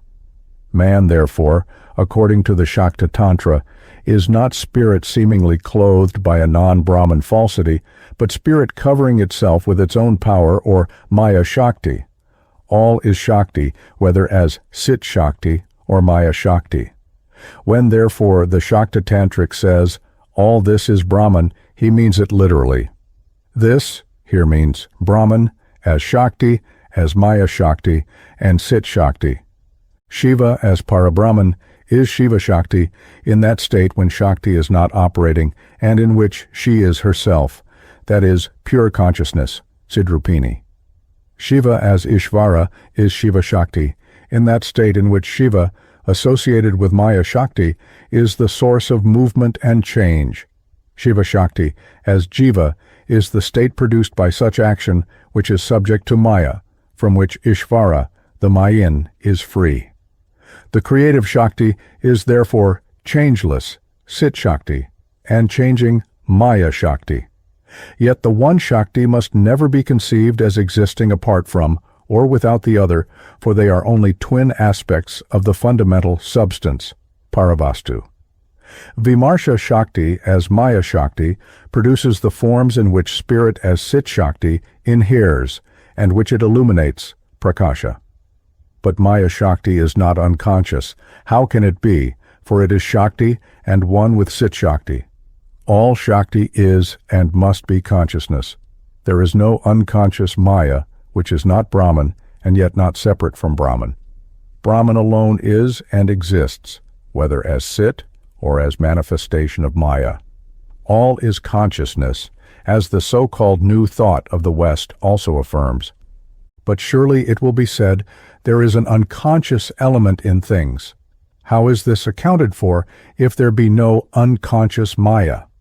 It is conscious Shakti veiling herself and so appearing as limited consciousness. In other words, whilst Shamkara says mind and matter are in themselves unconscious but appear to be conscious through Chidabhasa, the Shakta Agama reverses the position and says that they are in themselves, that is, in their ground, conscious, for they are at base Cit. But they yet appear to be unconscious, or more strictly limited consciousness, by the veiling power of consciousness itself as Maya-Shakti. This being so, there is no need for Chidabhasa, which assumes, as it were, two things, the Brahman and unconscious Maya, in which the former reflects itself. Though some of the Shastras do speak of a reflection, Pratibimba is between Shiva and Shakti. Brahman is Maya-Shakti in that aspect in which it negates itself, for it is the function of Shakti to negate, Nishadhavya Pararupa Shakti, as it is said by Yoga Raja, or Yoga Muni, as he is also called, in his commentary on Abhinavagupta's Paramartha Sara. In the Shakta Tantras, it is a common saying of Shiva to Devi, "There is no difference between me and thee." Whilst Shamkara's Ishvara is associated with the unconscious Maya, the Shaiva Shakta's Ishvara is never associated with anything but himself, that is, as Maya-Shakti. Whether this doctrine be accepted as the final solution of things or not, it is both great and powerful. It is great because the whole world is seen in glory according to the strictest monism as the manifestation of him and her. The mind is not distracted and kept from the realization of unity by the notion of any unconscious Maya, which is not Brahman nor yet separate from it. Next, this doctrine accommodates itself to Western scientific monism, so far as the latter goes, adding to it, however, a religious and metaphysical basis, infusing it with the spirit of devotion. It is powerful because its standpoint is the here and now, and not the transcendental siddhi standpoint of which most men know nothing and cannot, outside samadhi, realize. It assumes the reality of the world, which to us is real. It allows the mind to work in its natural channel. It does not ask it to deny what goes against the grain of its constitution to deny. It is again powerful, because we stand firmly planted on a basis which is real and natural to us. From the practical viewpoint, it does not ask man to eschew and flee from the world in the spirit of asceticism, a course repugnant to a large number of modern minds, not only because mere asceticism often involves what it thinks to be a futile self-denial, but because that mind is waking to the truth that all is one, that if so, to deny the world is in a sense to deny an aspect of that which is both being and becoming. It thinks also that whilst some natures are naturally ascetic, to attempt ascetic treatment in the case of most is to contort the natural being and to intensify the very evils which asceticism seeks to avoid. Not one man in many thousands has true vairagya or detachment from the world. Most are thoroughly even glued to it. Again, there are many minds which are puzzled and confused by Mayavada, and which, therefore, falsely interpret it, may be to their harm. These men, Mayavada, or rather their misunderstanding of it, weakens or destroys. Their grip on themselves and the world is in any case enfeebled. They become intellectual and moral derelicts who are neither on the path of power nor of renunciation, and who have neither the strength to follow worldly life nor to truly abandon it. It is not necessary, however, to renounce when all is seen to be her. And when all is so seen, then the spiritual illumination, which transfuses all thoughts and acts, makes them noble and pure. It is impossible for a man who in whatever sense truly sees God in all things to err. If he does so, it is because his vision is not fully strong and pure, and to this extent scope is afforded to error. But given perfect spiritual eyesight, then all this is pure. For, as the Greeks profoundly said, Panta kathara tua katharwa, to the pure all things are pure. The Shakta doctrine is thus one which has not only grandeur, but is greatly pragmatic and of excelling worth. It has always been to me a surprise that its value should not have been rightly appreciated. I can only suppose that its neglect is due to the fact that is the doctrine of the Shakta Tantras. That fact has been enough to warrant its rejection, or at least a refusal to examine it. Like all practical doctrines, it is also intensely positive. There are none of those negations which weaken and which annoy those who, as the vital Western mind does, feel themselves to be strong and living in an atmosphere of might and power. For power is a glorious thing. What is wanted is only the sense that all power is of God and is God, and that bhava or feeling which interprets all thoughts and acts and their objects in terms of the divine, and which sees God in and as all things. Those who truly do so will exercise power not only without wrong, but with that compassion, karuna, for all beings which is so beautiful a feature of the Buddha of Northern and Tantric Buddhism. For in them, Shakti herself has descended. This is Shaktipata, as it is technically called in the Tantra Shastra. The descent of Shakti, which Western theology calls the grace of God. But grace is truly not some exterior thing, though we may pictorially think of it as streaming from above below. Atma neither comes nor goes. To be in grace is that state in which man commences to realize himself as Shiva Shakti. His power is, to use a Western phrase, converted. It is turned from the husk of mere outwardness and of limited self-seeking to that inner reality, which is the great self which, at base, he, in this doctrine, is. The principles of Shakta doctrine, which will vary according to race, are a regenerating doctrine, giving strength where there is weakness and where strength exists, directing it to right ends. Shivoham, I am Shiva, Shaham, I am she, the Devi, the Tantras say. The Western may call it by some other name, some call it this and some that, as the Veda says, I am he, I am she, I am it. Matters not to the Shakta, so long as man identifies himself with the Oversoul and thus harmonizes himself with its being, with dharmic actions as it manifests in the world, and therefore necessarily with its true ends. In its complete form, the Shakta doctrine is monistic. But to those to whom monism makes no appeal, the Shakta will say that by adopting its spirit, so far as the forms of their belief and worship allow, they will experience a reflection of the joy and strength of those who truly live because they worship her who is eternal life, the mother who is seated on the couch of Shivas, Mahapreta, in the Isle of Gems, Manadvipa, in the ocean of nectar, which is all being consciousness and bliss. This is the pearl which those who have churned the ocean of Tantra discover. That pearl is there in an Indian shell. There is a beautiful nacre on the inner shell, which is the mother of pearl. Outside, the shell is naturally rough and coarse, and bears the accretions of weed and parasite, and of things of all kinds which exist, good or bad as we call them, in the ocean of existence, samsara. The scripture leads man to remove these accretions, and to pass within through the crust, gross, though not on that account only, bad. For there is a gross, stula, and subtle, sukshma, aspect of worship. Finally, it leads man to seek to see the mother of pearl, and lastly, the pearl which, enclosed therein, shines with the brilliant yet soft light, which is that of the moon Cit-Chandra itself. Chapter 16. Matter and Consciousness. The subject of my lecture today is consciousness or sight, and matter or unconsciousness, that is, asit, the unchanging formlessness and the changing forms. According to Shakta Advaitavada, man is consciousness, unconsciousness, or Cit-Asit, being Cit-Shakti as regards his antaratma, and the particularized Maya-Shakti as to his material vehicles of mind and body.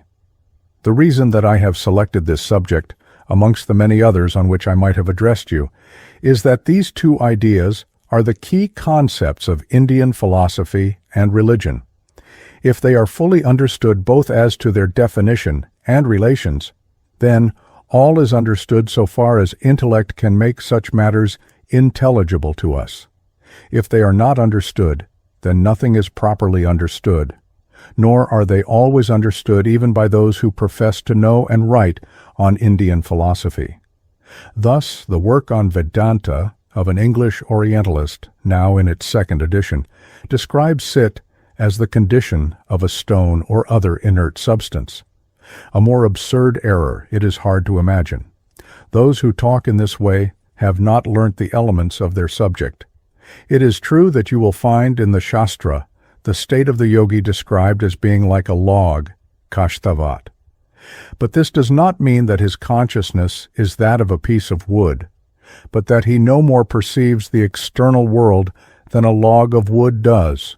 He does not do so because he has the samadhi consciousness that is illumination and true being itself.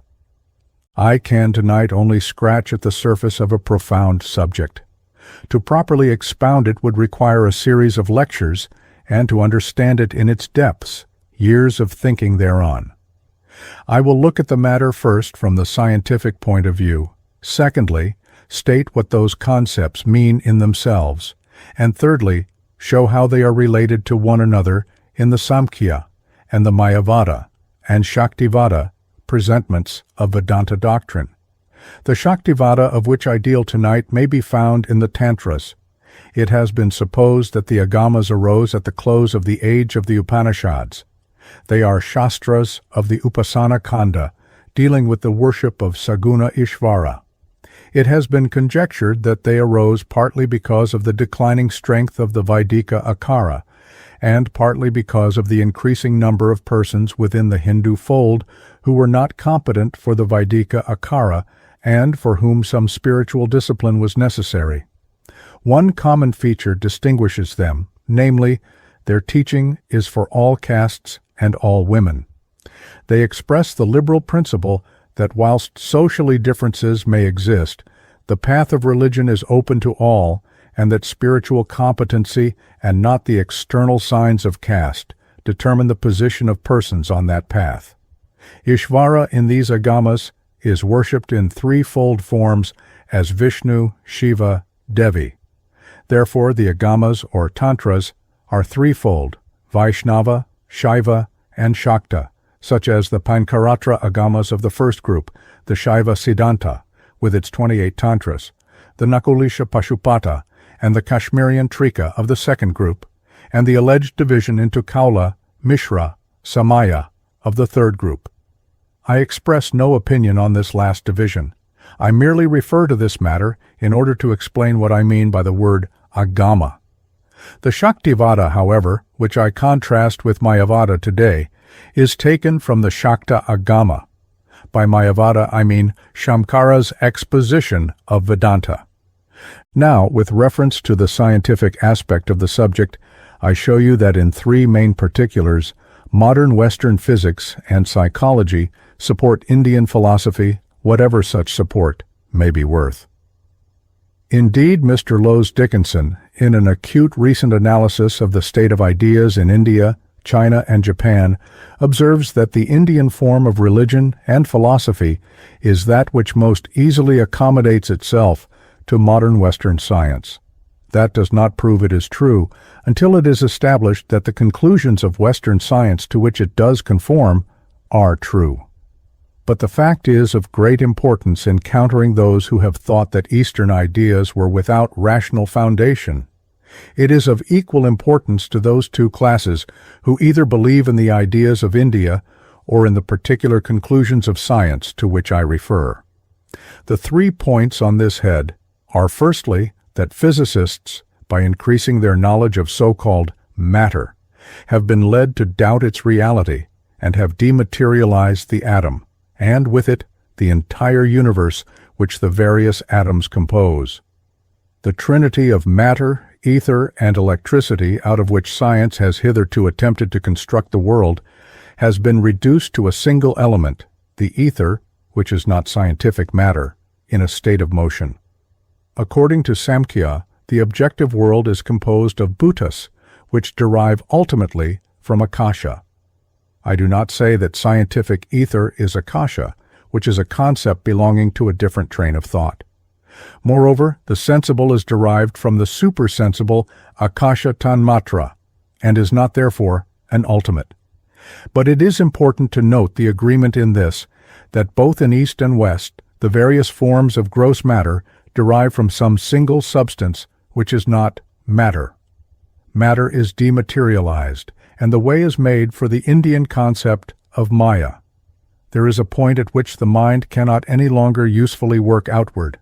Therefore, after the tanmatra, the mind is turned within to discover their cause in that egoism which, reaching forth to the world of enjoyment, produces sensorial, senses, and objects of sensation. That the mind and senses are also material has the support of some forms of Western philosophy, such as that of Herbert Spencer, for he holds that the universe, whether physical or psychical, is a play of force which in the case of matter we experience as object. Mind as such is, he says, as much a material organ as the brain and outer sense organs, though they are differing forms of force. His affirmation that scientific matter is an appearance produced by the play of cosmic force and that mind itself is a product of the same play, is what Samkhya and Vedanta hold. The way again is open for the concept Maya. Whilst, however, Spencer and the agnostic school hold that the reality behind these phenomena is unknowable, the Vedanta affirms that it is knowable and is consciousness itself. This is the self than which nothing can be more intimately known. Force is blind. We discover consciousness in the universe. It is reasonable to suppose that if the first cause is of the nature of either consciousness or matter, and not of both, it must be of the nature of the former and not of the latter. Unconsciousness or object may be conceived to modify consciousness, but not to produce consciousness out of its unconscious self. According to Indian ideas, spirit, which is the cause of the universe, is pure consciousness. This is Nishkala Shiva, and, as the creator, the Great Mother or Devi. The existence of pure consciousness in the Indian sense has been decried by some thinkers in the West, where generally, to its pragmatic eye, consciousness is always particular, having a particular direction and form. It assumes this particularity, however, through Maya. We must distinguish between consciousness as such and modes in consciousness. Consciousness is the unity behind all forms of consciousness, whether sensation, emotion, instinct, will, or reason. The claim that consciousness as such exists can only be verified by spiritual experience. All high mystic experiences, whether in East or West, have been experiences of unity in differing forms and degrees. Even, however, in normal life as well as in abnormal pathological states, we have occasional stretches of experience in which it becomes almost structureless. Secondly, the discovery of the subliminal consciousness aids Shastric doctrine, insofar as it shows that behind the surface consciousness of which we are ordinarily aware, there is yet another mysterious field in which all its operations grow. It is the buddhi which here manifests. Well-established occult powers and phenomena, now generally accepted, such as telepathy, thought-reading, hypnotism, and the like, are only explainable on hypotheses which approach more nearly Eastern doctrine than any other theory which has in modern times prevailed in the West. Thirdly, as bearing on this subject, we have now the scientific recognition that from its materia, prima all forms have evolved, that there is life or its potency in all things, and that there are no breaks in nature. There is the same matter and consciousness throughout. There is unity of life. There is no such thing as dead matter. The well-known experiments of Dr. Jagadish Bose establish response to stimuli in inorganic matter. This response may be interpreted to indicate the existence of that sattva guna which Vedanta and Samkhya affirm to exist in all things organic or inorganic. It is the play of Cit in this sattva, so muffled in tamas as not to be recognizable except by delicate scientific experiment, which appears as the so-called mechanical response. Consciousness is here veiled and imprisoned by tamas. Inorganic matter displays it in the form of that seed or rudiment of sentiency, which, enlarging into the simple pulses of feeling of the lowest degrees of organized life, at length emerges in the developed self-conscious sensations of human life. Consciousness is throughout the same. What varies is its wrappings. There is, thus, a progressive release of consciousness from gross matter through plants and animals to man. This evolution, Indian doctrine has taught in its 84 lakhs of previous births. According to the Hindu books, plants have a dormant consciousness. The Mahabharata says that plants can see, and thus they reach the light. Such power of vision would have been ridiculed not long ago, but Professor Haberlandt, the well-known botanist, has established that plants possess an organ of vision in the shape of a convex lens on the upper surface of the leaf. The animal consciousness is greater, but seems to display itself almost entirely in the satisfaction of animals' wants. In man, we reach the world of ideas, but these are a superstructure on consciousness, and not its foundation or basis. It is in this modelless basis that the various modes of consciousness with which we are familiar in our waking and dreaming states arise. The question then arises as to the relation of this principle of form with formlessness, the unconscious finite with infinite consciousness. It is noteworthy that in the Thomistic philosophy, matter, like Prakriti, is the particularizing or finitizing principle. By their definition, however, they are opposed. How then can the two be one? Samkhya denies that they are one and says they are two separate independent principles. This Vedanta, in its turn, denies, for it says that there is in fact only one true reality, though from the empirical dualistic standpoint there seem to be two. The question then is asked, is dualism, pluralism, or monism to be accepted? For the Vedantist, the answer of Shruti is that it is the last. But apart from this, the question is, does Shruti record a true experience, and is it the fact that spiritual experience is monistic or dualistic? The answer is, as we can see from history, that all high mystic experiences are experiences of unity in differing forms and degrees. The question cannot be decided solely by discussion, but by our conclusion as to the conformity of the particular theory held with spiritual experience. But how can we reconcile the unity of pure consciousness with the plurality of unconscious forms which the world of experience gives us? Vedanta gives various intellectual interpretations, though experience alone can solve this question. Shamkara says there is only one Sadvastu, the Brahman. From a transcendental standpoint, it is, and nothing happens. There is, in the state of highest experience, Paramatma, no Ishvara, no creation, no world, no jiva, no bondage, no liberation. But empirically he must and does admit the world or Maya, which in its seed is the cosmic samskara, which is the cause of all these notions, which from the highest state are rejected. But is it real or unreal? Shamkara says it is neither. It cannot be real, for then there would be two reals. It is not unreal, for the world is an empirical fact, an experience of its kind, and it proceeds from the power of Ishvara. In truth, it is unexplainable, and as Sayana says, more wonderful than sight itself. But if it is neither Sat nor Asat, then, as Maya, it is not the Brahman who is Sat. Does it then exist in Pralaya, and if so, how and where? How can unconsciousness exist in pure consciousness? Shamkara calls it eternal and says that in Pralaya, Maya-Sata is Brahmasata. At that time, Maya, as the power of the ideating consciousness and the world its thought, do not exist, and only the Brahman is. But if so, how does the next universe arise on the assumption that there is Pralaya, and that there is not with him, as Maya, the seed of the future universe? A bija of Maya as samskara, even though avyakta, not present to consciousness, is yet by its terms different from consciousness.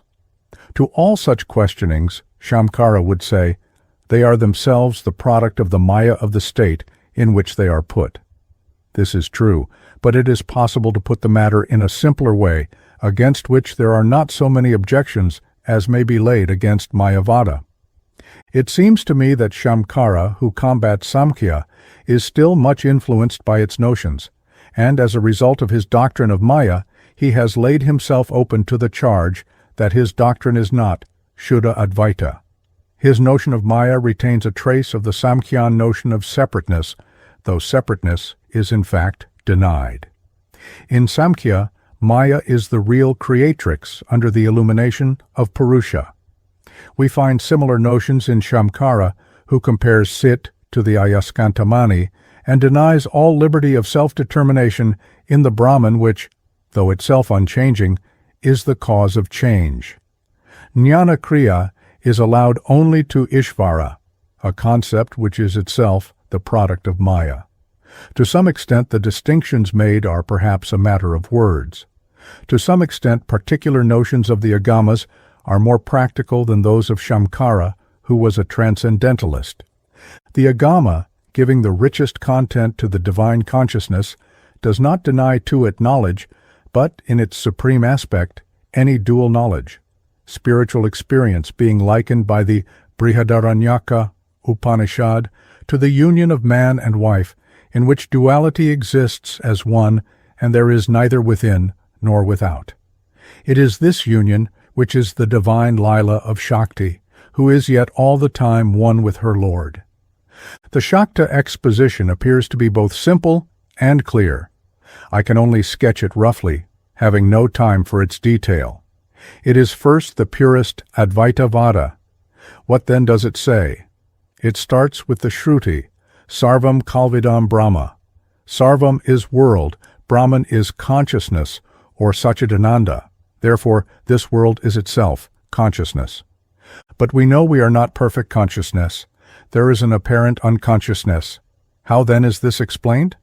The unmanifested Brahman, before all the worlds, is Nirguna Shiva, the blissful undual consciousness. This is the static aspect of Shiva. This manifests Shakti, which is the kinetic aspect of Brahman. Shakti and Shaktiman are one. Therefore, Shiva manifests as Shiva Shakti, who are one and the same. Therefore, Shakti is consciousness. But Shakti has two aspects, Murti, vis-a-vis Vidya Shakti or Cit-Shakti, and Avidya Shakti or Maya-Shakti. Both as Shakti, which is the same as Shakti-man, are in themselves conscious.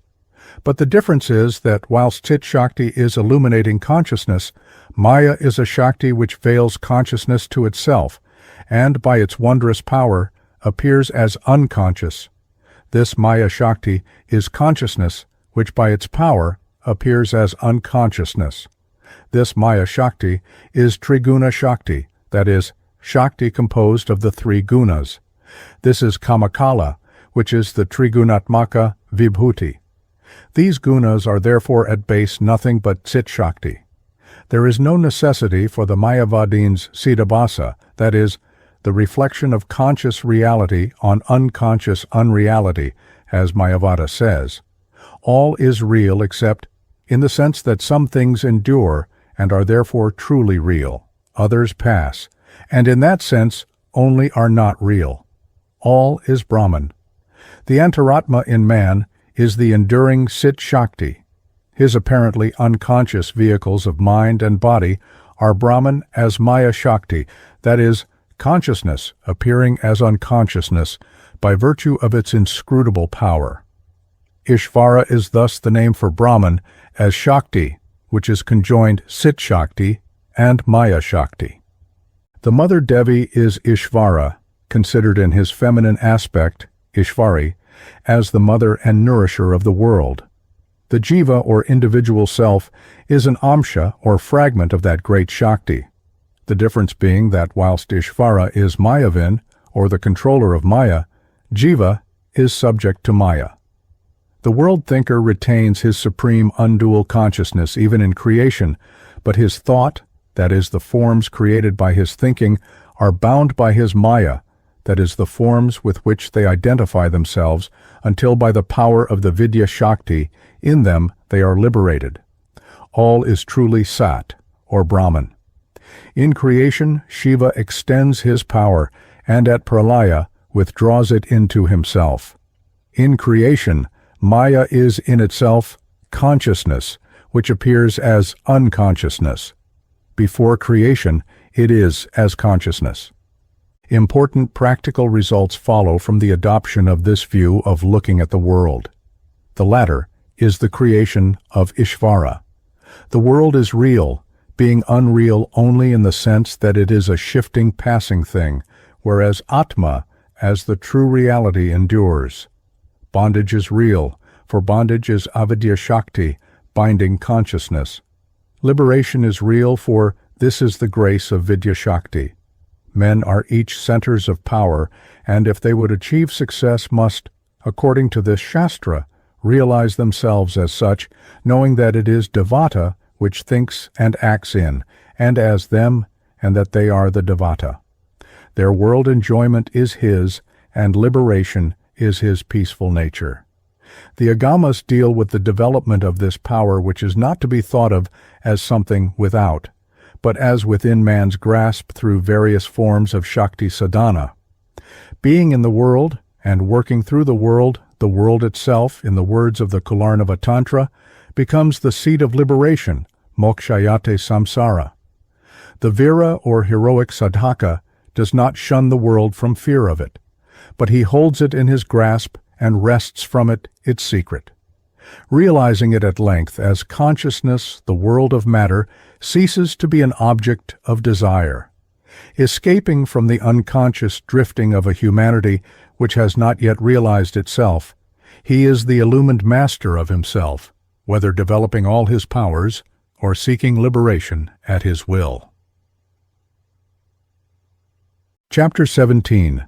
Shakti and Maya. In the 8th chapter of the unpublished Samohana Tantra, it is said that Shamkara manifested on earth in the form of Shamkarakarya in order to root out Buddhism from India. It compares his disciples and himself to the 5 Mahapreta, who form the couch on which the Mother of the Worlds rests, and identifies his maths with the Amnayas, namely the Govardhana in Puri, with Purvamnaya, the Sampradaya being Bhogavara, and so on with the rest. Whatever be the claims of Shamkara as destroyer of the great Buddhistic heresy, which owing to its subtlety was the most dangerous antagonist which the Vedanta has ever had, or his claims as expounder of Upanishad from the standpoint of Siddhi, his Mayavada finds no place in the Tantras of the Agamas, for the doctrine and practice is given from the standpoint of sadhana. This is not to say that the doctrine is explicitly denied. It is not considered. It is true that in actual fact we often give accommodation to differing theories for which logic can find no living room, but it is obvious that insofar as man is a worshipper, he must accept the world standpoint if he would not, like Kalidasa, cut from beneath himself the branch of the tree on which he sits. Next, it would be a mistake to overlook the possibility of the so-called Tantric tradition having been fed by ways of thought and practice which were not, in the strict sense of the term, part of the Vedic cult, or in the line of its descent. The worship of the Great Mother, the Magna Mater of the Near East, the Adya Shakti of the Shakta Tantras, is in its essentials, as I have elsewhere pointed out, one of the oldest and most widespread religions of the world, and one which in India was possibly, in its origins, independent of the Brahmanic religion, as presented to us in the Vedic Samhitas and Brahmanas. If this be so, it was later on undoubtedly mingled with the Vedanta tradition, so that the Shakta faith of today is a particular presentation of the general Vedantic teaching. This is historical speculation from an outside standpoint. As the Sarvalasa of Sarvanandanatha points out, and as is well known to all adherents of the Shakta Agamas, Veda in its general sense includes these and other Shastras in what is called the Great Shatakoti Samhita. Whatever be the origins of doctrine, and this should not be altogether overlooked in any proper appreciation of it, I am here concerned with its philosophical aspect, as shown to us today in the teachings and practice of the Shaktas, who are followers of the Agama. This teaching occupies, in some sense, a middle place between the dualism of Samkhya and Shamkara's ultra-monistic interpretation of Vedanta, to which, unless otherwise stated, I refer.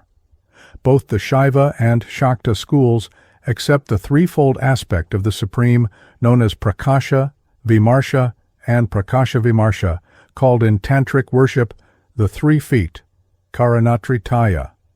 Both adopt the 36 tattvas, Shiva, Shakti, Sadashiva, Ishvara, and Shuddhavidya, preceding the Purusha Prakriti tattvas with which the Samkhya commences. For whereas these are the ultimate tattvas in that philosophy, the Shaiva and Shakta schools claim to show how Purusha and Prakriti are themselves derived from higher tattvas. These latter tattvas are also dealt with from the Shabda side as Shakti, Nada, Bindu, and as Kalas, which are the Kriya of the various grades of tattvas, which are aspects of Shakti.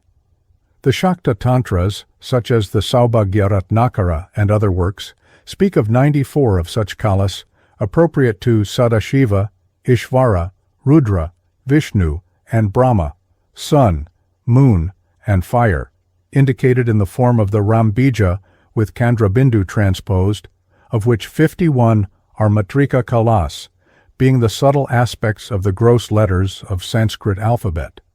This last is the Mimamsaka doctrine of Shabda, adapted to the doctrine of Shakti. Common also to both Shakta and Shaiva Sampradayas is the doctrine of the Shadadva. See my garland of letters. I am not, however, here concerned with these details, but with the general concept of Shakti, which is their underlying basis. It is sufficient to say that Shakta doctrine is a form of Advaitavada.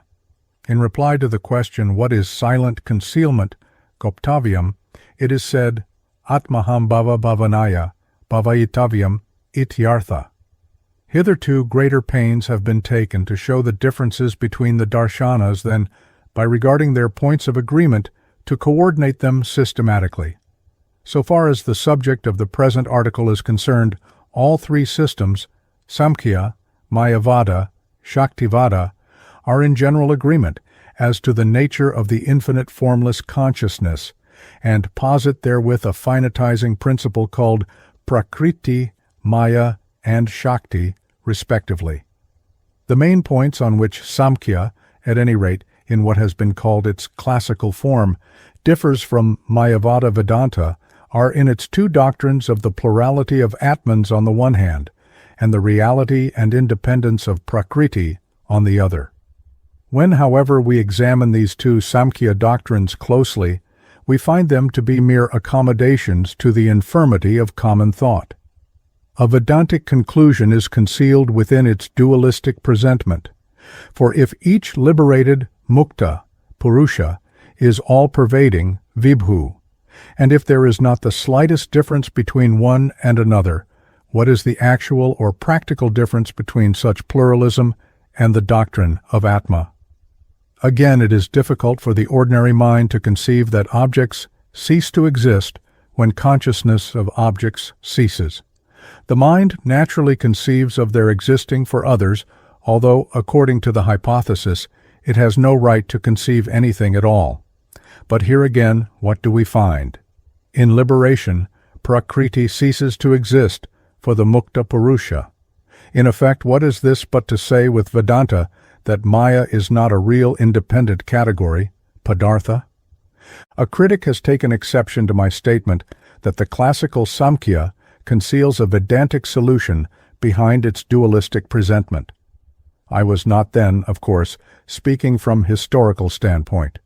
Shiva in the Kularnava Tantra says that the six philosophies are parts of his body, and he who severs them severs his body.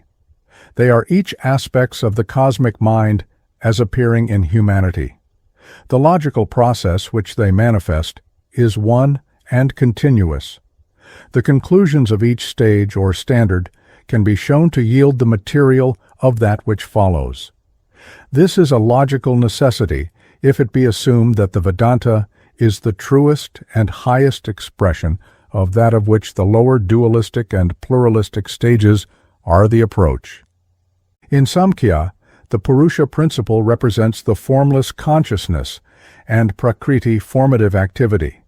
Shamkara, defining reality as that which exists as the same in all the three times, does not altogether discard these two principles, but says that they cannot exist as two independent realities.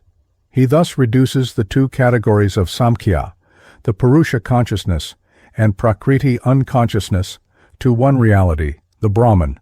Otherwise, the Vakya, all is Brahman, Sarvam Kalvidam Brahma, is falsified. Brahman, however, in one aspect is dissociated from and in another associated with Maya, which in his system takes the place of the Samkhyan Prakriti. Rut, whereas Prakriti is an independent reality, Maya is something which is neither real, sat, nor unreal, asat, nor partly real and partly unreal, sadasat, and which, though not forming part of Brahman, and therefore not Brahman, is yet, though not a second reality, inseparably associated and sheltering with Brahman, Maya Brahmashrita, in one of its aspects, owing what false appearance of reality it has to the Brahman with which it is so associated. It is an eternal falsity, mithyabhuta sanatani, unthinkable, illogical, unexplainable, anirvakaniya. In other points, the Vedantic Maya and Samkhyan Prakriti agree. Though Maya is not a second reality, but a mysterious something of which neither reality nor unreality can be affirmed, the fact of positing it at all gives to Shamkara's doctrine a tinge of dualism from which Shakta theory is free. According to Samkhya, Prakriti is real, although it changes. This question of reality is one of definition. Both Mula Prakriti and Maya are eternal. The world, though a changing thing, has at least empirical reality in either view. Both are unconsciousness. Consciousness is reflected on or in unconsciousness. That is to state one view, for, as is known, there is a difference of opinion. The light of Purusha consciousness, Cit, is thrown on the Prakriti unconsciousness, Atcit, in the form of Buddhi. Vijnana Bhikshu speaks of a mutual reflection. The Vedantic Pratibimbavadins say that Atma is reflected in Antakarana, and the apparent likeness of the latter to Cit, which is produced by such reflection, is Siddhabhasa, or Jiva. This question of Siddhabhasa is one of the main points of difference between Mayavada and Shaktivada. Notwithstanding that Maya is a falsity, it is not, according to Shamkara, a mere negation or want of something, abhava, but a positive entity, bhava-rupa-majanam. That is, it is in the nature of a power which veils, achadaka, consciousness, as Prakriti does in the case of Purusha. The nature of the great unexplained as it is in itself, and whether we call it Prakriti or Maya, is unknown. The Yogini Hridaya Tantra beautifully says that we speak of the heart of Yogini, who is knower of herself, Yogini Svavid, because the heart is the place whence all things issue. What man, it says, knows the heart of a woman? Only Shiva knows the heart of Yogini. But from Shruti and its effects it is said to be one, all-pervading, eternal, existing now as seed and now as fruit, unconscious, composed of gunas, gunamayi, unperceivable except through its effects, evolving, parinami, these effects which are its products. That is the world, which however assumes in each system the character of the alleged cause. That is, in Samkhya, the effects are real. In Vedanta, neither real nor unreal.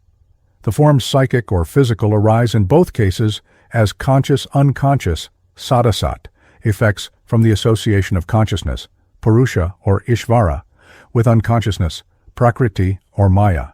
Miyate anena, iti Maya. Maya is that by which forms are measured or limited. This too is the function of Prakriti.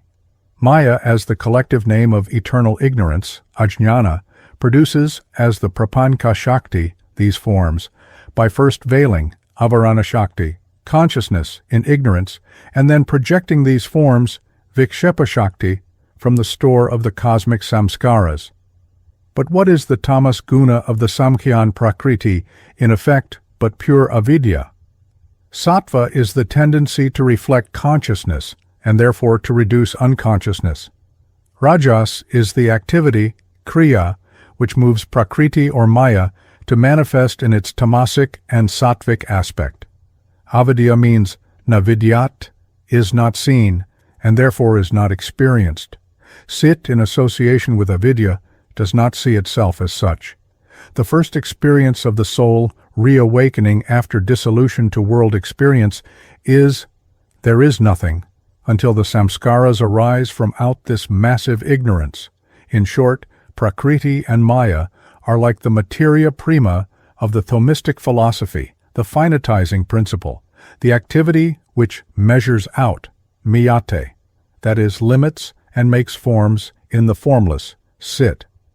The devotee Kamalakanta lucidly and concisely calls Maya the form of the formless, Shunyasya Akara iti Maya. In one respect, Mayavada is a more consistent presentation of Advaitavada than the Shakta doctrine to which we now proceed. For whilst Shamkara's system, like all others, posits the doctrine of aspects, saying that in one aspect the Brahman is associated with Maya, Ishvara, and that in another it is not, Para-Brahman. Yet in neither aspect does his Brahman truly change. In Shakta doctrine, Shiva does in one aspect, Shakti, change. Brahman is changeless and yet changes.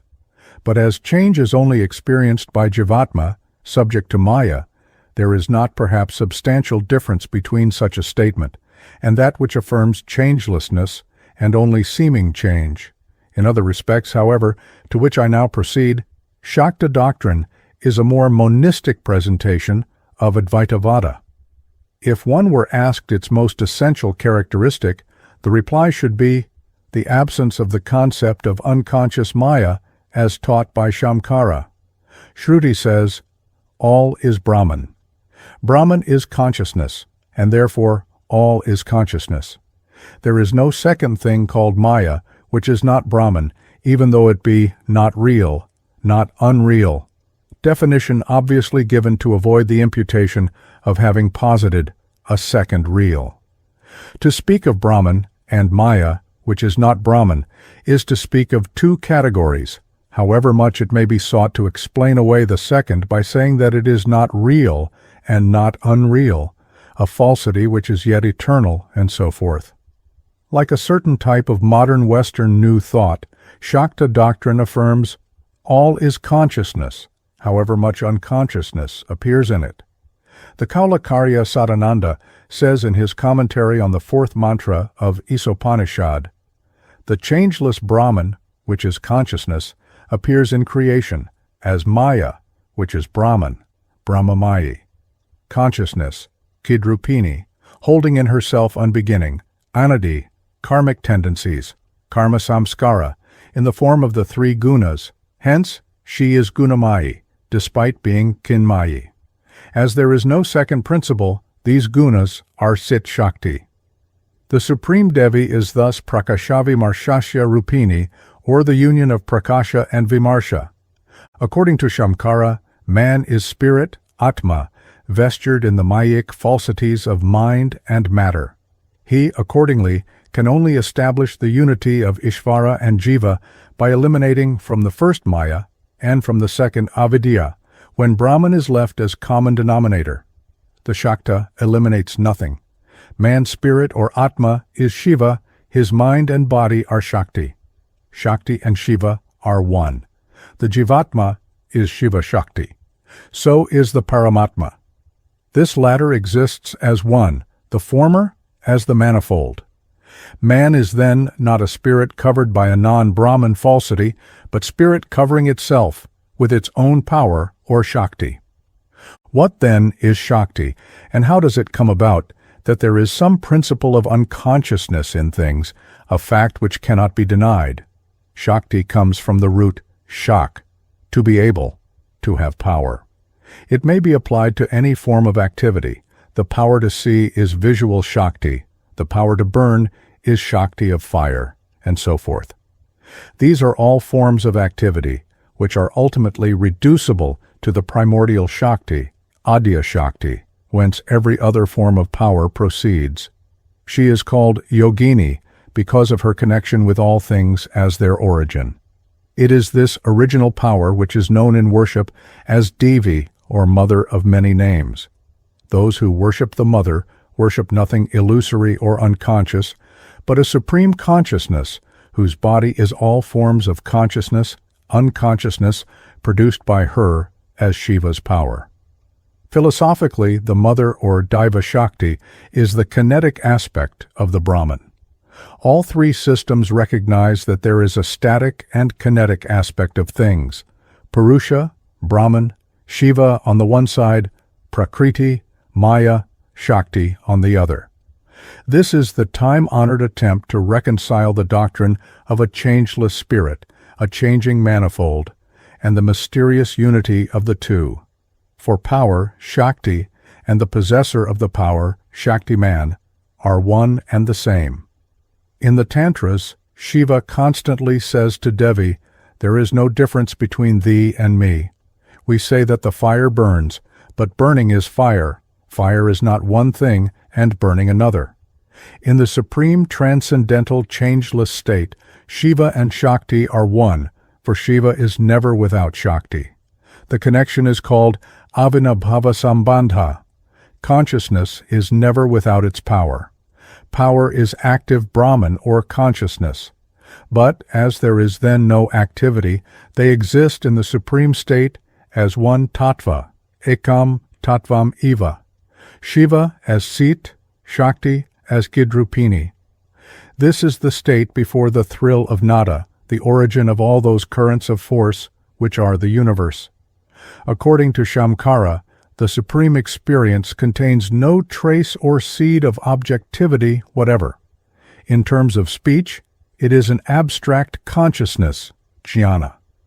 According to the view here expressed, which has been profoundly elaborated by the Kashmir Shaiva school, that which appears without only so appears because it, in some form or other, exists within. So also the Shakta Visvasara Tantra says, "What is here is there, what is not here is nowhere."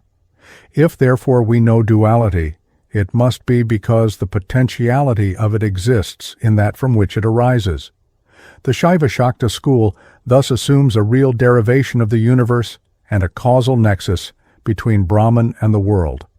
According to Shamkara, this notion of creation is itself Maya, and there is no need to find a cause for it.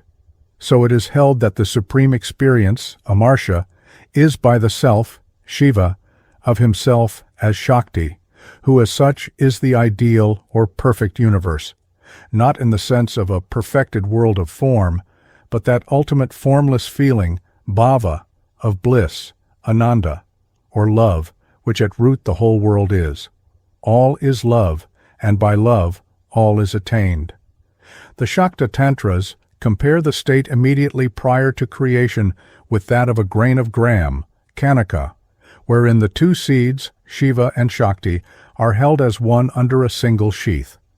There is, as it were, a maithuna in this unity of dual aspect, the thrill of which is nada, productive of the seed or bindu from which the universe is born. When the sheath breaks and the seeds are pushed apart, the beginning of a dichotomy is established. In the one consciousness, whereby the I and the this, idam or universe, appear as separate. The specific Shiva aspect is, when viewed through Maya, the self, and the Shakti aspect, the not-self. This is to the limited consciousness only. In truth, the two, Shiva and Shakti, are ever one and the same, and never dissociated. Thus each of the bindus of the Kamakala are Shiva Shakti, appearing as Purusha Prakriti. At this point, Shakti assumes several forms, of which the two chief are Cit-Shakti, or as Cit as Shakti, and Maya-Shakti, or Maya as Shakti. Maya is not here a mysterious unconsciousness, a non-Brahman, non-real, non-unreal something. It is a form of Shakti, and Shakti is Shiva, who is consciousness, which is real. Therefore, Maya-Shakti is in itself Svarupa, consciousness, and Brahman. Being Brahman, it is real. It is that aspect of conscious power which conceals itself to itself. By veiling the own true form, Svarupa is consciousness, its Shaktis always arise, Svarupa Varane Kashya Shaktaya Satatotita, as the Spandakarika says. This is a common principle in all doctrine relating to Shakti. Indeed, this theory of veiling, though expressed in another form, is common to Samkhya and Vedanta. The difference lies in this, that in Samkhya it is a second independent principle which veils. In Mayavada Vedanta, it is the non-Brahman Maya, called a Shakti of Ishvara, which veils. And in Shakta Advaitavada, for the Shaktas are non-dualists, it is consciousness, which without ceasing to be such, yet veils itself. As already stated, the monistic Shaivas and Shaktas hold certain doctrines in common, such as the 36 tattvas and what are called Shadadva which also appear as part of the teaching of the other Shaiva schools. In the 36 Tattva scheme, Maya, which is defined as the sense of difference, Beta Buddhi, for it is that which makes the self see things as different from the self, is technically that tattva which appears at the close of the pure creation, that is, after Shuddhavidya. This Maya reflects and limits in the Pashu or Jiva, the Isha, Jnana, Kriya Shaktis of Ishvara. These again are the three bindus, which are moon, fire, and sun. What are jnana and kriya, including Isha, its preliminary, on the part of the Pati, Lord, in all beings and things, Pavishu, which are his body. It is these two which, with Maya as the third, are the sattva, rajas, and tamas gunas of the Pashu. This veiling power explains how the undeniable element of unconsciousness, which is seen in things, exists.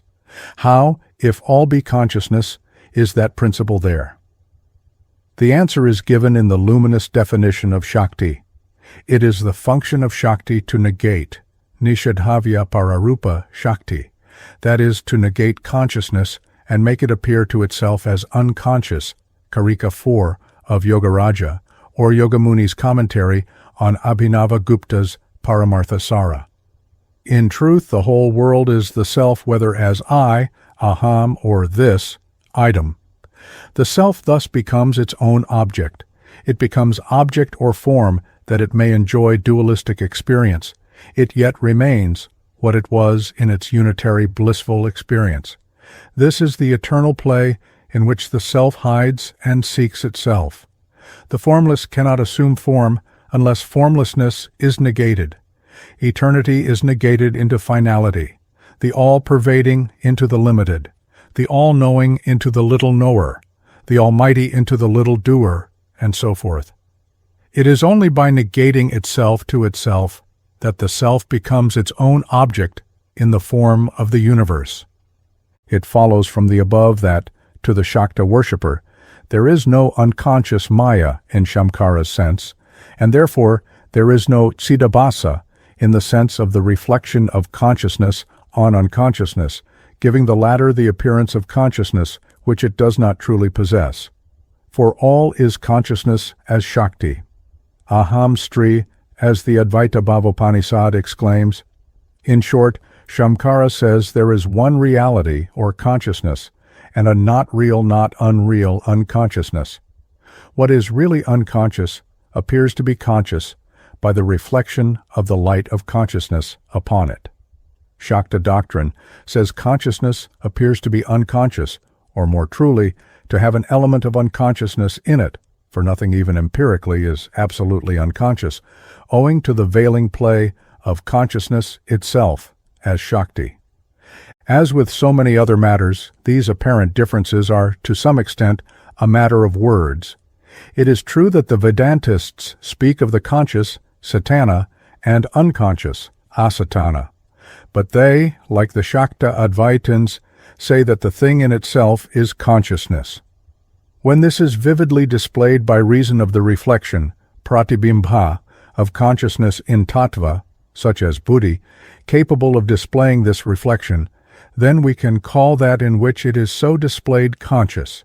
Where, though consciousness is all-pervading, Caitanya is not so displayed, there we speak of unconsciousness.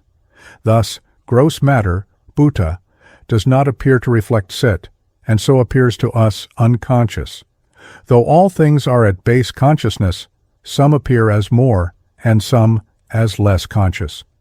Shamkara explains this by saying that Caitanya is associated with a non-conscious mystery, or Maya, which veils consciousness, and Caitanya gives to what is unconscious the appearance of consciousness through reflection.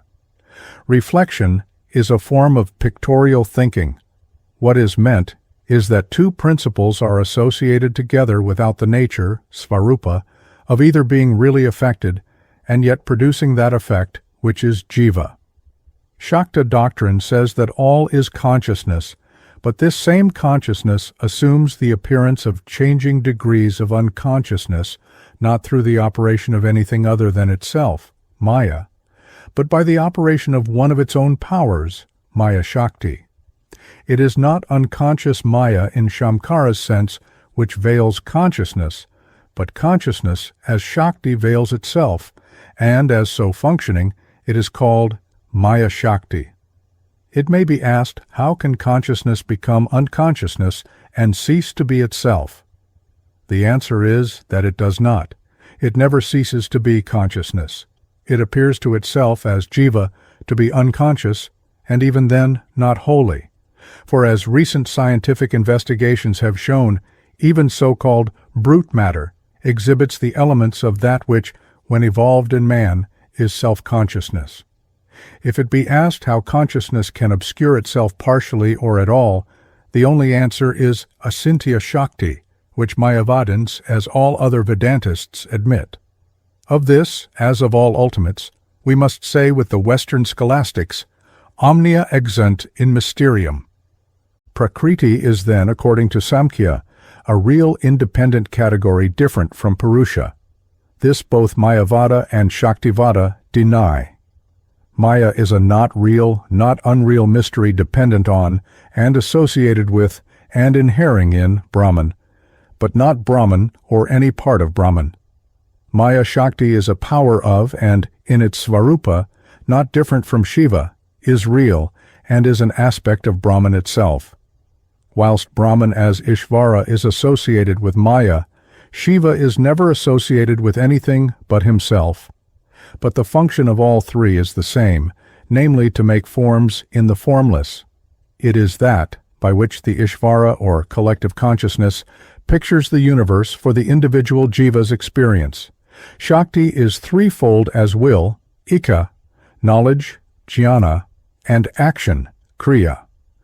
All three are but differing aspects of the one Shakti. Consciousness and its power or action are at base the same. It is true that action is manifested in matter that is apparent unconsciousness, but its root, as that of all else, is consciousness. Jnana is self-proved and experienced, svatasiddha, whereas kriya, being inherent in bodies, is perceived by others than by ourselves. The characteristic of action is the manifestation of all objects. These objects, again, characterized by consciousness, unconsciousness, are in the nature of a shining forth, abhasa, of consciousness. Here abhasa is not used in its sense of siddhabhasa, but as an intensive form of the term phasa. The power of activity and knowledge are only differing aspects of one and the same consciousness. According to Shamkara, Brahman has no form of self-determination. Kriya is a function of unconscious Maya. When Ishvara is said to be a doer, karta, this is attributed aupadika to him by ignorance only. It follows from the above that there are other material differences between Shakta doctrine and Mayavada, such as the nature of the supreme experience, the reality and mode of creation, the reality of the world, and so forth. The world, it is true, is not, as the Mahanirvana Tantra says, absolute reality in the sense of unchanging being, for it comes and goes. It is nevertheless real, for it is the experience of Shiva, and Shiva's experience is not unreal. Thus again, the evolution of the world as abhasa, whilst resembling the vivarta of Mayavada, differs from it in holding, as the Samkhya does, that the effect is real and not unreal, as Shamkara contends. To treat of these and other matters would carry me beyond the scope of this essay, which only deals, and that in a summary way, with the essential differences and similarities in the concept Prakriti, Maya, and Shakti. I may, however, conclude with a few general remarks. The doctrine of Shakti is a profound one, and I think likely to be attractive to Western minds when they have grasped it, just as they will appreciate the Tantric watchword, kriya, or action, its doctrine of progress with and through the world and not against it, which is involved in its liberation enjoyment, bhukti-mukti, theory, and other matters. The philosophy is, in any case, not, as an American writer, in his ignorance absurdly called it, worthless, religious feminism run mad, and a feminization of Vedanta for suffragette monists. It is not a feminization of anything, but distinctive, original, and practical doctrine worthy of a careful study. The Western student will find much in it, which is more acceptable to generally prevalent thought in Europe and America than in the illusion doctrine, in itself an unsuitable term, and the ascetic practice of the Vedantins of Shamkara's school. This is not to say that ways of reconciliation may not be found by those who go far enough. It would not be difficult to show ground for holding that ultimately the same intellectual results are attained by viewing the matter from the differing standpoints of sadhana and siddhi. The writer of an interesting article on the same subject in the Prabuddha Bharata, August 1916, states that the Sannyasi Totapuri, the guru of Sri Ramakrishna, maintained that a Mayavadin Vedantist could not believe in Shakti, for if causality itself be unreal, there is no need to admit any power to cause, and that it is Maya to apply the principle of causation and to say that everything comes from Shakti. The sannyasi was converted to Shakta doctrine after all, for as the writer well says, it is not merely by intellectual denial, but by living beyond the unreal that real is found. He, however, goes on to say, the Shaktivada of Tantra is not an improvement on the Mayavada of Vedanta, that is the doctrine of Shamkara, but only its symbolization through the chromatics of sentiment and concept. It is true that it is a form of Vedanta, for all which is truly Indian must be that. It is also a fact that the Agama, as a Shastra of worship, is full of symbolism. Intellectually, however, it is an original presentment of Vedanta, and from the practical point of view, it has some points of merit which Mayavada does not possess. Varieties of teaching may be different presentations of one truth leading to a similar end, but one set of chromatics may be more fruitful than another for the mass of men. It is in this that the strength of the Shakta doctrine and practice lies.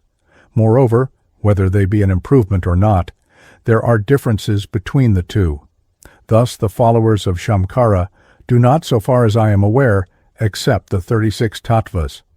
A question, however, which calls for inquiry is that of the relation of the Shakta and Shaiva, Advaita, schools Mayavada, is a doctrine which, whether true or not, is fitted only for advanced minds of great intellectuality and for men of ascetic disposition, and of the highest moral development.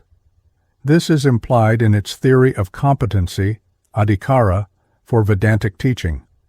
When, as is generally the case, it is not understood, and in some cases, when it is understood, but is otherwise not suitable, it is liable to be a weakening doctrine. The Shakta teaching to be found in the Tantras has also its profundities, which are to be revealed only to the competent, and contains a practical doctrine for all classes of worshippers, sadhaka. It has, in this form, for the mass of men, a strengthening pragmatic value which is beyond dispute. Whether, as some may have contended, it is the fruit of a truer spiritual experience I will not here discuss, for this would lead me into a polemic beyond the scope of my present purpose, which is an impartial statement of the respective teachings on one particular point given by the three philosophical systems here discussed. Chapter 18. Shakta Advaitavada. I have often been asked in what consists the difference between Vedanta and Tantra. This question is the product of substantial error, for it assumes that Tantra Shastra is not based on Vedanta.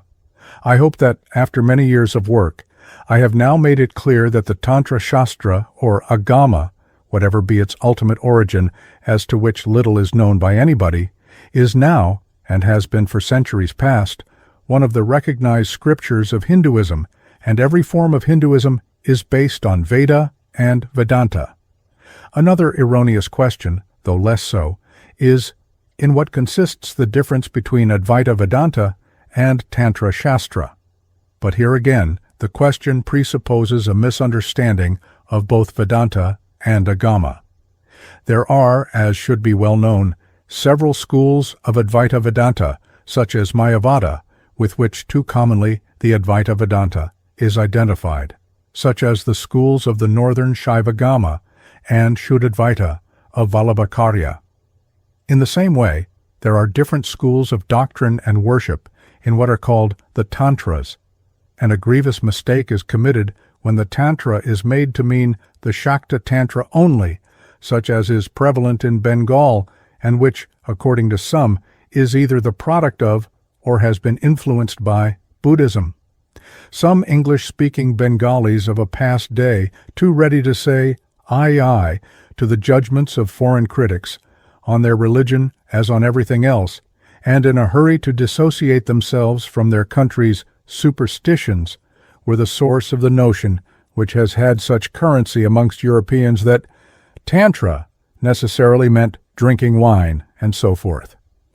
A legitimate and accurate question is, in what consists the difference between, say, the Mayavadins' Vedanta and that taught by the Shakta Sampradaya of Bengal? One obviously fundamental difference at once emerges. The agamas, being essentially ritual or sadhana shastras, are not immediately and practically concerned with the yoga doctrine touching paramarthika sata taught by Shankaracharya. A sadhaka ever assumes the reality of the universe and is a practical dualist, whatever be the non-dual philosophical doctrines to which he may be intellectually attracted. He worships, that is, assumes the being of some other who is worshipped, that is, a real Lord who really creates, maintains, and really dissolves the universe. He himself, the object of his worship, and the means of worship are real, and his Advaita views are presented on this basis. It is on this presentment, then, that the next class of differences is to be found. What are they? The essence of them lies in this, that the sadhaka looks at the Brahman through the world, whereas to the Mayavadin yogi, placing himself at the Brahman standpoint, there is neither creation nor world, but the luminous Atma, the clear light of the void, as the Mahayanists call it, that alone is. Nevertheless, both the Advaita Sadhaka and the Advaita Yogi are one in holding that the Brahman alone is. Sarvam Kalvidam Brahma is the great saying, Vakya, on which all Shakta Tantra Shastra rests. The difference in interpretation then consists in the manner in which this Mahavakya is to be explained. Does it really mean what it says, or does it mean that the saying applies only after elimination of Maya and Avidya? Here there is the necessary difference because, in the case of the sadhaka, the Vakya must be explained on the basis of his presuppositions already given, whereas the yogi, who has passed the stage in which he became siddha in sadhana, surpasses, by auto-realization, all dualism. The vast mass of men are better warned off discussions on paramarthika sata. Whether the concept be true or not, it only leads in their case to useless argument, vikara, and thus enfeebles them. Shakta doctrine, as its name implies, is a doctrine of power. It is true that yoga is power, indeed the highest form of it, yoga bala. But it is a power only for those qualified, adhikari, and not for the mass. I am not therefore here adversely criticizing Mayavada. It is a pity that this country, whose great glory it is to have preached Abheda in varying forms, and therefore tolerance, is today full of hateful Beda of all kinds. I say hateful, for Beda is a natural thing, only hateful when accompanied by hate and intolerance. Profoundly it is said in Halhead's Gentoo laws that contrarieties of religion and diversity of belief are a demonstration of the power of the Supreme. Differences and varieties of created things are rays of the glorious essence, and types of his wonderful attributes whose complete power formed all creatures. There is also the saying attributed to the Apostle of God, Muhammad, in the Radul Muhtar and elsewhere. Difference of opinion is also the gift of God. In these sayings speaks the high spirit of Asia. There may be political remedies for sectarian ill-feeling, but a medicine of more certain effect in this country is the teaching, Rama Rahim Ek Hai. Let us then, not only objectively, but in all amity, examine the two great systems mentioned.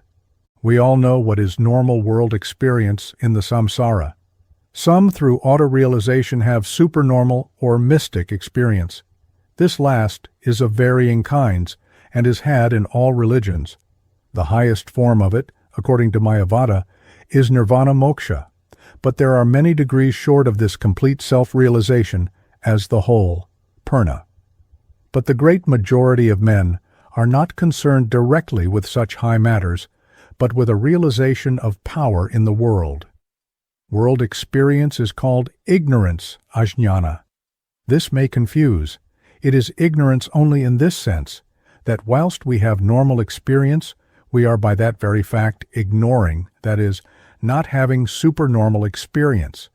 In supernormal experience, again, there is no finite world experience. The Lord Himself cannot have man's experience except as and through man.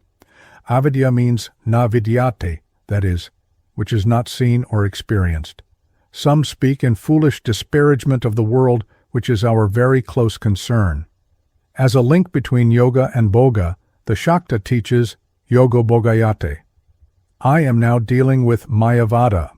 Whence does this ignorance in the individual, or avidya, come? The world is actually ignorant, and man is part of it. This ignorance is the material cause of the world.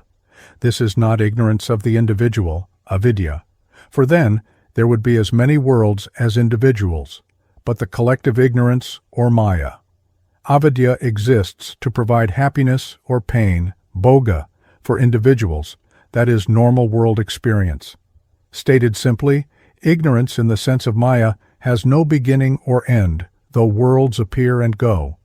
What is this but to say that it is in the nature, svabhava, of the real which manifests to do so, and the nature of its future manifestation proceeds upon lines indicated by the past collective karma of the world. Now, enjoyment and suffering cannot be denied, nor the existence of an element of unconsciousness in man. But the Paramatma, as such, does not, it is said, suffer or enjoy, but is pure consciousness. What consciousness, then, does so? Shamkara, who is ever solicitous to preserve purity of the supreme unchanging self, says that it is not true consciousness, but a false image of it reflected in ignorance, and which disappears when the latter is destroyed. This is in fact Samkhyan dualism in another form, and because of this, Shaktivada claims to have a purer Advaita doctrine. In Samkhya the Purusha, and in Mayavada the Atma illumina Prakriti and Maya respectively, but are never in fact bound by her. What is in bondage is the reflection of Purusha, or Atma, in Prakriti, or Maya. This is Siddhabhasa, or the appearance of consciousness in a thing which is in fact not conscious. The appearance being due to the reflection of consciousness, sit, or ignorance, ajñāna, or unconsciousness, aksit. The false consciousness, as jivatma, suffers and enjoys. According to the Shakta view, there is, as later explained, no Chiddabhasa. Now, is this ajñāna independent of Atma or not? Its independence, such as Samkhya teaches, is denied. Ignorance, then, whether collective or individual, must be traced to and have its origin in and rest on consciousness as Atma. How this is so is unexplained, but the unreal which owes its existence in some inscrutable way to reality is yet, it is said, in truth no part of it. It is Brahman, then, which is both the efficient and material cause of ignorance with its three gunas, and of Siddhabhasa, Brahma is the cause through its inscrutable power, Asintya Shaktitvat, or Maya-Shakti. Now, is this Shakti real or unreal? According to the transcendent standpoint, Paramarthika, of Mayavada, it is unreal. The creative consciousness is a reflection on ignorance, or Maya. It is Brahman seen through the veil of Maya. This is not a denial of Brahman, but of the fact that it creates. A true consciousness, it is said, can have no incentive to create. From the standpoint of the supreme state, nothing happens. Both the consciousness which as Ishvara creates and as Jiva enjoys are Chidabhasa, the only difference being that the first is not, and the second is under the influence of Maya. Then it is asked, ignorance being unconscious and incapable of independent operation, true consciousness being inactive, Nishkriya, and Chidabhasa being unreal, how is ignorance capable of hiding true consciousness and producing the world out of itself? To this the only reply is svabhava, that is, the very nature of ignorance makes it capable of producing apparently impossible effects. It is inscrutable, anirvakanya. The Shakta then asks whether this Shakti is real or unreal, conscious or unconscious, Brahman or not Brahman. If it be a Shakti of Brahman, it cannot be unreal, for there is no unreality in Brahman. It must be conscious, for otherwise unconsciousness would be a factor in Brahman. It is Brahman then, for power, Shakti, and the possessor of power, Shaktiman, are one and the same. Therefore, the Shakta Tantra Shastra says that Shakti, which operating as Cit and Maya, is Cit-Shakti and Maya-Shakti, is real, conscious, and Brahman itself, Sarvam Kalvidam Brahma. It follows that Shakti, which is Brahman in its aspect as creator, is, in fact, both the efficient and material cause of the world. If the first or cause is real, so is the second or world. If the first be the cause of unreality, it is in itself unreal. But what is real is Brahman. Therefore, the world has a real cause which is not unreal unconsciousness or ignorance composed of three gunas, but conscious Shakti and Brahman. It, therefore, does away with the necessity for Chidabhasa. For if real conscious Shakti is the cause of the world, then there is no need for unreal unconsciousness, which Mayavada is driven to posit, to secure the absolute purity of the Brahman consciousness. From the standpoint of Mayavada, the objection to the exclusion of Chidabhasa lies in the fact that if the world is derived direct from conscious Shakti, as Shaktas hold, then the supreme consciousness is made both enjoyer and object of enjoyment. But it holds that Paramatma does not enjoy and has no need to do so, whilst the object of enjoyment is unconscious.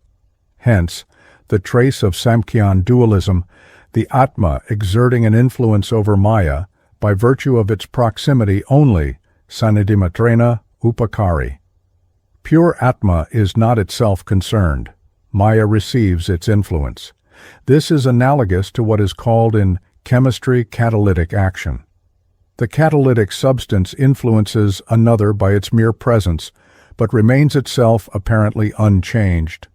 Atma is in this sense an efficient but not instrumental or material cause of the world. As Atma is only Satchidananda, the world, so long as it is considered to exist, must exist in pure consciousness, Atmastha, though essentially it is different from it, Atma Vilakshana, and does not exist for its purpose. In Mayavada, the world from the transcendental standpoint does not exist, and Atma is not cognizant of it. Hence, the question of the cause of creation is bred of ignorance. So also is the idea of efficient cause, for it proceeds from a search for the cause of creation which does not exist. Mayavada, from the standpoint of normal conventional experience, Vyavaharika Sata, speaks of the Shakti of Atma as a cause of creation, simply to provide the empirical world of the worldly man with a worldly interpretation of its worldly existence. From this point of view, Brahman is looked at through the world, which is the natural thing for all who are not liberated. From the other end, or Brahman, there is no creation nor world, and Atma alone is.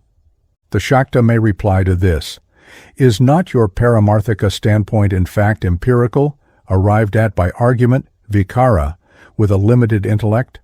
If inscrutable power is a cause of the world, it is inscrutable, because the intellect cannot grasp it, though it is known to be Atma. If the latter can show inscrutable power, how can you say that it is incapable of appearing as enjoyer and object of enjoyment. To deny this is to deny the unlimited character of inscrutable power. If it be objected that Atma cannot be object of enjoyment, because the former is conscious and the latter unconscious, what proof is there that such an object is essentially unconscious? It may be that consciousness is not perceived in it. That is, the material world appears to be unconscious, and therefore unconsciousness comes in somewhere, otherwise it could not be perceived as unconscious. Thus, a school of European idealists hold the universe to be a society of spirits of all kinds and degrees, human, animal, and vegetable, and even inorganic objects. All are minds of various orders. Even the last are an order, though yet so low that they are in practice not apprehended as minds. The material world is merely the way in which these lower kinds of mind appear to our senses. The world of objects are, to use Berkeley's word, signs of spirit, and the way in which it communicates itself to us. Thus, to the Hindu, the Bharga in the sun is the Aditya Devata, and the planets are intelligences. The physical sun is the body of the Surya Devata. The whole universe is an epiphany of spirit. Matter is Cit as object to the mind, as mind is Cit as the knower of such object. It is not, however, denied that there is an element of unconsciousness in the material world as it appears to us. But the Shakta says that Shakti has the power of hiding its consciousness, which is exercised to varying extent, thus to a greater extent in the case of inorganic matter than in the case of the plant, and the less in the latter than in man, in whom consciousness is most manifest. This power is her avidya murti, just as consciousness is her vidya murti. Nothing then in the material world is absolutely unconscious, and nothing is perfectly conscious. The vidya murti ever is, because as consciousness it is the own nature, or svarupa, of Shakti. The avidya murti, which conceals consciousness, appears in creation and disappears in dissolution. The Mayavadan may, however, ask whether this avidya Shakti is conscious or unconscious. It cannot, he says, be the latter, for it is said to be Atma, which is conscious. How then can it conceal itself and appear as unconscious? P. For nothing can be what it is not, and the nature of consciousness is to reveal and not to conceal.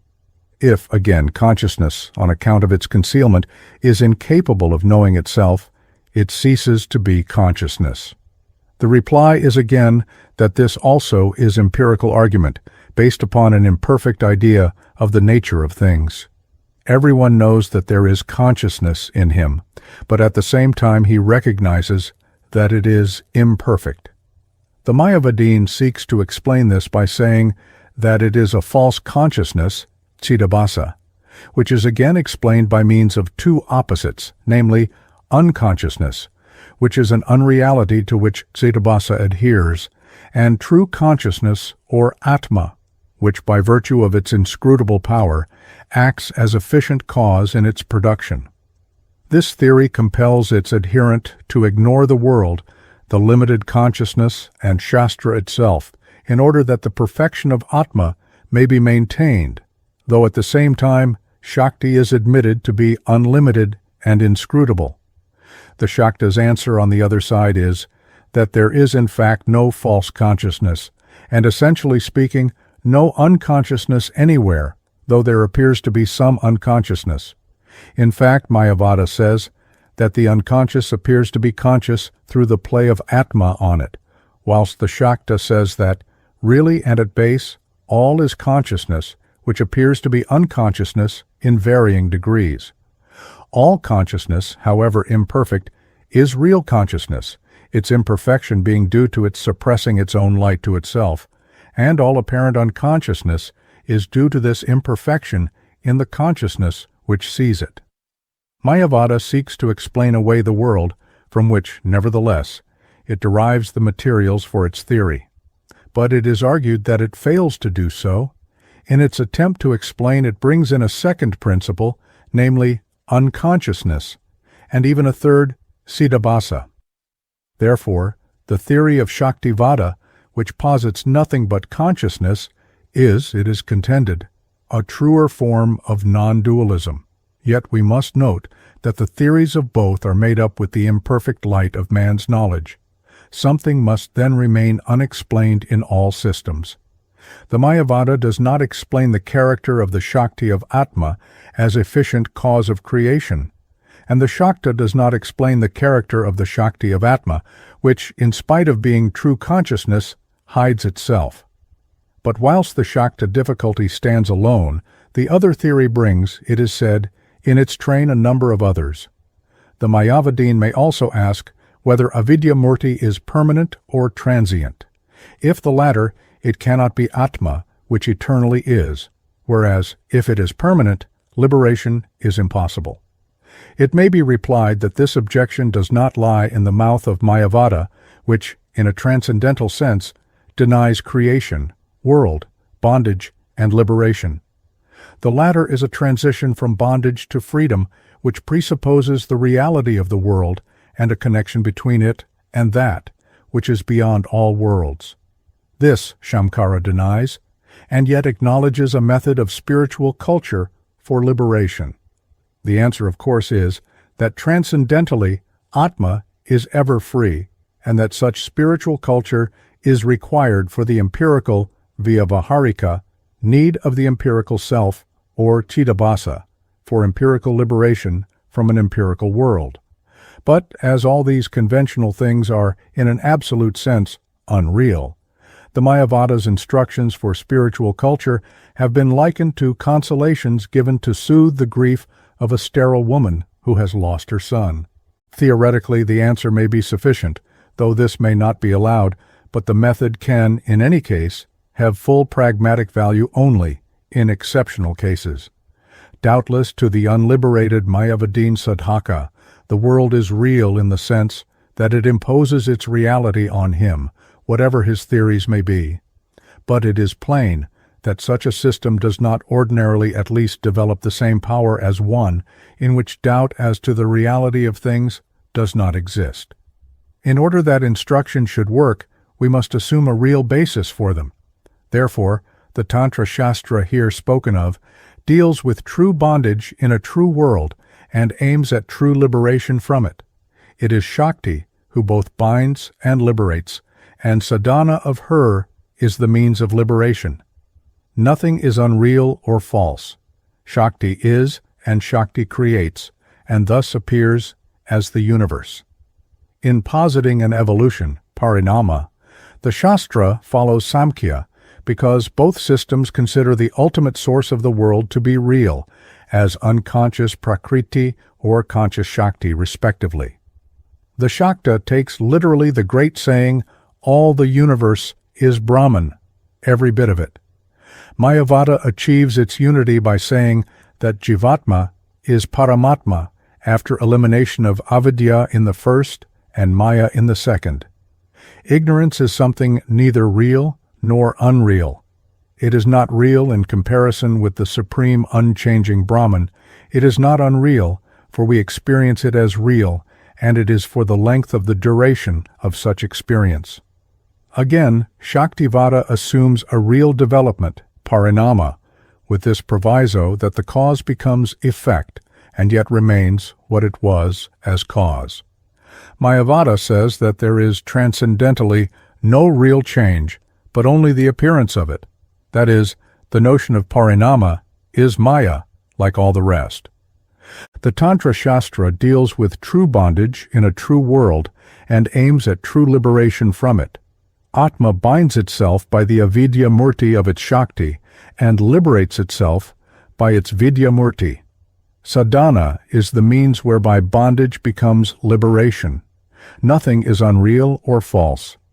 Atma by its Shakti causes the play in itself of a Shakti which is essentially nothing but itself, but operates in a dual capacity, namely as avidya and vidya.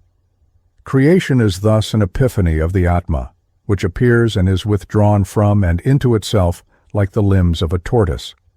The all-pervading Atma manifests itself in many jivas, as the world which supplies the objects of their enjoyment, as the mind and senses for the attainment of the objects, as ignorance which binds, as knowledge which liberates when Atma ceases to present itself, as avidya, and as Shastra, which provides the means for liberation.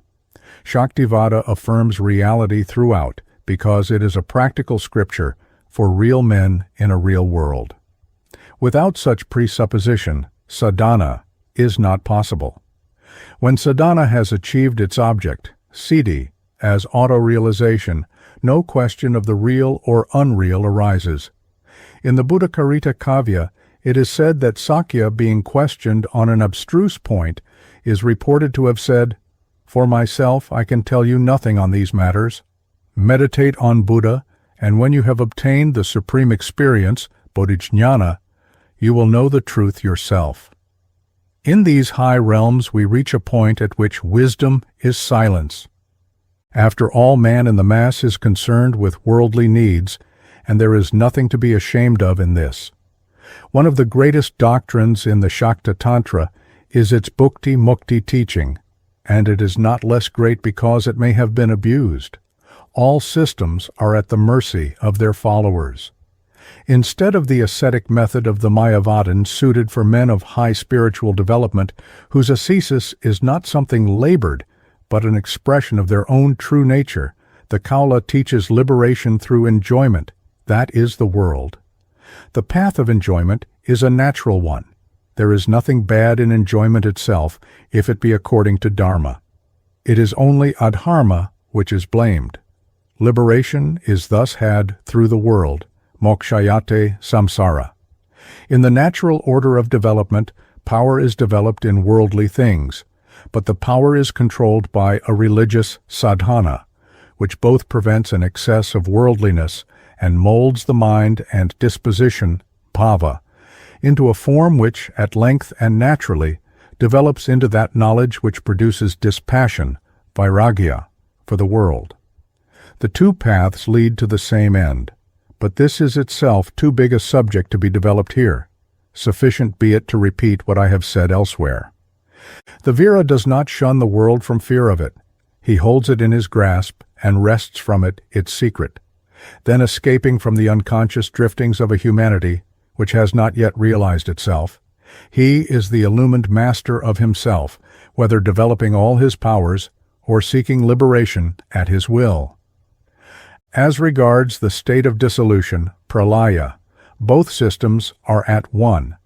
In positing an evolution, Tantra follows Samkhya, because both the two latter theories consider the ultimate source of the world to be real as unconscious prakriti, Samkhya, real as conscious Shakti, Shakta Tantra. In the Mayavada scheme, the source of the world is an unreal ignorance, and reveals itself first as tanmatras, which gradually assume the form of senses and mind in order to appear before Cittavasa as objects of enjoyment and suffering. The Tantra Shastra, again, subject to modifications in consonance with its doctrine, agrees with Nyaya Vaisheshika in holding that the powers of consciousness which are will, icha, knowledge, jnana, and action, kriya, constitute the motive power in creation. These are the great triangle of energy, kamakala, from which shabda and artha, the forces of the psychic and material worlds, arise. Chapter 19. Creation as explained in the Non-dualist Tantras. A psychological analysis of our worldly experience ordinarily gives us both the feeling of persistence and change. This personal experience expresses a cosmic truth. An examination of any doctrine of creation similarly reveals two fundamental concepts, those of being and becoming, changelessness and change, the one and the many. In Sanskrit, they are called the kutastha and bhava, or bhavana. The first is the spirit, or purusha, or Brahman and Atman, which is unlimited being, sat, consciousness, sit, and bliss, ananda. According to Indian notions, the Atman as such is and never becomes. Its power, Shakti, manifests as nature, which is the subject of change. We may understand nature in a twofold sense. First, as the root principle, or noumenal cause of the phenomenal world, that is, as the principle of becoming, and secondly, as such world. Nature in the former sense is mula prakriti, which means that which exists as the root, mula substance of things before, pra, creation, kriti, and which, in association with Cit, either truly or apparently creates, maintains, and destroys the universe.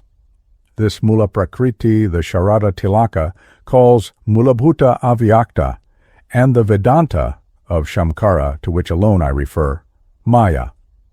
Nature, in the second sense, that is the phenomenal world, which is a product of mula prakriti, is the compound of the evolutes from this root substance, which are called vikritis in the Samkhya and Tantra, and name and form namarupa by the Vedantins, who attribute them to ignorance, avidya.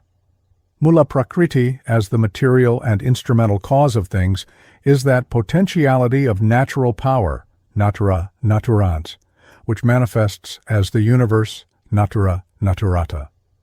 Touching these two principles, there are certain fundamental points of agreement in the three systems which I am examining: Samkhya, Vedanta, and the Advaitavada of the Tantra. They are as follows. According to the first two systems, Brahman or Purusha, as Sat, Sit, and Ananda, is eternal conscious being. It is changeless and has no activity, kartritva. It is not therefore in itself a cause whether instrumental or material, though in so far as its simple presence gives the appearance of consciousness to the activities of prakriti, it may in such sense be designated an efficient cause. So, according to Samkhya, prakriti reflects Purusha, and in Vedanta, avidya of the three gunas takes the reflection of Siddhananda. On the other hand, the substance or factors of mula prakriti, or Maya, are the three gunas, or the three characteristics of the principle of nature, according to which it reveals sattva, or veils, tamas, consciousness, sit, and the activity or energy, rajas, which urges sattva and tamas to operation. It also is eternal, but is unconscious, akit, becoming. Though it is without consciousness, kaitanya, it is essentially activity, kartritva, motion, and change. It is a true cause instrumental and material of the world. But notwithstanding all the things to which mula prakriti gives birth, its substance is in no wise diminished by the production of the vikritis, or tattvas, the gunas, which constitute it, ever remaining the same. The source of all becoming is never exhausted, though the things which are therefrom produced appear and disappear. Passing from the general points of agreement to those of difference, we note firstly those between the Samkhya and the Vedanta. The Samkhya is commonly regarded as a dualistic system, which affirms that both Purusha and Prakriti are real, separate, and independent principles. The Vedanta, however, says that there cannot be two principles which are both absolutely real.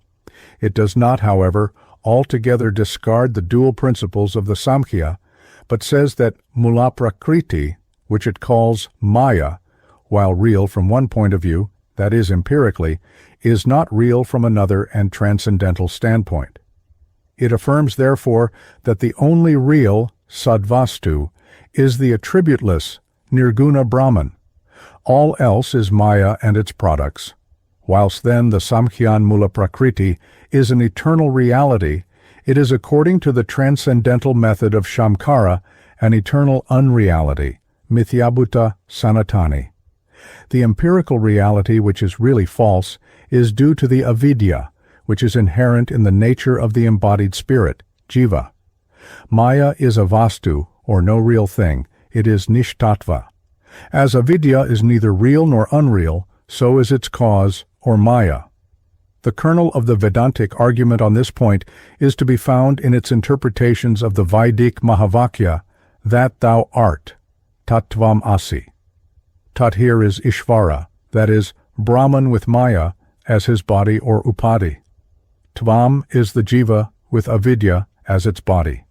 It is then shown that Jiva is only Brahman when Maya is eliminated from Ishvara and Avidya from Jiva. Therefore, only as Brahman is the Tvam, the Tat. Therefore, neither Maya nor Avidya really exist. They are avastu, for otherwise the equality of Jiva and Ishvara could not be affirmed. This conclusion that Maya is avastu has far-reaching consequences, both religious and philosophical, and so has the denial of it. It is on this question that there is a fundamental difference between Shankara's Advaitavada and that of the Shakta Tantra, which I am about to discuss. Before, however, doing so, I will first contrast the notions of creation in Samkhya and Vedanta. It is common ground that creation is the appearance produced by the action of Mula Prakriti, or principle of nature, Akit, existing in association with Sit. According to Samkhya, in Mula Prakriti, or the potential condition of the natural principle, the gunas are in a state of equality, samyavastha, that is, they are not affecting one another. But, as Mula Prakriti is essentially movement, it is said that even when in this state of equality, the gunas are yet continually changing into themselves, sarupa parinama. This inherent subtle movement is the nature of the guna itself, and exists without affecting any objective result. Owing to the ripening of adrishta, or karma, creation takes place by the disturbance of this equality of the gunas, gunakshobha, which then commence to oscillate and act upon one another. It is this initial creative motion which is known in the Tantra as cosmic sound, parashabda. It is through the association of Purusha with Mula Prakriti in cosmic vibration, spandana, that creation takes place. The whole universe arises from varied forms of this grand initial motion. So, scientific matter is now currently held to be the varied appearance produced in our minds by vibration of and in the single substance called ether. This new Western scientific doctrine of vibration is in India an ancient inheritance. Hring, the supreme Hangsa, dwells in the brilliant heaven. The word Hangsa comes, it is said, from the word Hanti, which means gati or motion. Sayana says that it is called Aditya because it is in perpetual motion. But Indian teaching carries the application of this doctrine beyond the scientific ether, which is a physical substance, Mahabhuta. There is vibration in the causal body that is of the gunas of Mula Prakriti as the result of sadrisha parinama of parashabda srishti, in the subtle body of mind, antahkarana, and in the gross body, compounded of the bhutas, which derive from the tanmatras, their immediate subtle source of origin. The Hiranyagarbha and Virat sound is called Madhyama and Vaikari. If this striking similarity between ancient Eastern wisdom and modern scientific research has not been recognized, it is due to the fact that the ordinary Western Orientalist, and those who take their cue from him in this country, are prone to the somewhat contemptuous belief that Indian notions are of historical interest only, and as such, a welcome addition possibly for some intellectual museum, but are otherwise without value or actuality. The vibrating Mula Prakriti and its gunas ever remain the same, though the predominance of now one and now another of them produces the various evolutes called Vikritis or Tattvas, which constitute the world of mind and matter. These Tattvas constitute the elements of the created world. They are the well-known Buddhi, Ahamkara, Manas, constituting the Antakarana, the 10 Indriyas, 5 Tanmatras, and 5 Mahabhutas of ether, air, fire, water, and earth, which of course must not be identified with the notions which the English terms connote. These tattvas are names for the elements which we discover as a result of a psychological analysis of our worldly experience. That experience ordinarily gives us both the feeling of persistence and change. The former is due to the presence of the Atma, or Cit-Shakti, which exists in us in association with Mula Prakriti, or Maya-Shakti. This is the Caitanya in all bodies. Change is caused by Mula Prakriti or Maya-Shakti, and its elements may be divided into the subjective and objective tattvas, or what we call mind and matter. Analyzing again the former, we discover an individuality, ahamkara, sensing through the indriyas, a world which forms the material of its precepts and concepts, manas and buddhi. The object of thought, or matter, are the varied compounds of Vikrita creation, which are made up of combinations of the gross elements, mahabhuta, which themselves derive from the subtle elements, or tanmatras. Now, according to Samkhya, all this is real, for all are tattvas. Purusha and Prakriti are tattvas, and so are Vikritis of the latter. According to the Vedanta also, creation takes place through the association of the Brahman, then known as the Lord, or Ishvara, Mayopadhika Kaitanyam Ishvara, with Maya. That is, Cit is associated with, though unaffected by Maya, which operates by reason of such association to produce the universe. The unchanging Sadvastu is the Brahman. The ever-changing world is, when viewed by the spiritually wise, jnani, the form imposed by avidya on the changeless Sat. It is true that it has the quality of being in accordance with the greatest principle of order, namely, that of causality. It is the Sat, however, which gives to the world the character of orderliness, because it is on and in association with that pure Sit, or Sat, that Maya plays. It is true that behind all this unreal appearance, there is the real, the Brahman. But the phenomenal world has, from the illogical standpoint, no real substratum existing as its instrumental and material cause. The Brahman, as such, is no true cause, and Maya is unreal, avastu.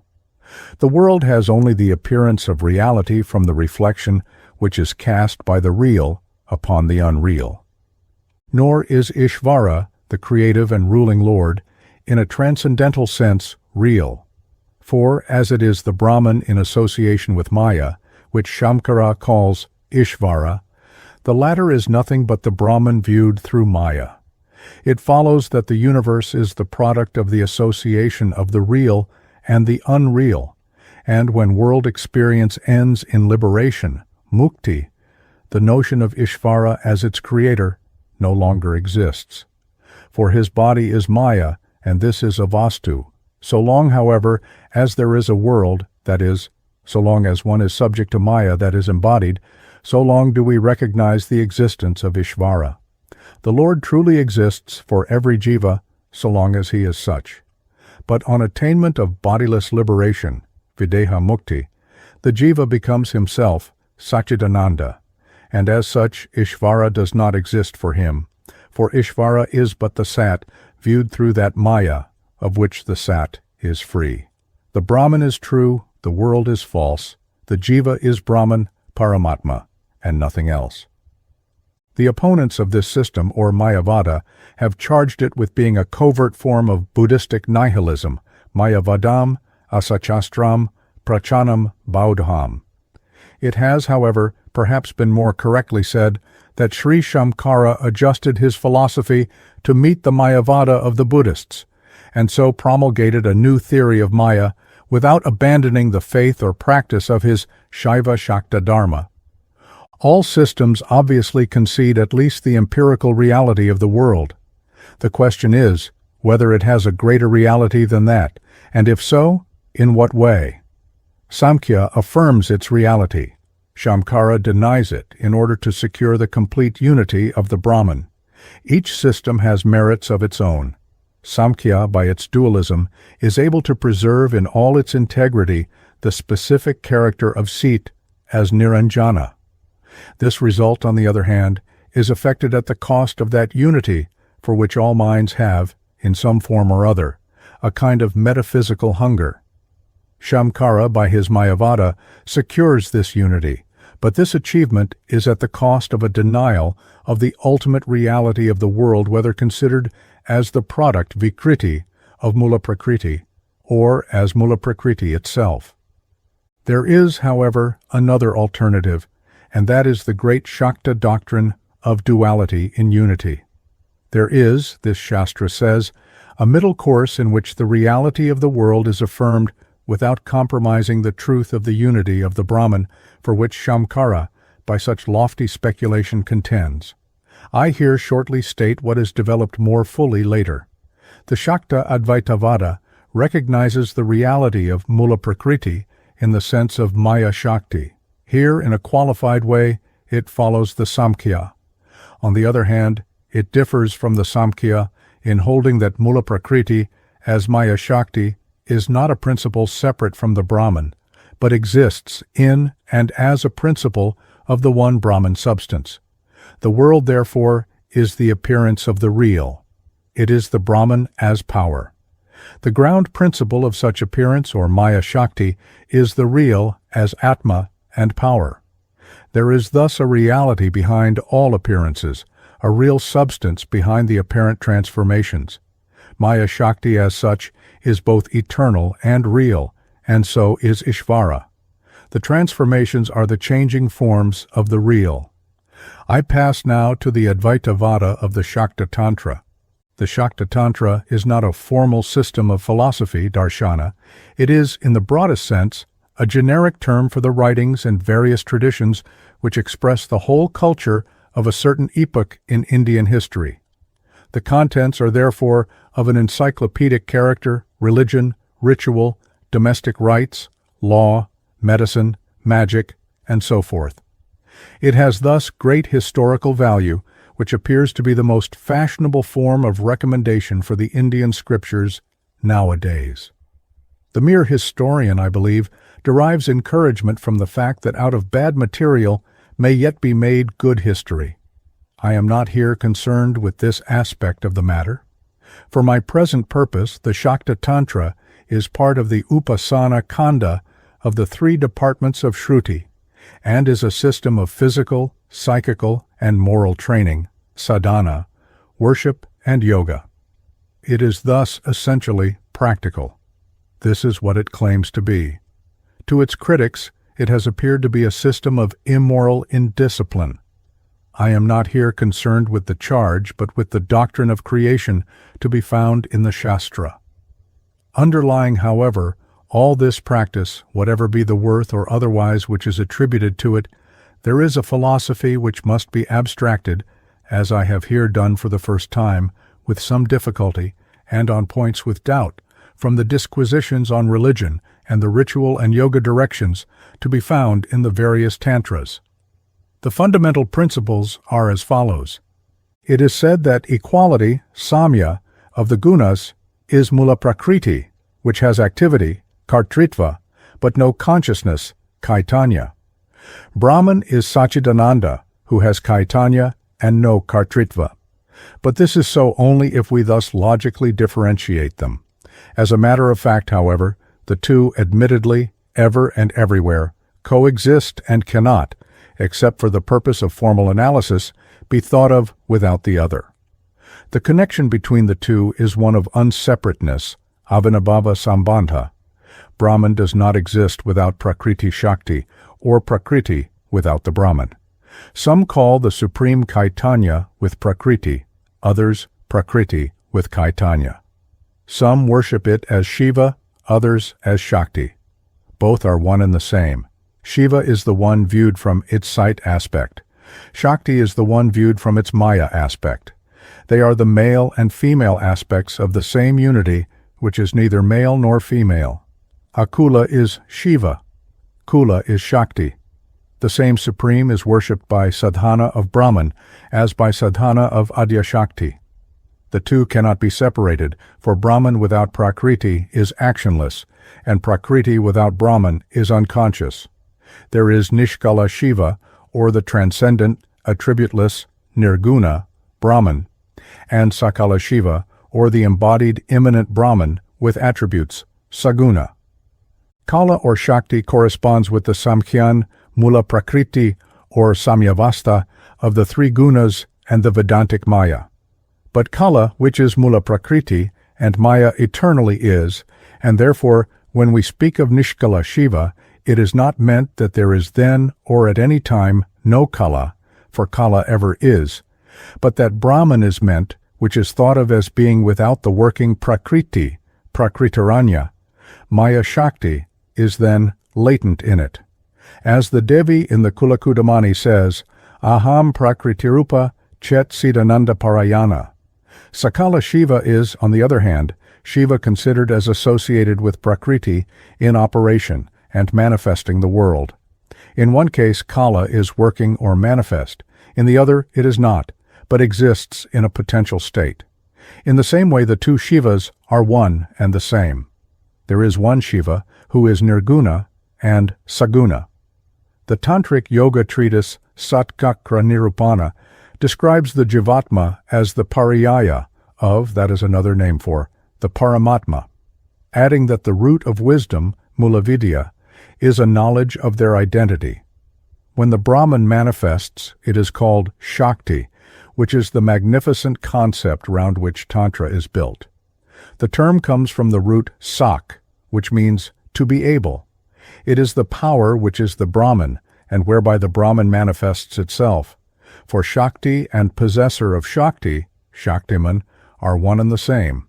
As Shakti is Brahman, it is also Nirguna and Saguna. Ishvara is Cit-Shakti, that is, Cit in association with the operating Prakriti as the efficient cause of the creation, and Maya-Shakti, which means Maya as a Shakti that is in creative operation as the instrumental, Nimitta, and material, Upadana, cause of the universe. This is the Shakti which produces avidya, just as Mahamaya, or Ishvari, is the great. Liberatrix. These twin aspects of Shakti appear throughout creation. Thus, in the body, the Sit, or Brahman aspect, is conscious Atma, or spirit, and the Maya aspect is the Antakarana and its derivatives, or the unconscious, Jada, mind and body. When, however, we speak here of Shakti without any qualifications, what is meant is Cit-Shakti in association with Maya-Shakti, that is Ishvari, or Devi, or Mahamaya, the mother of all worlds. If we keep this in view, we shall not fall into the error of supposing that the Shaktas, whose religion is one of the oldest in the world, how old indeed is as yet little known, worship material force or gross matter. Ishvara or Ishvari is not Asit, which, as pure Sattvaguna, is only his or her body. Maya-Shakti in the sense of Mula Prakriti is Sit. So also is Avidya Shakti, though it appears to be Asit, for there is no Siddhabhasa. In a certain class of Indian images, you will see the Lord, with a diminutive female figure on his lap. The makers and worshippers of those images thought of Shakti as being in the subordinate position which some persons consider a Hindu wife should occupy. This is, however, not the conception of Shakta Tantra, according to which she is not a handmaid of the Lord, but the Lord himself, being but the name for that aspect of his in which he is the mother and nourisher of the worlds. As Shiva is the transcendent, Shakti is the immanent aspect of the one Brahman who is Shiva Shakti. Being its aspect, it is not different from, but one with it. In the Kula Kudamani Nigama, the Bhairavi addressing Bhairava says, "Thou art the Guru of all, I entered into thy body as Shakti, and thereby thou didst become the Lord, Prabhu. There is none but myself who is the mother to create, Karyavibhavini. Therefore it is that when creation takes place, sonship is in thee. Thou alone art the Father who wills what I do, Karyavibhavaka. That is, she is the vessel which receives the nectar which flows from Nityananda. By the union of Shiva and Shakti creation comes Shiva Shakti Samayogat, Jayate Srishti Kalpana. As all in the universe is both Shiva and Shakti, Shiva Shakti Maya, therefore, O Maheshvara, thou art in every place, and I am in every place. Thou art in all, and I am in all. The creative world thus sows its seed in its own womb. Such being the nature of Shakti, the next question is whether Maya, as Shamkara affirms, is a Vastu. It is to be remembered that according to his empirical method, it is taken as real, but transcendentally it is alleged to be an eternal unreality, because the object of the latter method is to explain away the world altogether so as to secure the pure unity of the Brahman. The Shakta Tantra is, however, not concerned with any such purpose. It is an upasana shastra in which the world and its Lord have reality. There cannot be sadhana in an unreal world by an unreal sadhaka of an unreal Lord. The Shakta replies to Mayavada, if it be said that Maya is in some unexplained way, avastu, yet it is admitted that there is something, however unreal it may be alleged to be, which is yet admittedly eternal and in association, whether manifest or unmanifest, with the Brahman. According to Shamkara, Maya exists as the mere potentiality of some future world which shall arise on the ripening of adrishta, which Maya is. But in the Mahanirvana Tantra, Shiva says to Devi, "Thou art thyself the para-prakriti of the Paramatma." That is, Maya in the sense of Mula Prakriti, which is admittedly eternal, is not avastu, but is the power of the Brahman one with which is Cit. In Nishkala Shiva, Shakti lies inactive. It manifests in and as creation, though Cit, thus appearing through its power, is neither exhausted nor affected thereby. We thus find Ishvari addressed in the Tantra both as Sachidananda Rupini and Trigunatmika, referring to the two real principles which form part of the one Brahman substance. The philosophical difference between the two expositions appears to lie in this. Shamkara says that there are no distinctions in Brahman of either of the three kinds, svagata bheda, that is, distinction of parts within one unit, svajatiya bheda, or distinction between units of one class, or vijatiya bheda, or distinction between units of different classes. Parati, however, the commentator on the Mahanirvana, says that Advaita there mentioned means devoid of the last two classes of distinction. There is, therefore, for the purposes of Shakta Tantra, a svagata bheda in the Brahman itself, namely, the two aspects according to which the Brahman is, on the one hand, being, Cit, and on the other, the principle of becoming which manifests as nature or seeming asset. In a mysterious way, however, there is a union of these two principles, Bhava Yoga, which thus exist without derogation from the partless unity of the Brahman which they are. In short, the Brahman may be conceived of as having twin aspects, in one of which it is the cause of the changing world, and in the other of which it is the unchanging soul of the world. Whilst the Brahman Svarupa, or Kit, is itself immutable, the Brahman is yet through its power the cause of change, and is in one aspect the changeful world. But what then is real, a term not always correctly understood?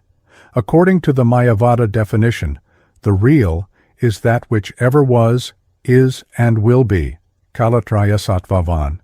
In the words of the Christian liturgy, as it was in the beginning, is now, and ever shall be, world without end. Therefore that which changes, which was not, but is, and then ceases to be, is according to this definition unreal, however much from a practical point of view it may appear real to us. Now Mayavada calls Mula Prakriti, in the sense of Maya, the material cause of the world, no independent real, avastu. The Shakta Tantra says that the principle, whence all becoming comes, exists as a real substratum, so to speak, below the world of names and forms. This Maya-Shakti is an eternal reality. What is unreal, according to the above definition, are these names and forms, avidya, that is, the changing worlds. These are unreal, however, only in the sense that they are not permanent, but come and go. The body is called sharira, which comes from the root shri, to decay, for it is dissolving and being renewed at every moment until death. Again, however real it may seem to us, the world may be unreal in the sense that it is something other than what it seems to be. This thing which I now hold in my hands seems to me to be paper, which is white, smooth, and so forth, Yet we are told that it really is something different, namely, a number of extraordinarily rapid vibrations of etheric substance, producing the false appearance of scientific matter. In the same way, as those who worship yantras know, all nature is the appearance produced by various forms of motion in prakritic substance. Sarvam Kalvidam Brahma. The real is the Brahman and its power. The Brahman, whether in its Cit or Maya aspect, eternally and changelessly endures, but avidya breaks up its undivided unity into the changing manifold world of names and forms. It follows from the above that Brahman and Ishvara are two co-being aspects of the one ultimate reality, as power to be and to become. For as Shamkara points out, Devatma Shakti, the cause of the world, is not separate from the Paramatma, as Samkhya alleges its pradhana to be.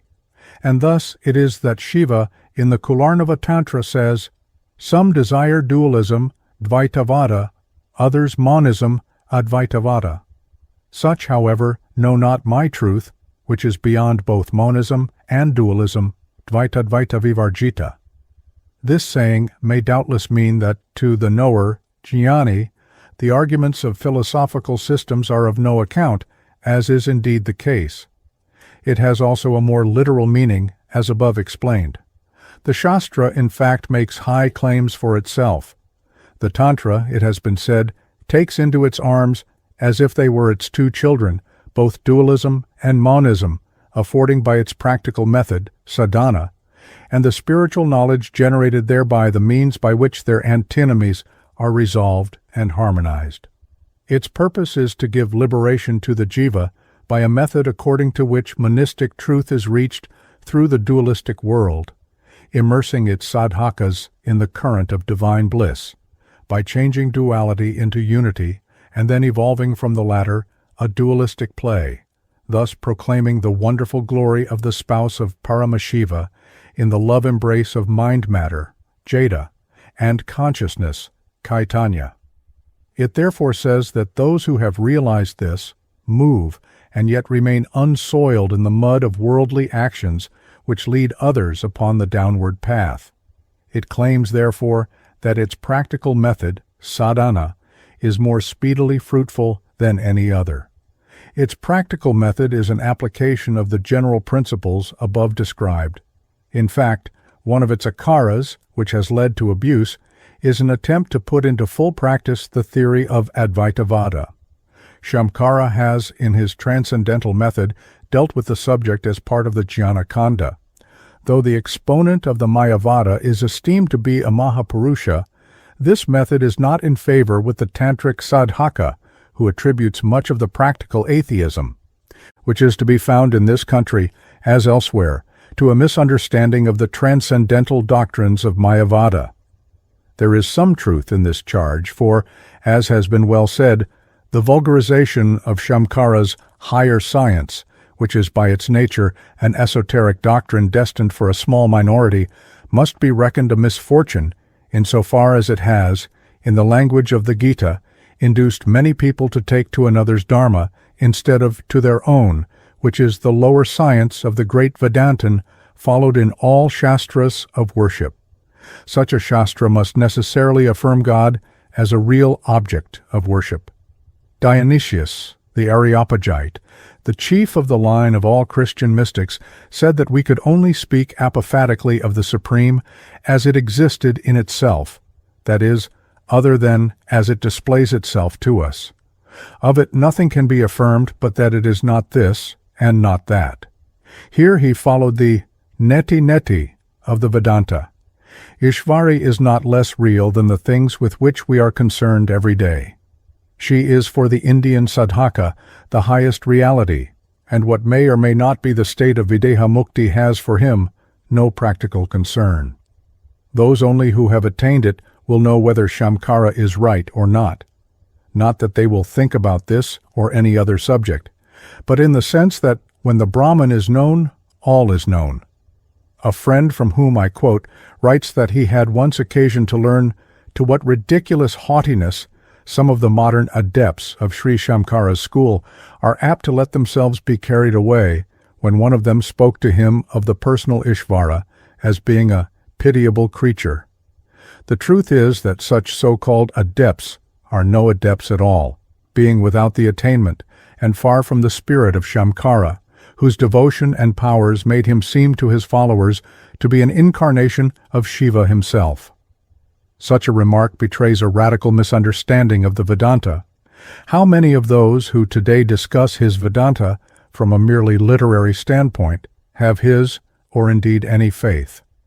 What some would do is to dismiss the faith and practice of Shamkara as idle superstition and to adopt his philosophy.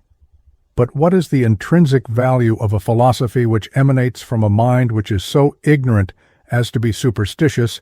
P. Shamkara, however, has said that faith and sadhana are the preliminaries for competency, adhikara, for the jnanakanda. He alone is competent, adhikari, who possesses all good moral and intellectual qualities, faith, shraddha, capacity for the highest contemplation, samadhi, the samkhyan discrimination, viveka, absence of all desire for anything in this world or the next, and an ardent longing for liberation. There are few indeed who can claim even imperfectly all such qualifications. But what of the rest? There is no Vedic karmakanda in operation in the present age, but there are other Shastras of worship which is either Vedic, Tantric, or Pauranic.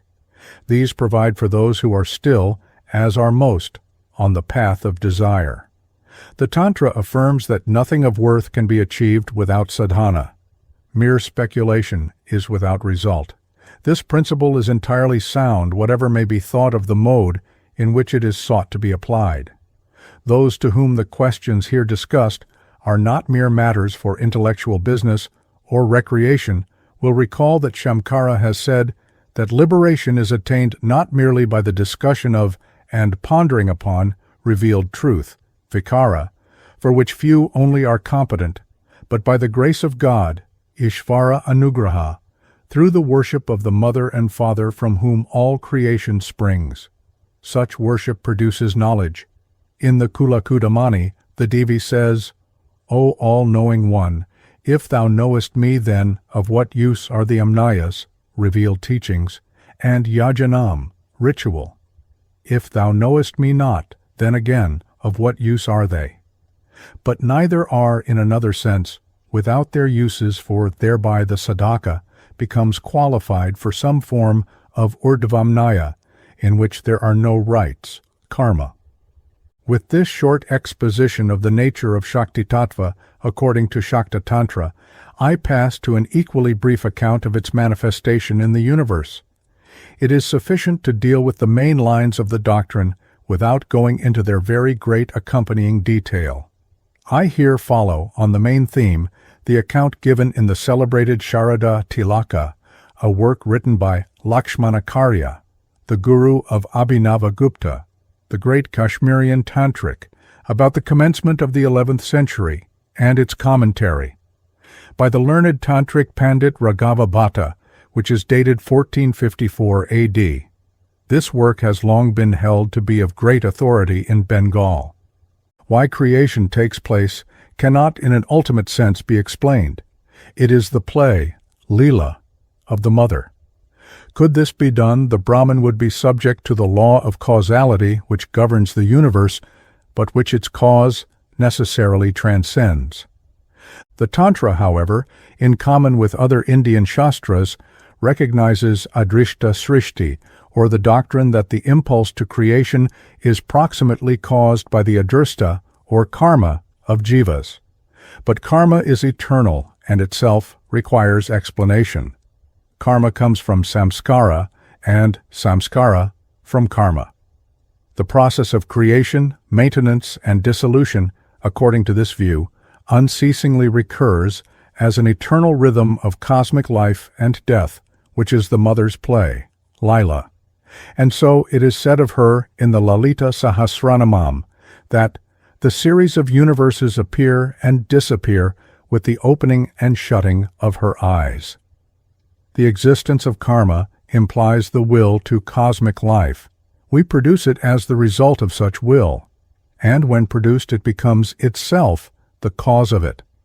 In the aggregate of karma, which will at one period or another ripen, there is, at any particular time, some which are ripe and others which are not so. For the fruition of the former only creation takes place. When this seed ripens, and the time therefore approaches for the creation of another universe, the Brahman manifests in its Vishvarupa aspect, so that the jiva may enjoy or suffer therein the fruits of his karma, and, unless liberation be attained, accumulate fresh karma, which will involve the creation of future worlds. When the unripened actions which are absorbed in Maya become in course of time ripe, the vritti of Maya or Shakti in the form of desire for creation arises in Paramashiva for the bestowal of the fruit of this karma. This state of Maya is variously called by Shruti, Ikshana, Kama, Vichikirsha. It is when the Brahman saw, desired, or thought, "May I be many," that there takes place what is known as Sadrisha Parinama, in which the supreme Bindu appears. This, in its triple aspect, is known as Kamakala, a manifestation of Shakti, whence in the manner hereafter described the universe emanates. This Kamakala is the mula, or root of all mantras. Though creation takes place in order that karma may be suffered and enjoyed, yet in the aggregate of karma, which will at one time or another ripen, there is at any particular period some which are ripe, and others which are not so. For the fruition of the former only creation takes place. As creation will serve no purpose in the case of karma, which is not ripe, there is, after the exhaustion by fruition of the ripe karma, a dissolution, pralaya. Then the universe is again merged in Maya, which thus abides until the ripening of the remaining actions. Karma, like everything else, re-enters the Brahman and remains there in hidden potential state, as it were, a seed.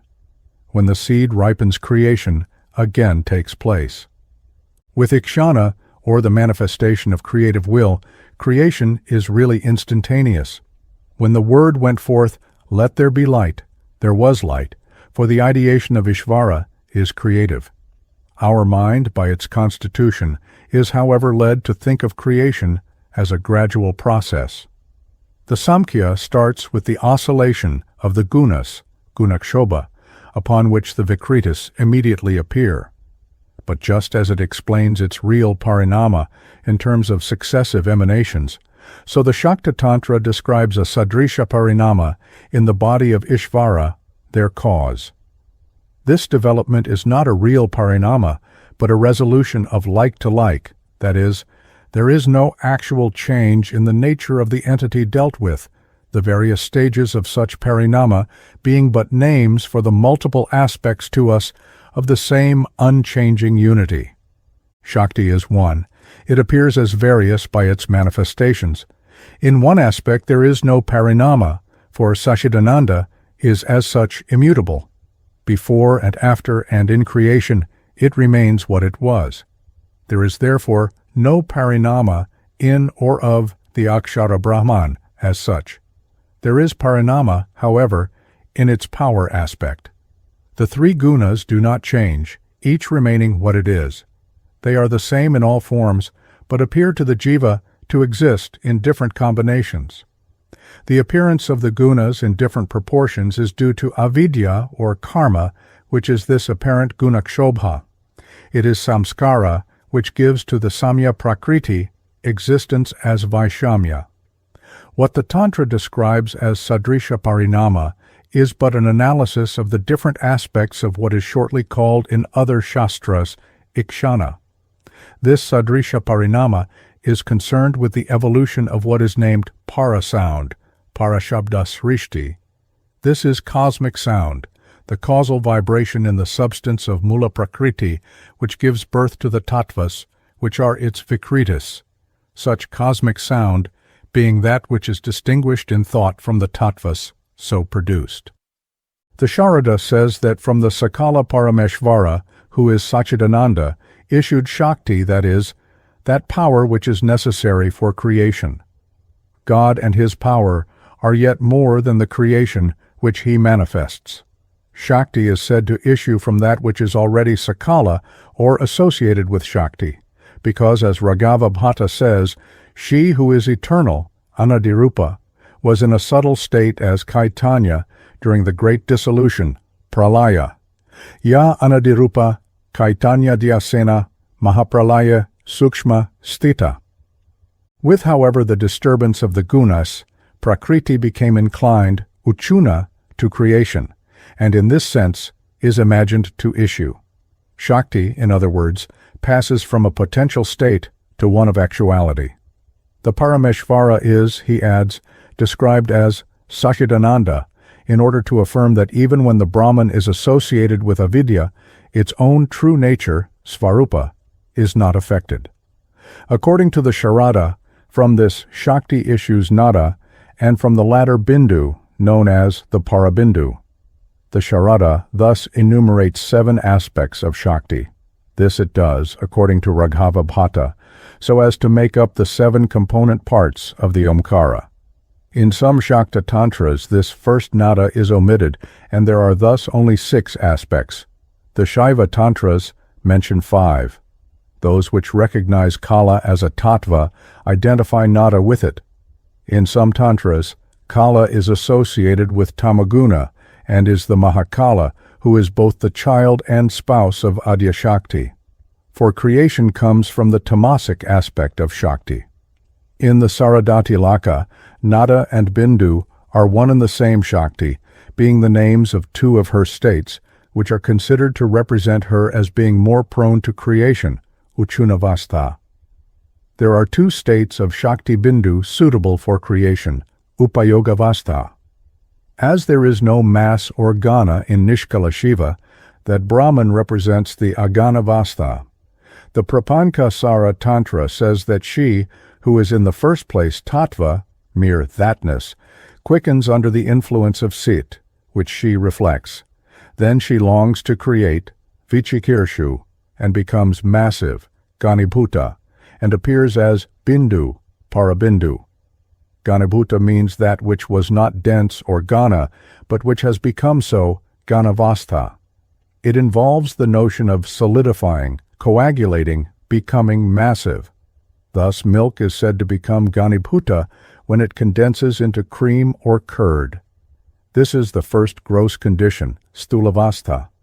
The Brahman associated with Maya in the form of karma assumes that aspect in which it is regarded as the primal cause of the subtle and gross bodies. There then lies in it, in a potential, undifferentiated mass, Gana, the universe and beings about to be created. The Parabindu is thus a compact aspect of Shakti wherein action or Kriya Shakti predominates.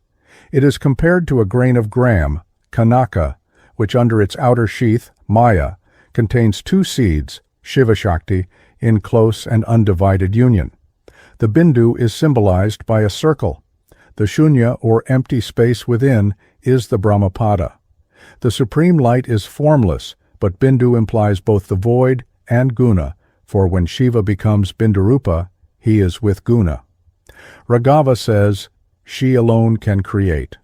When the desire for appearance as all her tattvas seizes her, she assumes the state of Bindu, whose characteristic is action, Kriya Shakti.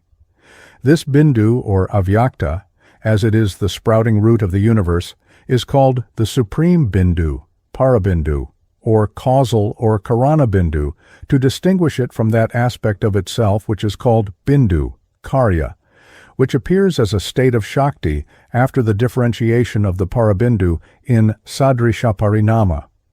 The Parabindu is the Ishvara of the Vedanta, with Maya as his Upadi. He is the Saguna Brahman, that is, the combined Cit-Shakti and Maya-Shakti, or Ishvara, with undifferentiated Prakriti as his Avyakta Sharira. Some call him Mahavishnu, and others the Brahma Purusha. He is Paramashiva. Some call the Hamsa Devi. They are those who are filled with a passion for her lotus feet. As Kalikarana, the commentator of the Shatkakra Nirupana, says, it matters not what it is called. It is adored by all. It is this Bindu, or state of supreme Shakti, which is worshipped in secret by all devas. In Nishkala Shiva, Prakriti exists in a hidden potential state. The Bindu Parashakti Maya, Shiva Shakti Maya, is first movement of creative activity, which is both the expression and result of the universal karma, or store of unfulfilled desire for cosmic life. It is then said that the Parabindu divides or differentiates. In the Satyaloka is the formless and lustrous one. She exists like a grain of gram, Kanika, surrounding herself with Maya. When casting off, Utsrija, the covering, Bandhana, of Maya, she, intent on creation, Unmukhi, becomes twofold, Dvita Bitva, or according to the account here given threefold, and then on this differentiation in Shiva and Shakti, Shiva Shakti Vibhagana, arises creative ideation, Srishti Kalpana. As so unfolding the Bindu is known as the sound Brahman, Shabda Brahman. On the differentiation of the Parabindu, there arose unmanifested sound, Bidyamanat Parad Binduravyak Tatma Ravo, Bhavat. Shabda here, of course, does not mean physical sound, which is the guna of the Karyakasha or atomic akasha. The latter is integrated and limited and evolved at a later stage in Vikriti Parinama from Tamasika Ahamkara.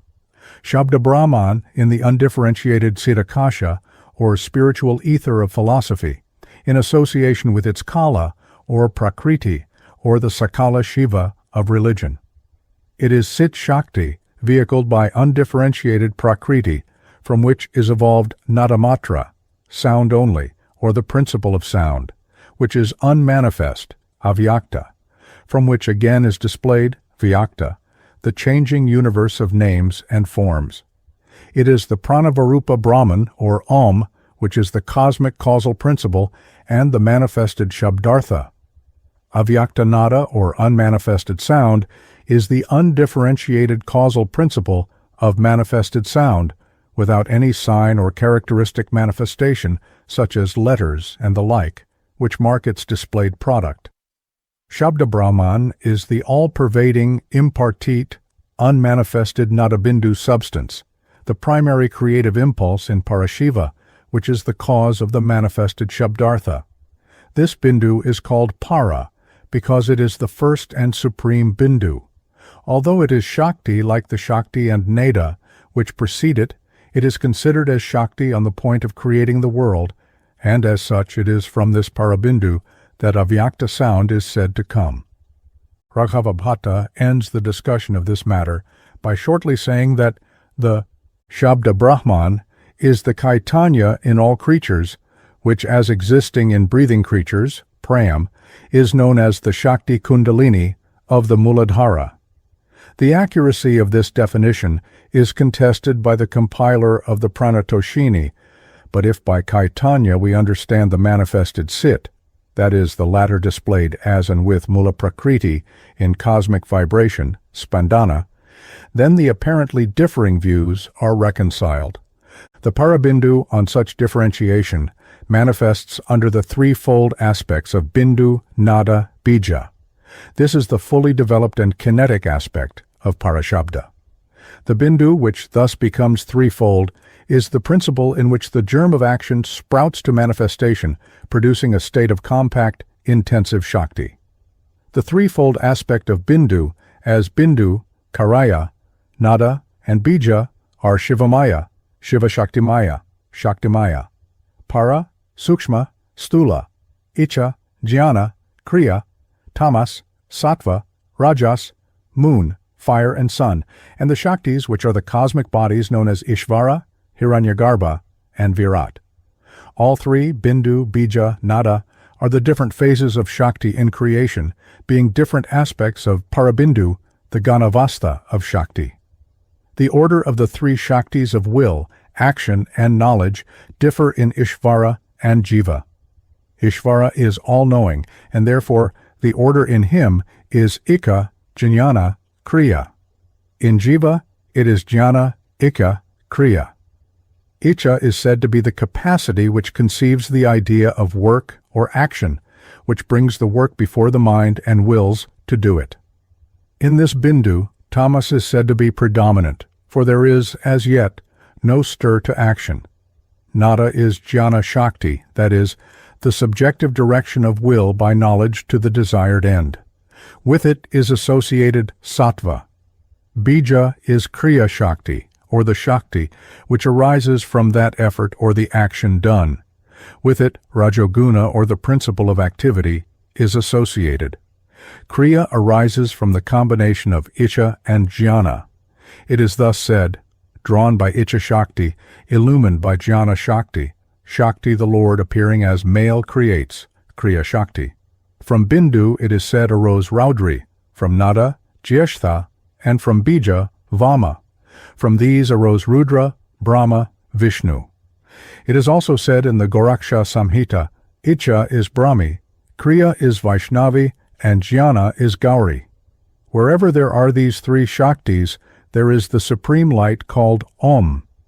In the Sakala Parameshvara, or Shabda Brahman in bodies, that is Kundalini Shakti, bindu in which tamas prevails is, Raghava says, called Nirodhika. Nada in which sattva prevails is called Ardendu, and bija, the combination of the two, icha and jnana, in which rajas, as kriya works, is called bindu. The three preceding states in Kundalini are Shakti, Dvani, and Nada. Kundalini is Cit-Shakti, into which sattva enters, a state known as the Paramakashavastha. When she into whom sattva has entered is next pierced by rajas, she is called Dvani, which is the Aksharavastha. When she is again pierced by tamas, she is called Nada. This is the Avyaktavastha, the Avyakta Nada, which is the Parabindu. The three bindus, which are aspects of Parabindu, constitute the mysterious Kamakala triangle, which with the Hardakala forms the roseate body of the lovely limbed great Devi Tripura Sundari, who is Shivakama and manifests the universe.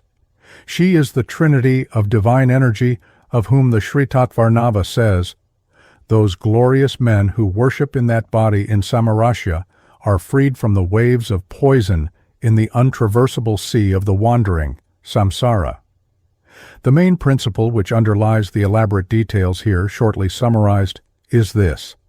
The state in which Cit and Prakriti Shakta are as one undivided whole, that is, in which Prakriti lies latent, Nishkala Shiva, is succeeded by one of differentiation, that is, manifestation of Maya, Sakala Shiva.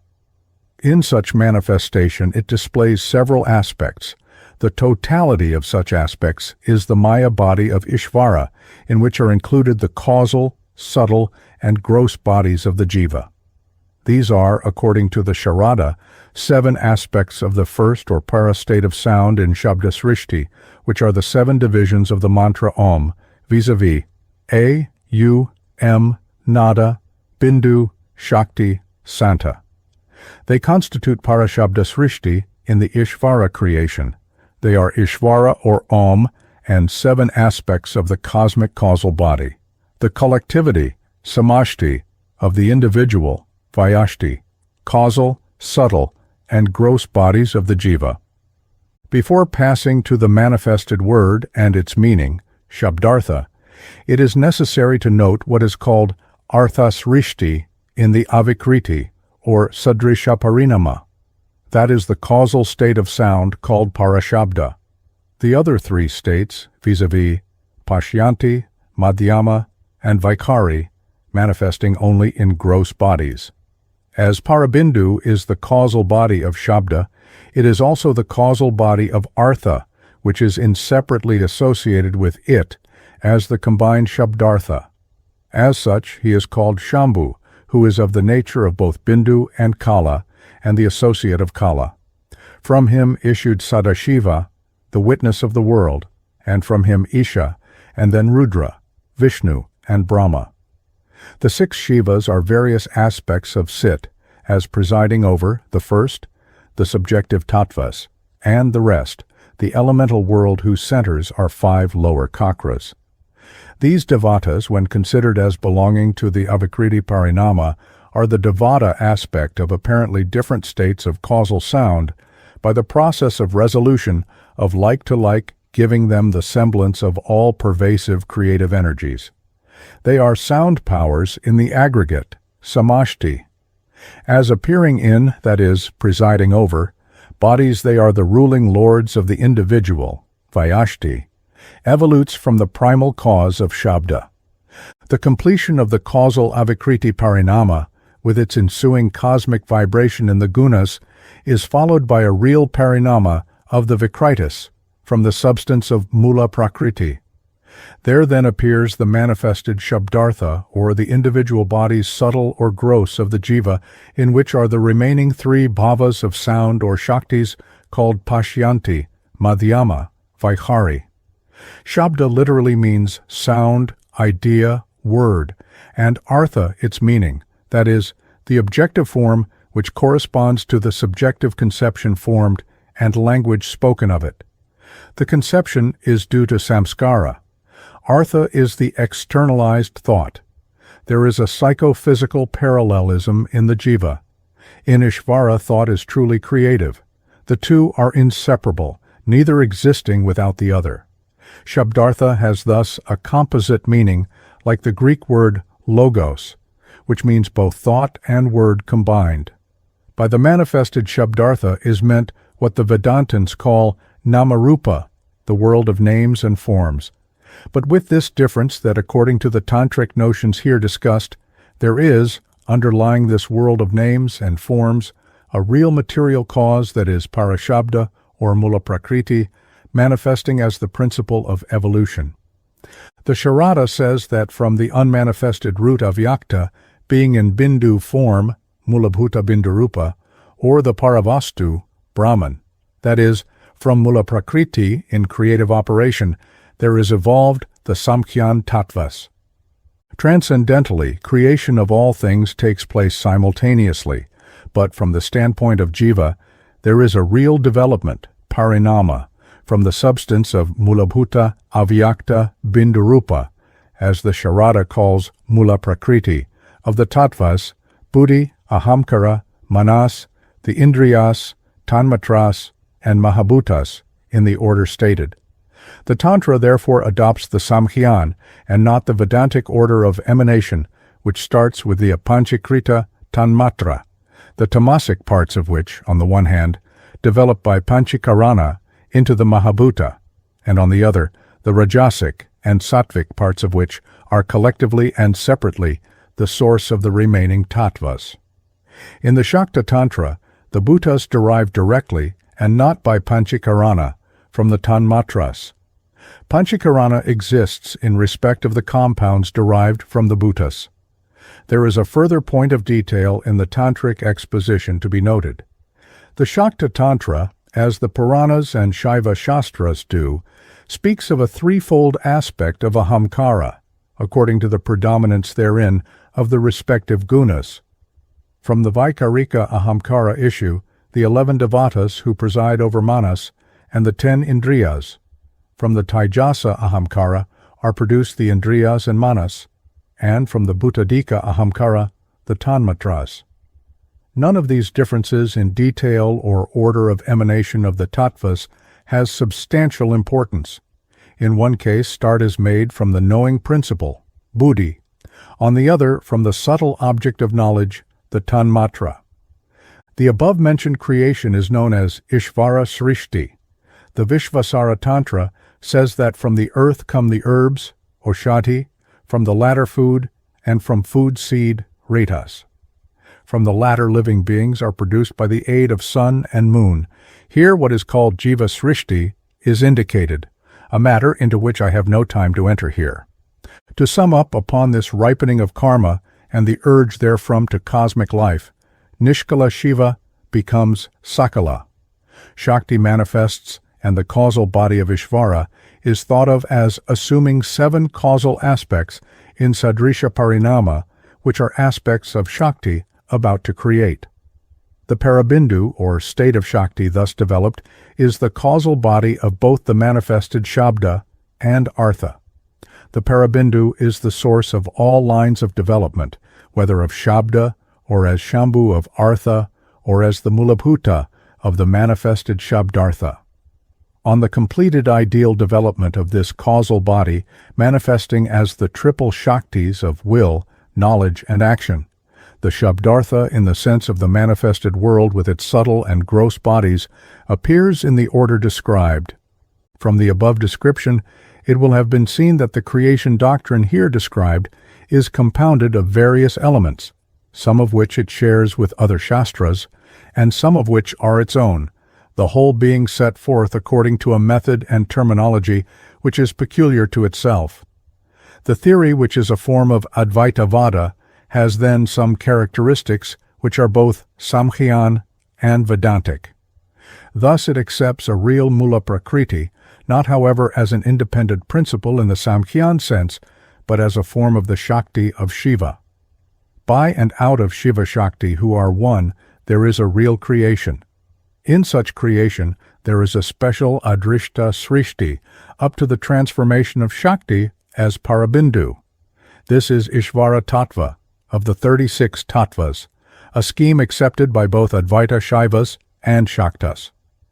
Then, by the operation of Maya-Shakti, it is transformed into Purusha Prakriti, and from the latter are evolved the Tattvas of the Samkhya. Lastly, there is Yaugika Srishti, of the Nyaya Vaisheshika, in that the world is held to be formed by a combination of the elements.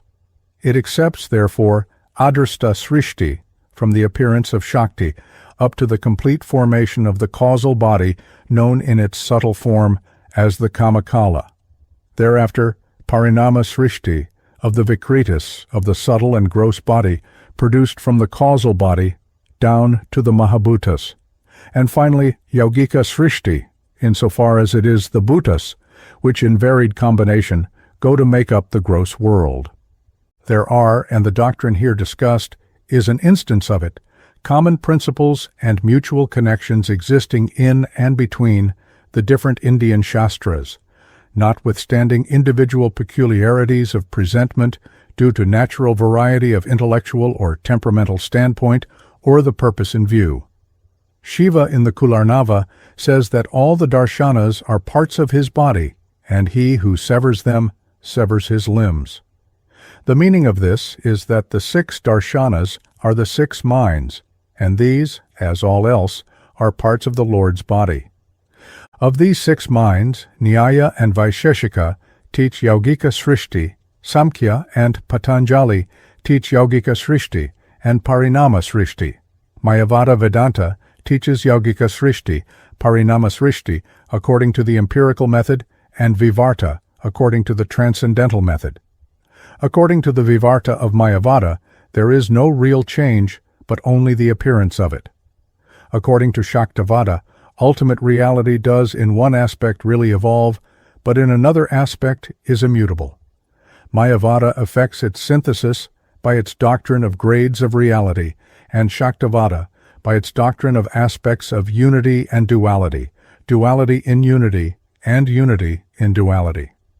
Ultimate reality as the whole is neither merely static nor merely active. It is both. The natural and the spiritual are one. In this sense, the Shakta system claims to be the synthesis of all other doctrines. Chapter 20, The Indian Magna Mater. Introductory. On the last occasion that I had the honor to address you, I dealt with the subject of the psychology of Hindu religious ritual from the particular standpoint of the religious community called Shaktas, or worshippers of the Supreme Mother.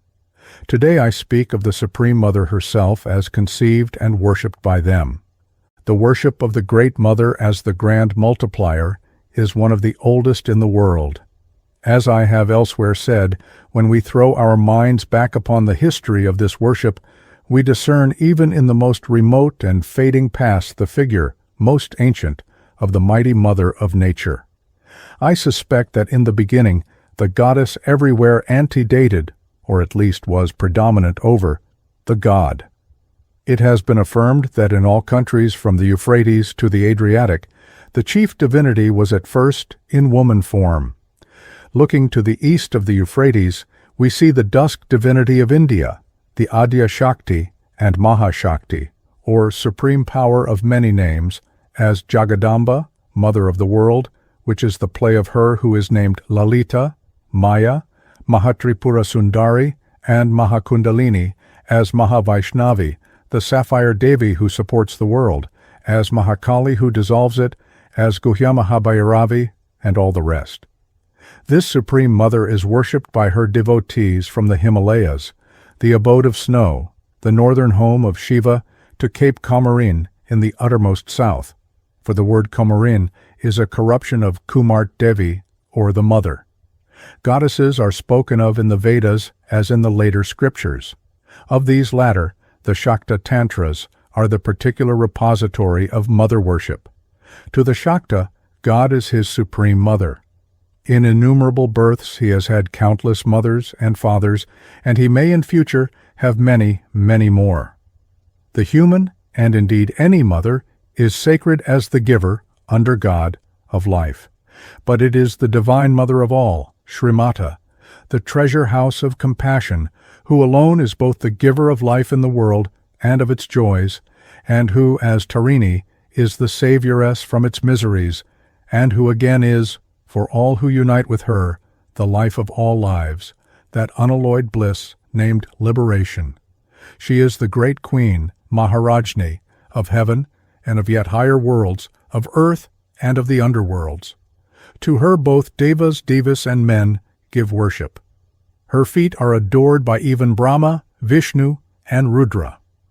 The Shakta system, in its origin possibly non-Vedic, is in several respects an original presentment, both as regards doctrine and practice, of the great Vedantic theme concerning the one and the many.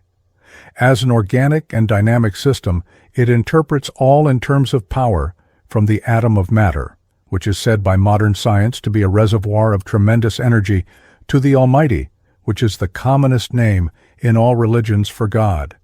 It is the cult of power both as the partial and as the whole, as the worshipper may desire. God is here regarded under twin aspects, as power holder or the male Shiva, and as power or Shakti, the divine spouse and mother. The symbolism of the Shakta's jeweled tree of Tantra is brilliant and meets the demand of Nietzsche that the abstract should be made attractive to the senses. It is largely of the so-called erotic type, which is to be found to some and varying degree in Hinduism as a whole. The symbols employed are either geometric, that is, yantric, or pictorial. A yantra is a diagrammatic presentation of divinity, as mantra is its sound expression. The former is the body of the latter. The higher worship is done with yantra. Pictorial symbolism is of higher and lower types.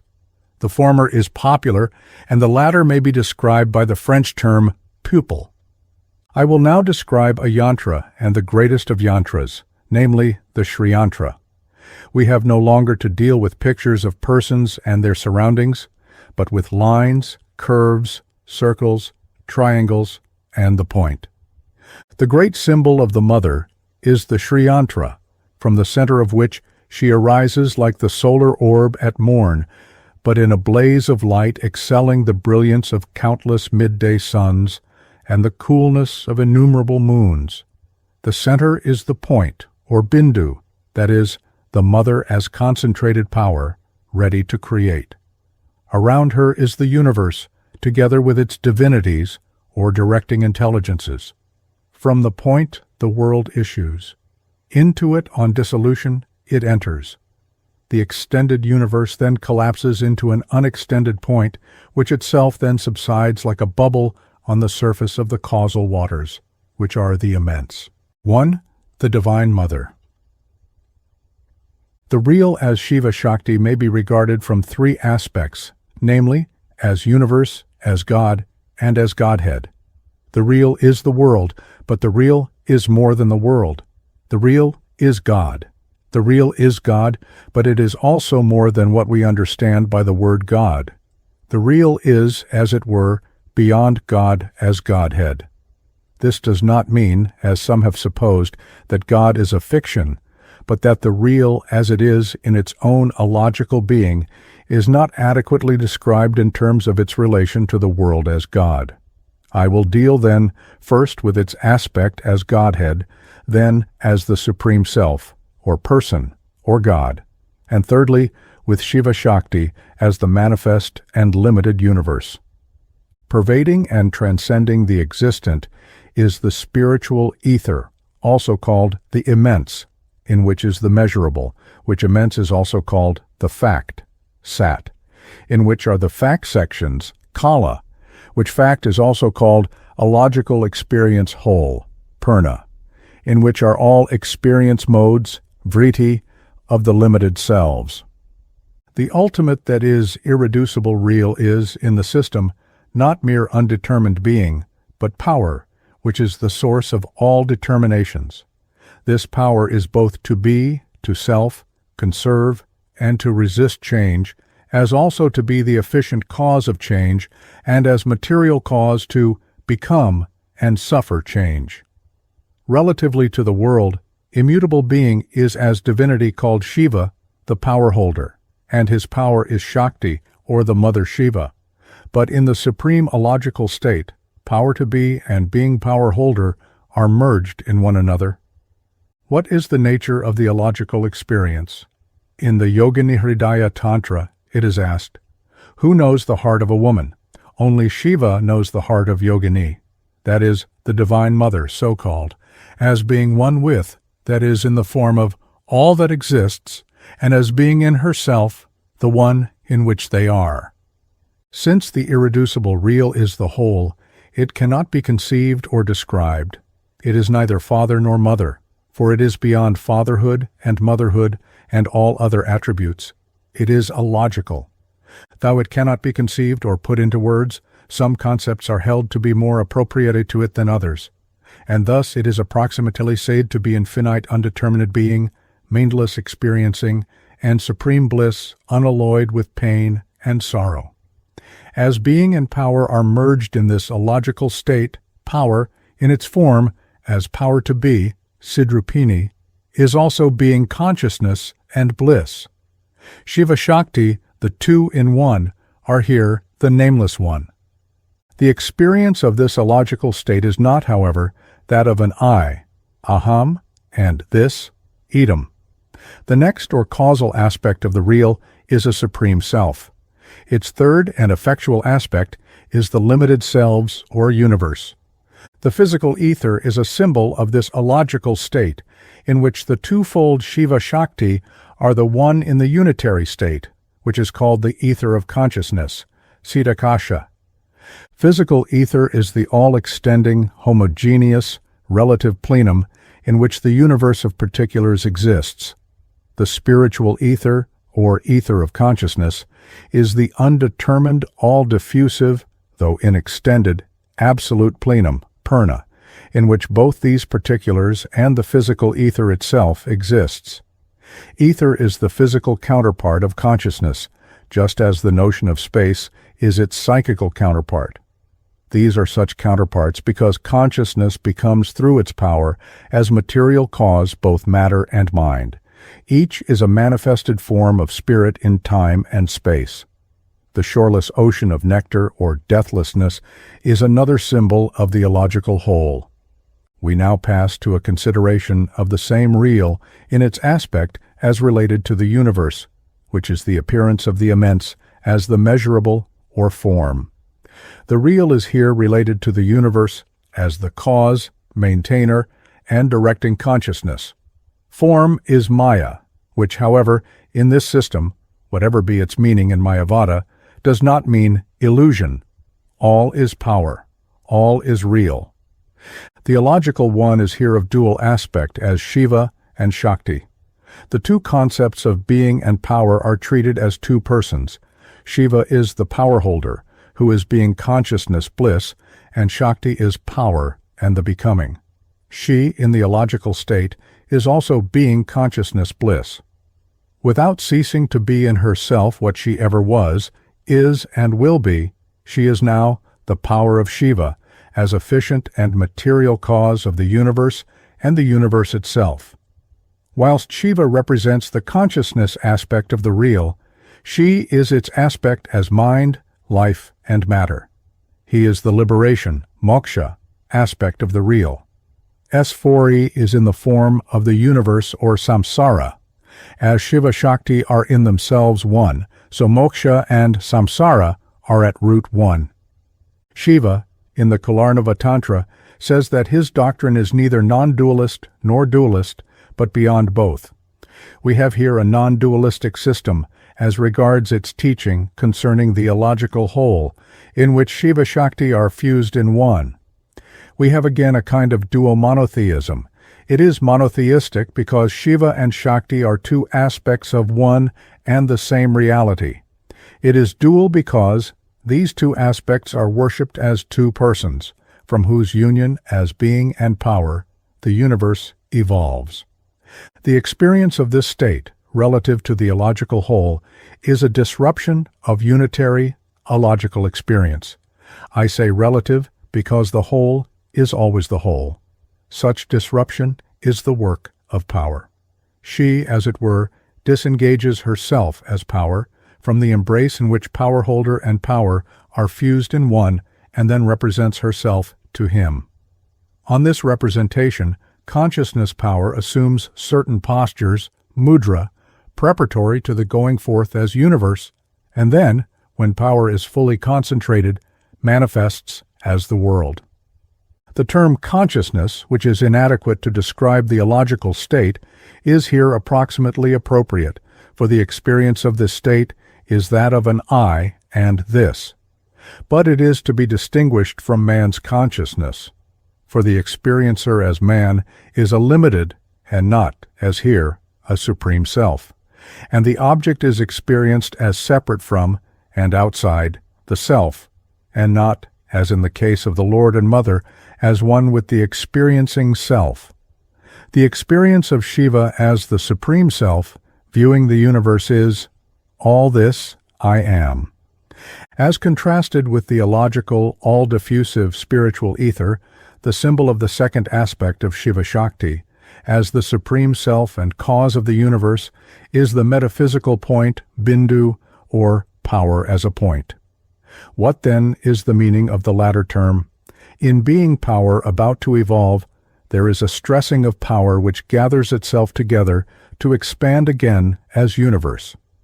When it has become concentrated and condensed, Gyanabhuta Shakti, it is ready to evolve.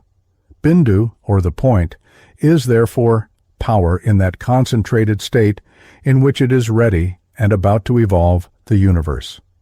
Though infinitely small, as the absolute little, when compared with the absolute great or spiritual ether, it is yet a source of infinite energy, as, to borrow an example from modern science, the relatively little or atom, or other unit of matter, existing in the relatively great or the physical ether, is said to be a source of tremendous energy. Just as, again, the relative point or atom is as a fact in the relative ether, so the absolute point is conceived to be in the absolute ether. I say conceived because, as both spiritual point and spiritual ether are each absolute, it is only figuratively that the one can be said to be within the other. The Isle of Gems, Manidvipa, in the ocean of nectar, Amritarnava, is another symbol of this state. There is a painting that exhibits both the illogical immense and the point of power, or bindu, in it. The former is here symbolized by the shoreless ocean of nectar, Amritarnava, that is, immortality. This symbol of all-diffusive consciousness is similar to that of the all-spreading ether. In the blue, tranquil waters of eternal life, Amritarnava, is set the Isle of Gems, Manidvipa. This island is the bindu, or metaphysical point of power. The island is shown as a golden circular figure. The shores of the island are made of powdered gems. It is forested with blooming and fragrant trees, nipa, malati, champaka, parijata, and kadamba. There, too, is the kalpa tree laden with flower and fruit. In its leaves the black bees hum, and the coal birds make love. Its 4 branches are the 4 Vedas. In the center there is a house made of Chintamani stone, which grants all desires. In it is a jeweled mandapa, or awning. Under it, and on a gemmed and golden throne, there is the mother Mahatripura Sundari, as the deity of the Bindu, which, as shown later, becomes the three Bindus, or Puras. Hence her name Three Puras, or Tripura. She is red, for red is the active color, and she is here creative as Vimarsha-Shakti, or the This of the Supreme Experiencer, which through Maya becomes the universe. What man calls matter is first experienced by mindless consciousness as a This, which is yet though the other one with the self.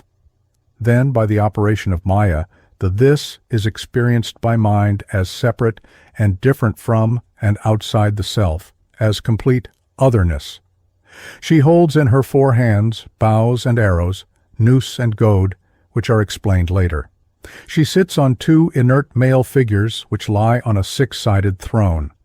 The upper figure is Shiva, Sakala, who is awake, because he is associated with his power as efficient and material cause.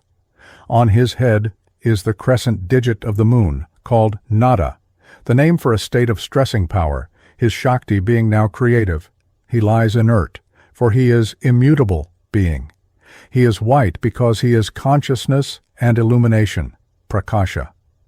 Consciousness illuminates and makes manifest the forms evolved by its power, which in its turn, by supplying the form, as object unconscious, helps Shiva to display himself as the universe, which is both being and becoming. Under him is another male figure, darker in color, to represent colorlessness, Vivarna, with closed eyes. This mysterious figure, Nishkala Shiva, is called Shava, or the corpse. It illustrates the doctrine that Shiva, without his power or Shakti, can do, and is, so far as the manifested is concerned, nothing. There is profundity in the doctrine of which this corpse is a symbol. To those who have understood it, a real insight is given into the Kaula-Shakta system. This representation of Shiva and Shakti as of the same size, but the former lying inert, is perhaps peculiar to the Kaula-Shaktas, and is the antithesis of the well-known dancing Shiva. I will here note some other symbolism, pictorial and geometric or yantric. Pictorially, Shakti is shown either as the equal of her spouse, that is, as an androgyne figure in which the right half is male and the left female, or as two figures, male and female, of equal size. Inequality is indicated where the Shakti is smaller than the male divinity. The meaning of this difference in dimension of the figures of Shakti lies in a difference of theological and philosophical concepts, which may yet be reconciled. In the Shakta view, the power holder and his power as she is in herself, that is, otherwise than as the manifested form, are one and equal. But he is recumbent. Alternatively, Shakti is the mother as the warrior leader, or promakos, with Shiva under her feet. Where the figures are unequal, it is meant to assert, a fact which is not denied, that supreme power as manifested is infinitely less than power unmanifest. That power is in no wise exhausted in the manifestation of the worlds, which are said to be, as it were, but dust on the feet of the mother. Passing to yantric symbols, the male power holder Shiva is represented by a triangula standing on its base. A triangula is selected as being the only geometric figure which represents Trinity in unity, the many triads such as willing, knowing, and acting, in which the one consciousness, Sati, displays itself. Power or the feminine principle or Shakti is necessarily represented by the same figure, for power and power holder are one.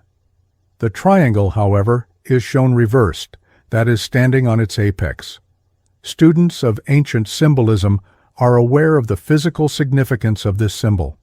To such reversal, however, philosophic meaning may also be given, since all is reversed when reflected in the waters of Maya. Why, it may now be asked, does the Shakta lay stress on the power or mother aspect of reality? Like all other Hindus, he believes in a static real as immutable being consciousness, which is the ground of and serves to maintain that which, in this system, is the dynamic real. He will point out, however, that the mother is also in one of her aspects of the same nature as Shiva, who is such static real. But it is she who does work. She alone also moves as material cause. He, as immutable being, does and can do nothing without her as his power. Hence the Kula Shakta.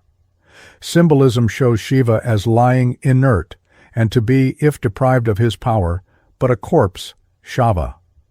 Even when associated with his Shakti as efficient cause, Shiva does not move. A not uncommon picture, counted obscene, is merely the pictorial symbol of the fact that being, even when associated with its active power, is immutable. It is she as power who takes the active and changeful part in generation, as also in conceiving, bearing, and giving birth to the world child. All this is the function of the divine, as it is of the human mother. In such work the male is but a helper, sahakari, only. In other systems it is the mother who is the helper of Shiva. It is thus to the mother that man owes the world of form, or universe. Without her as material cause, being cannot display itself. It is but a corpse, Shava. Both Shiva and Shakti give that supreme beyond-world joy which is liberation, mukti, paramananda. They are each supreme consciousness and bliss. The mother is Anandalahari, or wave of bliss. To attain to that is to be liberated. But Shakti, the mother, is alone, the giver of world joy, bhukti bhaumananda, since it is she who becomes the universe. As such, she is the wave of beauty, Saundaryalahari. Further, it is through her form as world that she, as also Shiva, are in their formless self attained. If, however, union is sought directly with reality in its non-world aspect, it must necessarily be by renunciation. Liberation may, however, be attained by acceptance of, and through the world, the other aspect of the real. In the Shakta method, it is not by denial of the world, but by and through the world, when known as the mother, that liberation is attained. World enjoyment is made the means and instrument of liberation, mokshayate samsara. The Shakta has both, bhukti, mukti. This essential unity of the world and beyond world, and passage through and by means of the former to the latter, is one of the most profound doctrines of the Shakta, and is none the less so because their application of these principles has been limited to man's gross physical functions, and such application has sometimes led to abuse. For these and other reasons, primacy is given to the mother, and it is said, "What care I for the father, if I but be on the lap of the mother?"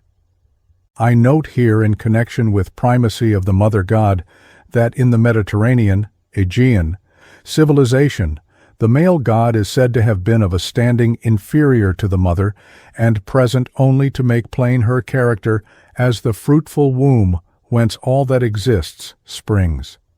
Such, then, is the great mother of India in her aspect, as she is in herself, as the illogical world-transcending whole, Purna, and secondly, as she is as the creatrix of the world. It remains now but to say a word of her as she exists in the form of the universe. The psychophysical universe is Maya. The devotee Kamalakanta lucidly defines Maya as the form, akara, of the void, sunya, or formless, not nothingness. Is it real? It is real because Maya, considered as a power, is Devi Shakti, and she is real. The effect of the transformation of that power must also be real. Some make a contrast between reality and appearance. But why, it is asked, apart from persistence, should appearance be unreal, and that of which it is such appearance alone be real? Moreover, in a system such as this, in which power transforms itself, no contrast between reality and appearance in the sense of unreality emerges. The distinction is between the real, as it is its formless self, and the same real as it appears in form. Moreover, the world is experienced by the Lord and Mother, and their experience is never unreal. We are here on a healthy level above the miasma of illusion. The experience of man, to take him as the highest type of all other selves, is not the experience whole. He knows the world as the other than himself, just because power has made him man, that is, a limited experiencer or center in the whole. That is a fact, and no illusion or deceit. When he realizes himself as all this I am, that is, as an I, which knows all form as itself, then consciousness as man expands into the experience whole, which is the fact, Sat. Man is Shakti, or the Mother, insofar as he is mind, life in form, and matter. He is Shiva, insofar as his essence is consciousness as it is in itself, which is also the nature of the Mother in her own illogical self. This union is achieved by rousing the sleeping power in the lowest center of solid and leading it upwards to the cerebrum as the center consciousness. I now pass to the second part of my paper, which deals with the cosmic evolution of power, that is, the going forth of the Supreme Self upon its union with its power in manifestation. As the result of such evolution, we have Shiva-Shakti as the limited selves. Shiva-Shakti are not terms limited to God only, but the forms into which power evolves are also Shiva-Shakti. God as the Mother-Father is supreme Shiva-Shakti. The limited selves are Shiva-Shakti appearing as form in time and space. The measurable or world, samsara, and the immense experience whole, moksha, are at root one. This is fundamental doctrine in the community to whose beliefs reference is now made. 2. Evolution. Shiva and Shakti as the causal head, Shiva-Shakti tattvas, of the world evolution are called Kameshvara and Kameshvari. Kama is desire. Here it is divine desire, or, to use a Western term, the libido, which in the Veda is expressed as the wish of the One, may I be many. So also the Veda says, desire first arose in it, the primal germ. The form of this wish tells us what libido, in its Indian sense, means.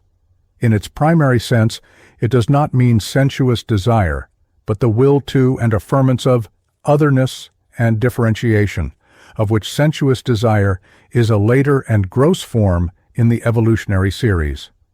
Procreation is the individual counterpart of cosmic creation. Why were the worlds, for there are many, evolved?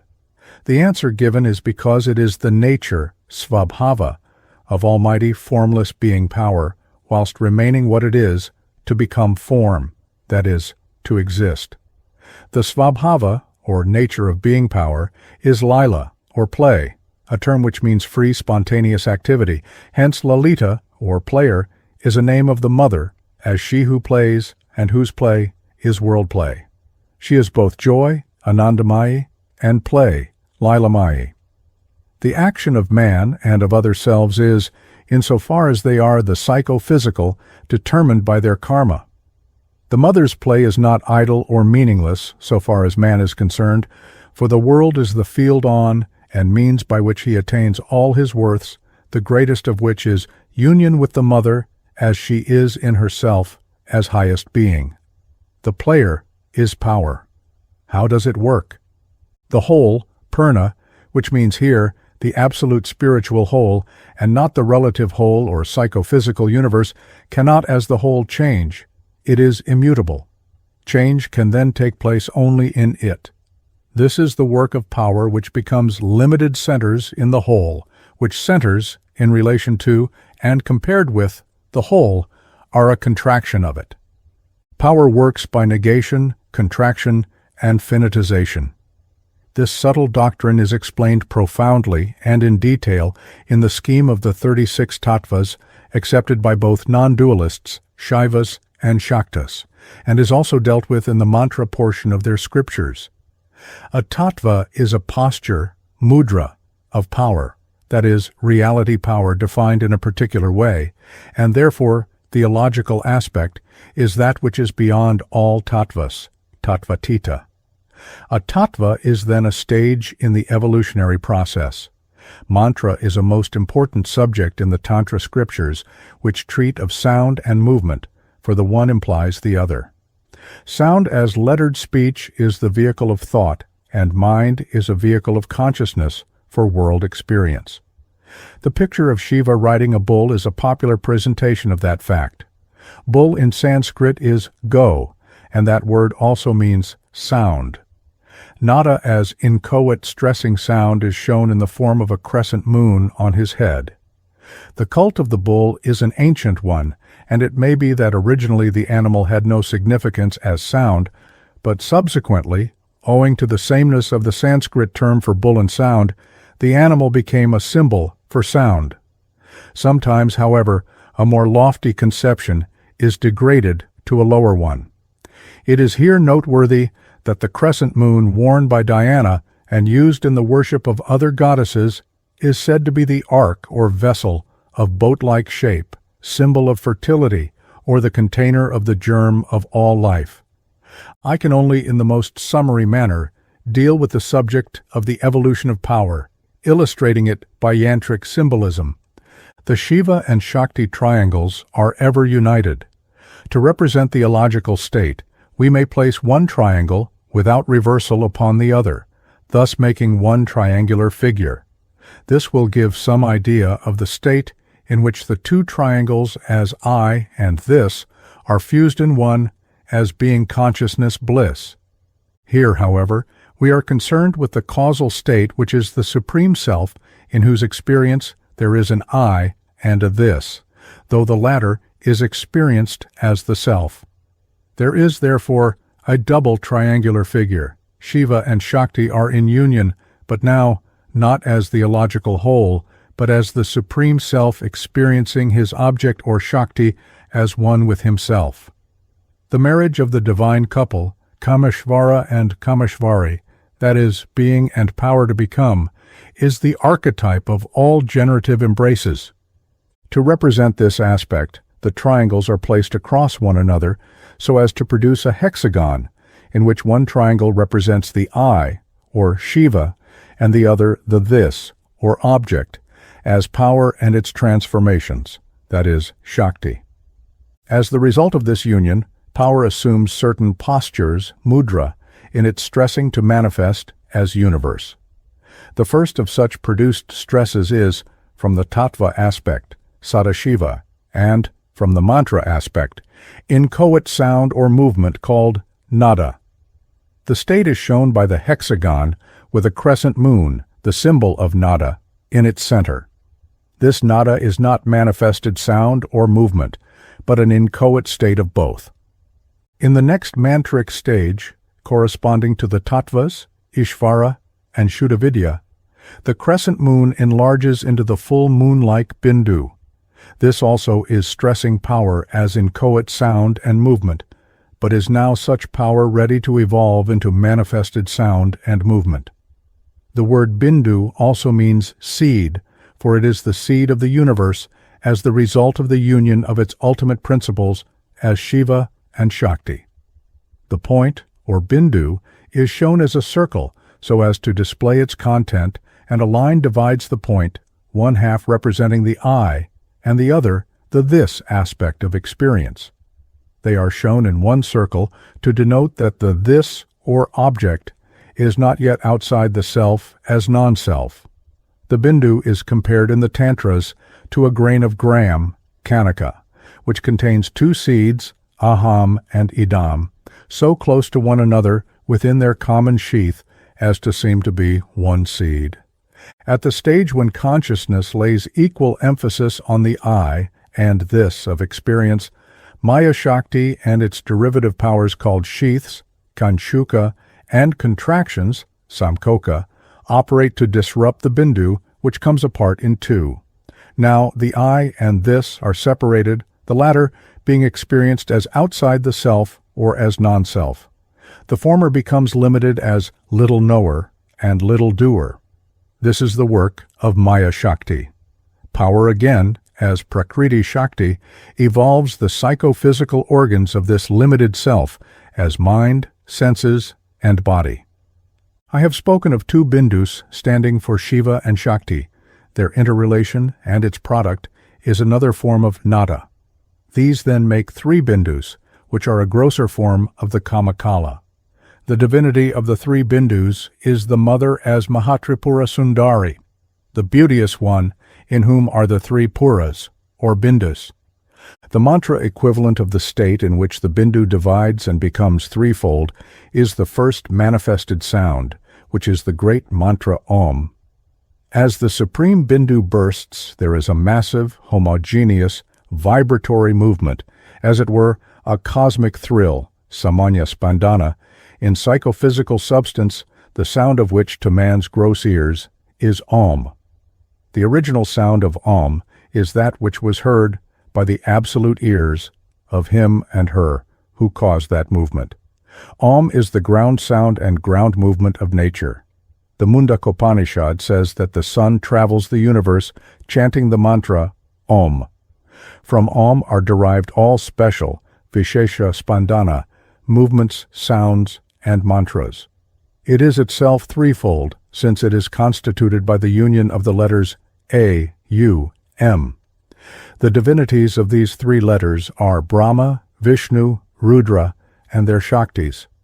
These, together with Sadashiva and Isha, are the five Shivas to whom reference is made in the ritual, and who are pictured in the Shakta symbolism as the five who are dead, Preta. Power, after involving itself in solid matter, technically called earth, then rests in this last-named element. The evolution of the tattvas is not a temporal process. Time only comes in with sun and moon on the completion of the evolution of the tattvas as constituent elements of the universe. The tattvas are given as the results of an analysis of experience in which the prius is logical, not temporal. For these reasons, a causal tattva does not cease to be what it is as cause when it is transformed into its effect, which is not the case in the manifested world wherein, as the Lakshmi Tantra says, milk when it becomes curd ceases to be milk. Reality does not cease to be the illogical whole because it is from the causal aspect a supreme self. It does not cease to be the cosmic cause because it evolves as the universe its effect. Nor in such evolution does any tattva cease to be what it is as cause because it is transformed into its effect.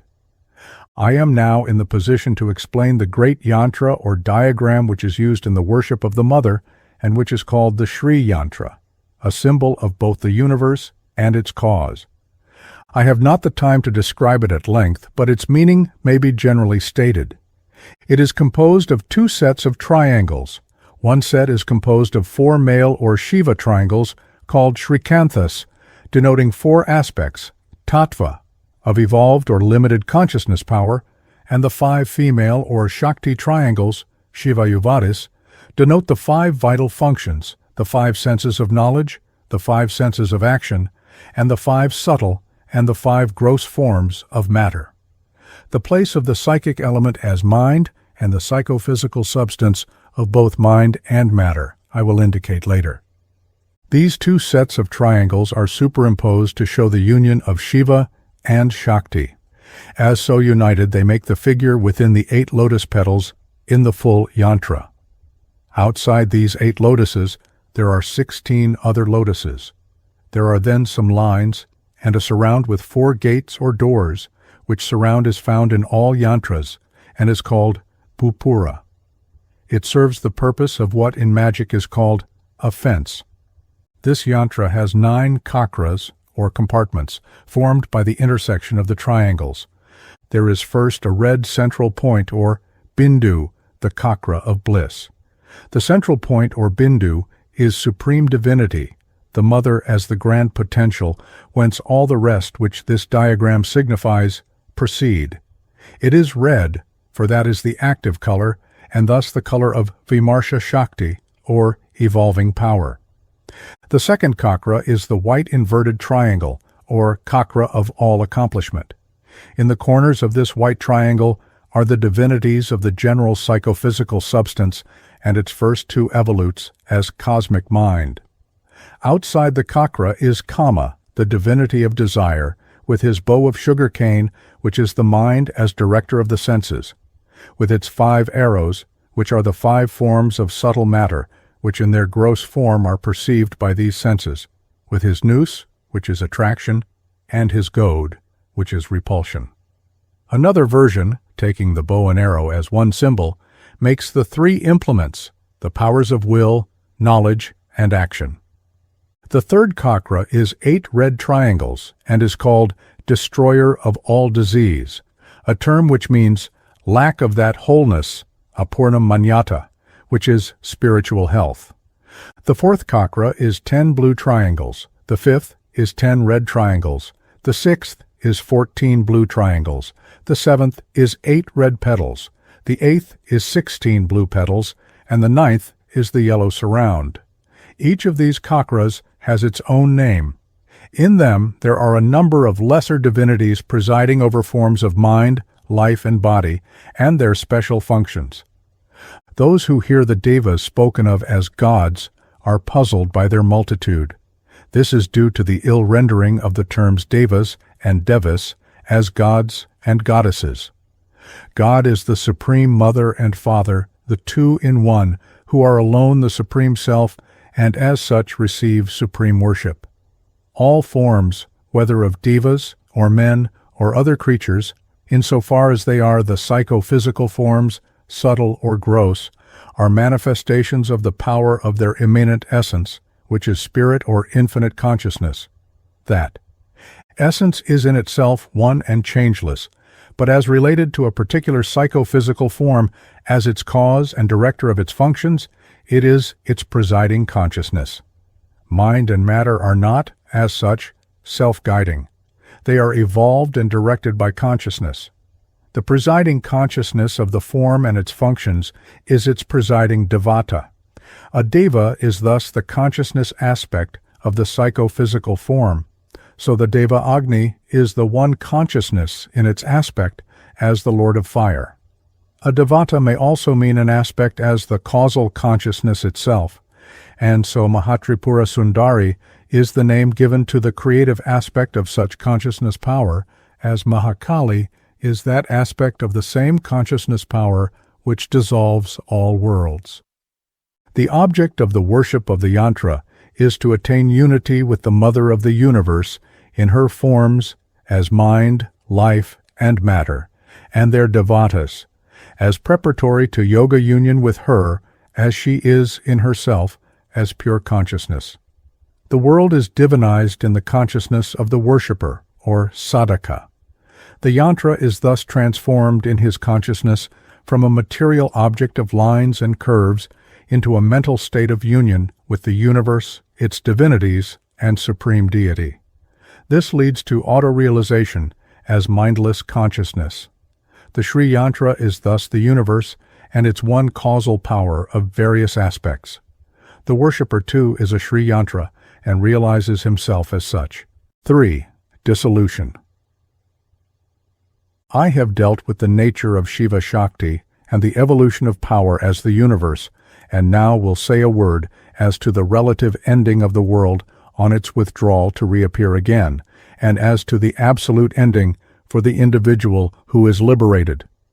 In Hindu belief, this universe had a beginning and will have an end, but it is only one of an infinite series in which there is no absolutely first universe. These universes come and go with the beating of the pulse of power, now actively going forth, now returning to rest. For the world has its life period, which, reckoning up to the great dissolution, is the duration of an outgoing breath of time. In due course, another universe will appear, and so on to all eternity. This series of worlds of birth, death, and reincarnation is called by the Hindus the samsara, and was named by the Greeks the cycle of the becoming, kuklos ton geneson. All selves which are withdrawn at the end of a world period continue to reappear in the new worlds to be until they are liberated therefrom. The picture now described depicts the mother power, which dissolves, that is, withdraws the world into herself. This is another aspect of one and the same mother. As such, she is Mahakali, dark blue like a rain cloud. Nada is in her head dress. She is encircled by serpents, as is Shiva. She holds in her hands, besides the lotus and two weapons, a skull with blood in it. She wears a garland of human heads, which are exotically the heads of conquered demons, but are esoterically the letters of the alphabet, which, as well as the universe of which they are the seed mantras, are dissolved by her. She stands on the white, inert Shiva, for it is not he, but his power, who withdraws the universe into herself. He lies on a funeral pyre in the burning ground, where jackals, favorite animals of Kali, and carrion birds are gnawing and pecking at human flesh and bone. The cremation ground is a symbol of cosmic dissolution. In a similar picture, we see the mother standing on two figures, the Shiva and Shava, previously explained. On the corpse, the hair has grown. The Devas, or gods, as they are commonly called, are shown making obeisance to her on the left, for she is their mother, as well as being the mother of men. There are some variations in the imagery. Thus Kali, who is commonly represented naked, that is, free of her own Maya, is shown clad in skins. Her function is commonly called destruction, but as the Sanskrit saying goes, the Deva does not destroy. The Supreme Self withdraws the universe into itself. Nothing is destroyed. Things appear and disappear to reappear. To pass beyond the worlds of birth and death is to be liberated. Human selves alone can attain liberation, hence the supreme worth of human life. But few men understand and desire liberation, which is the experience whole. They have not reached the stage in which it is sought as the supreme worth. The majority are content to seek the partial in the satisfaction of their individual interests. But as an unknown sage cited by the commentators on the Yoganihridaya and Nityashodasika Tantras has profoundly said, identification of the self with the non-whole or partial, apurna manyata, is disease and the sole source of every misery. Hence one of the chakras of the Sri Yantra, which I have shown you, is called destroyer of all disease. Eternal health is wholeness, which is the highest worth as the experience whole. The disease of the world refers not to the world in itself, which is the mother in form, but to that darkness of vision which does not see that it is her.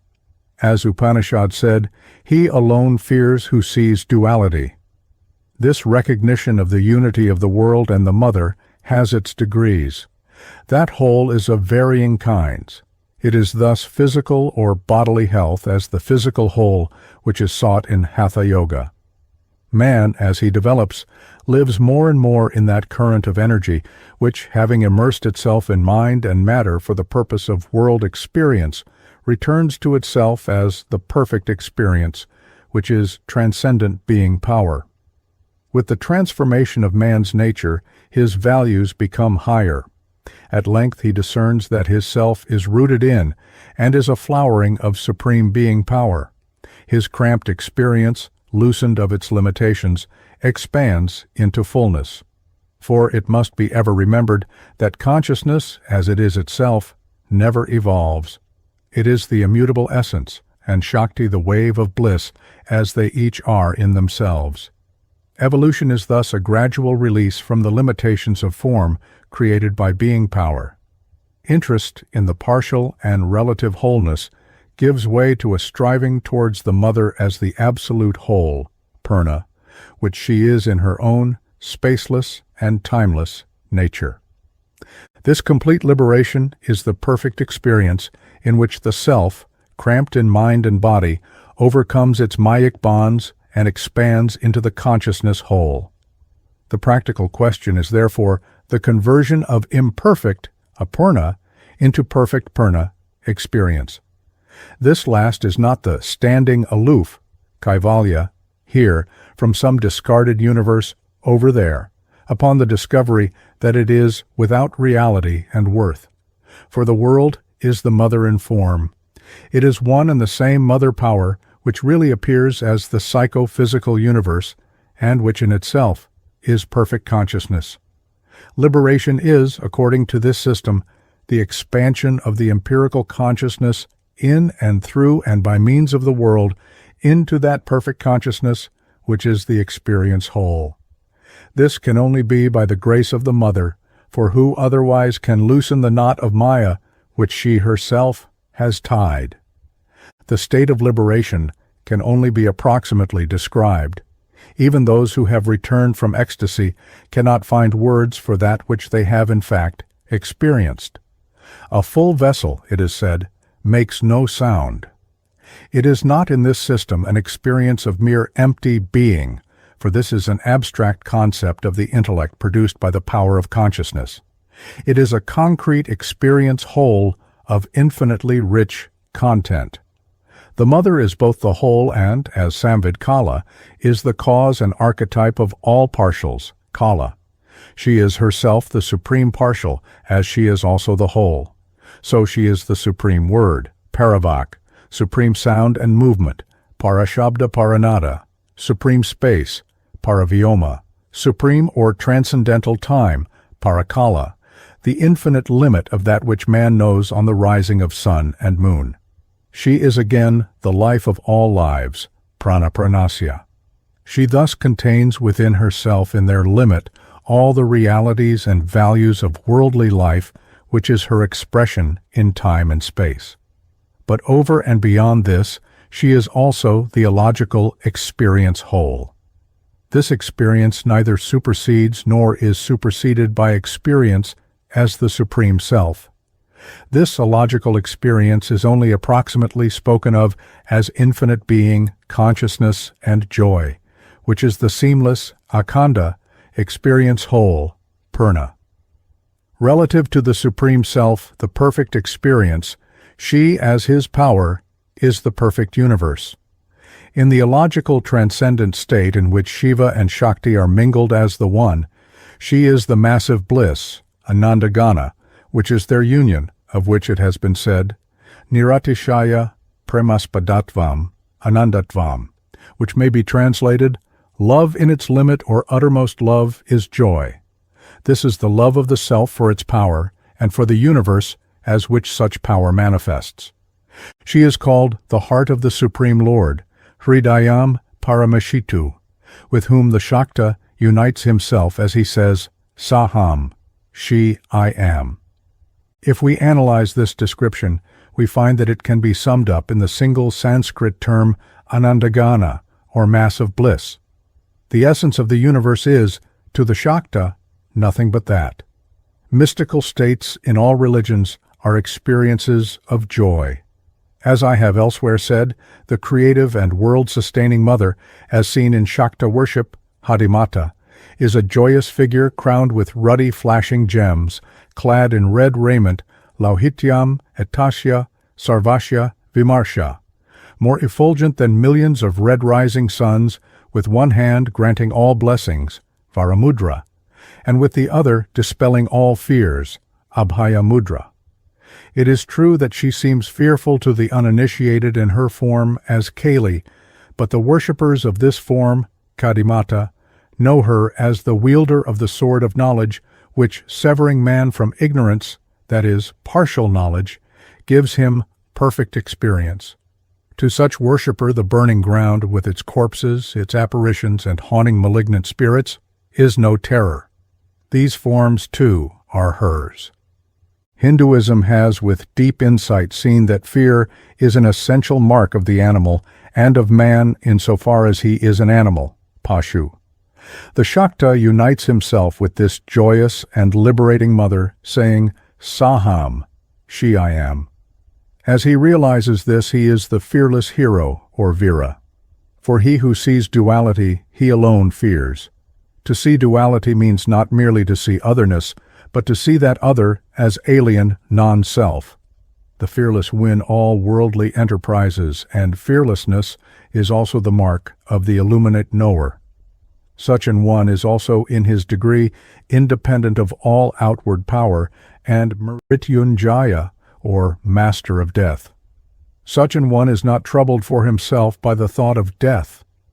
In the apt words of a French author, Lampayen, 83, he no more fears than do the leaves of the trees yellowing to their fall in the mists of autumn. An imperishable instinct tells him that if he, like the leaves, is about to fall, he is also the tree on which they will come out again, as also the earth in which both grow, and yet again, as the Shakta would say, he is also, in his body of bliss, the essence which, as the mother power, sustains them all. As that essence is imperishable, so in the deepest sense is its form as nature. For whatever exists can never altogether cease to be. Either man's consciousness expands into that lordliness which sees all as itself, or he and all lower beings are withdrawn into the womb of power, in which they are conserved to reappear in that sphurana, or blossoming, which is the springtide of some new world.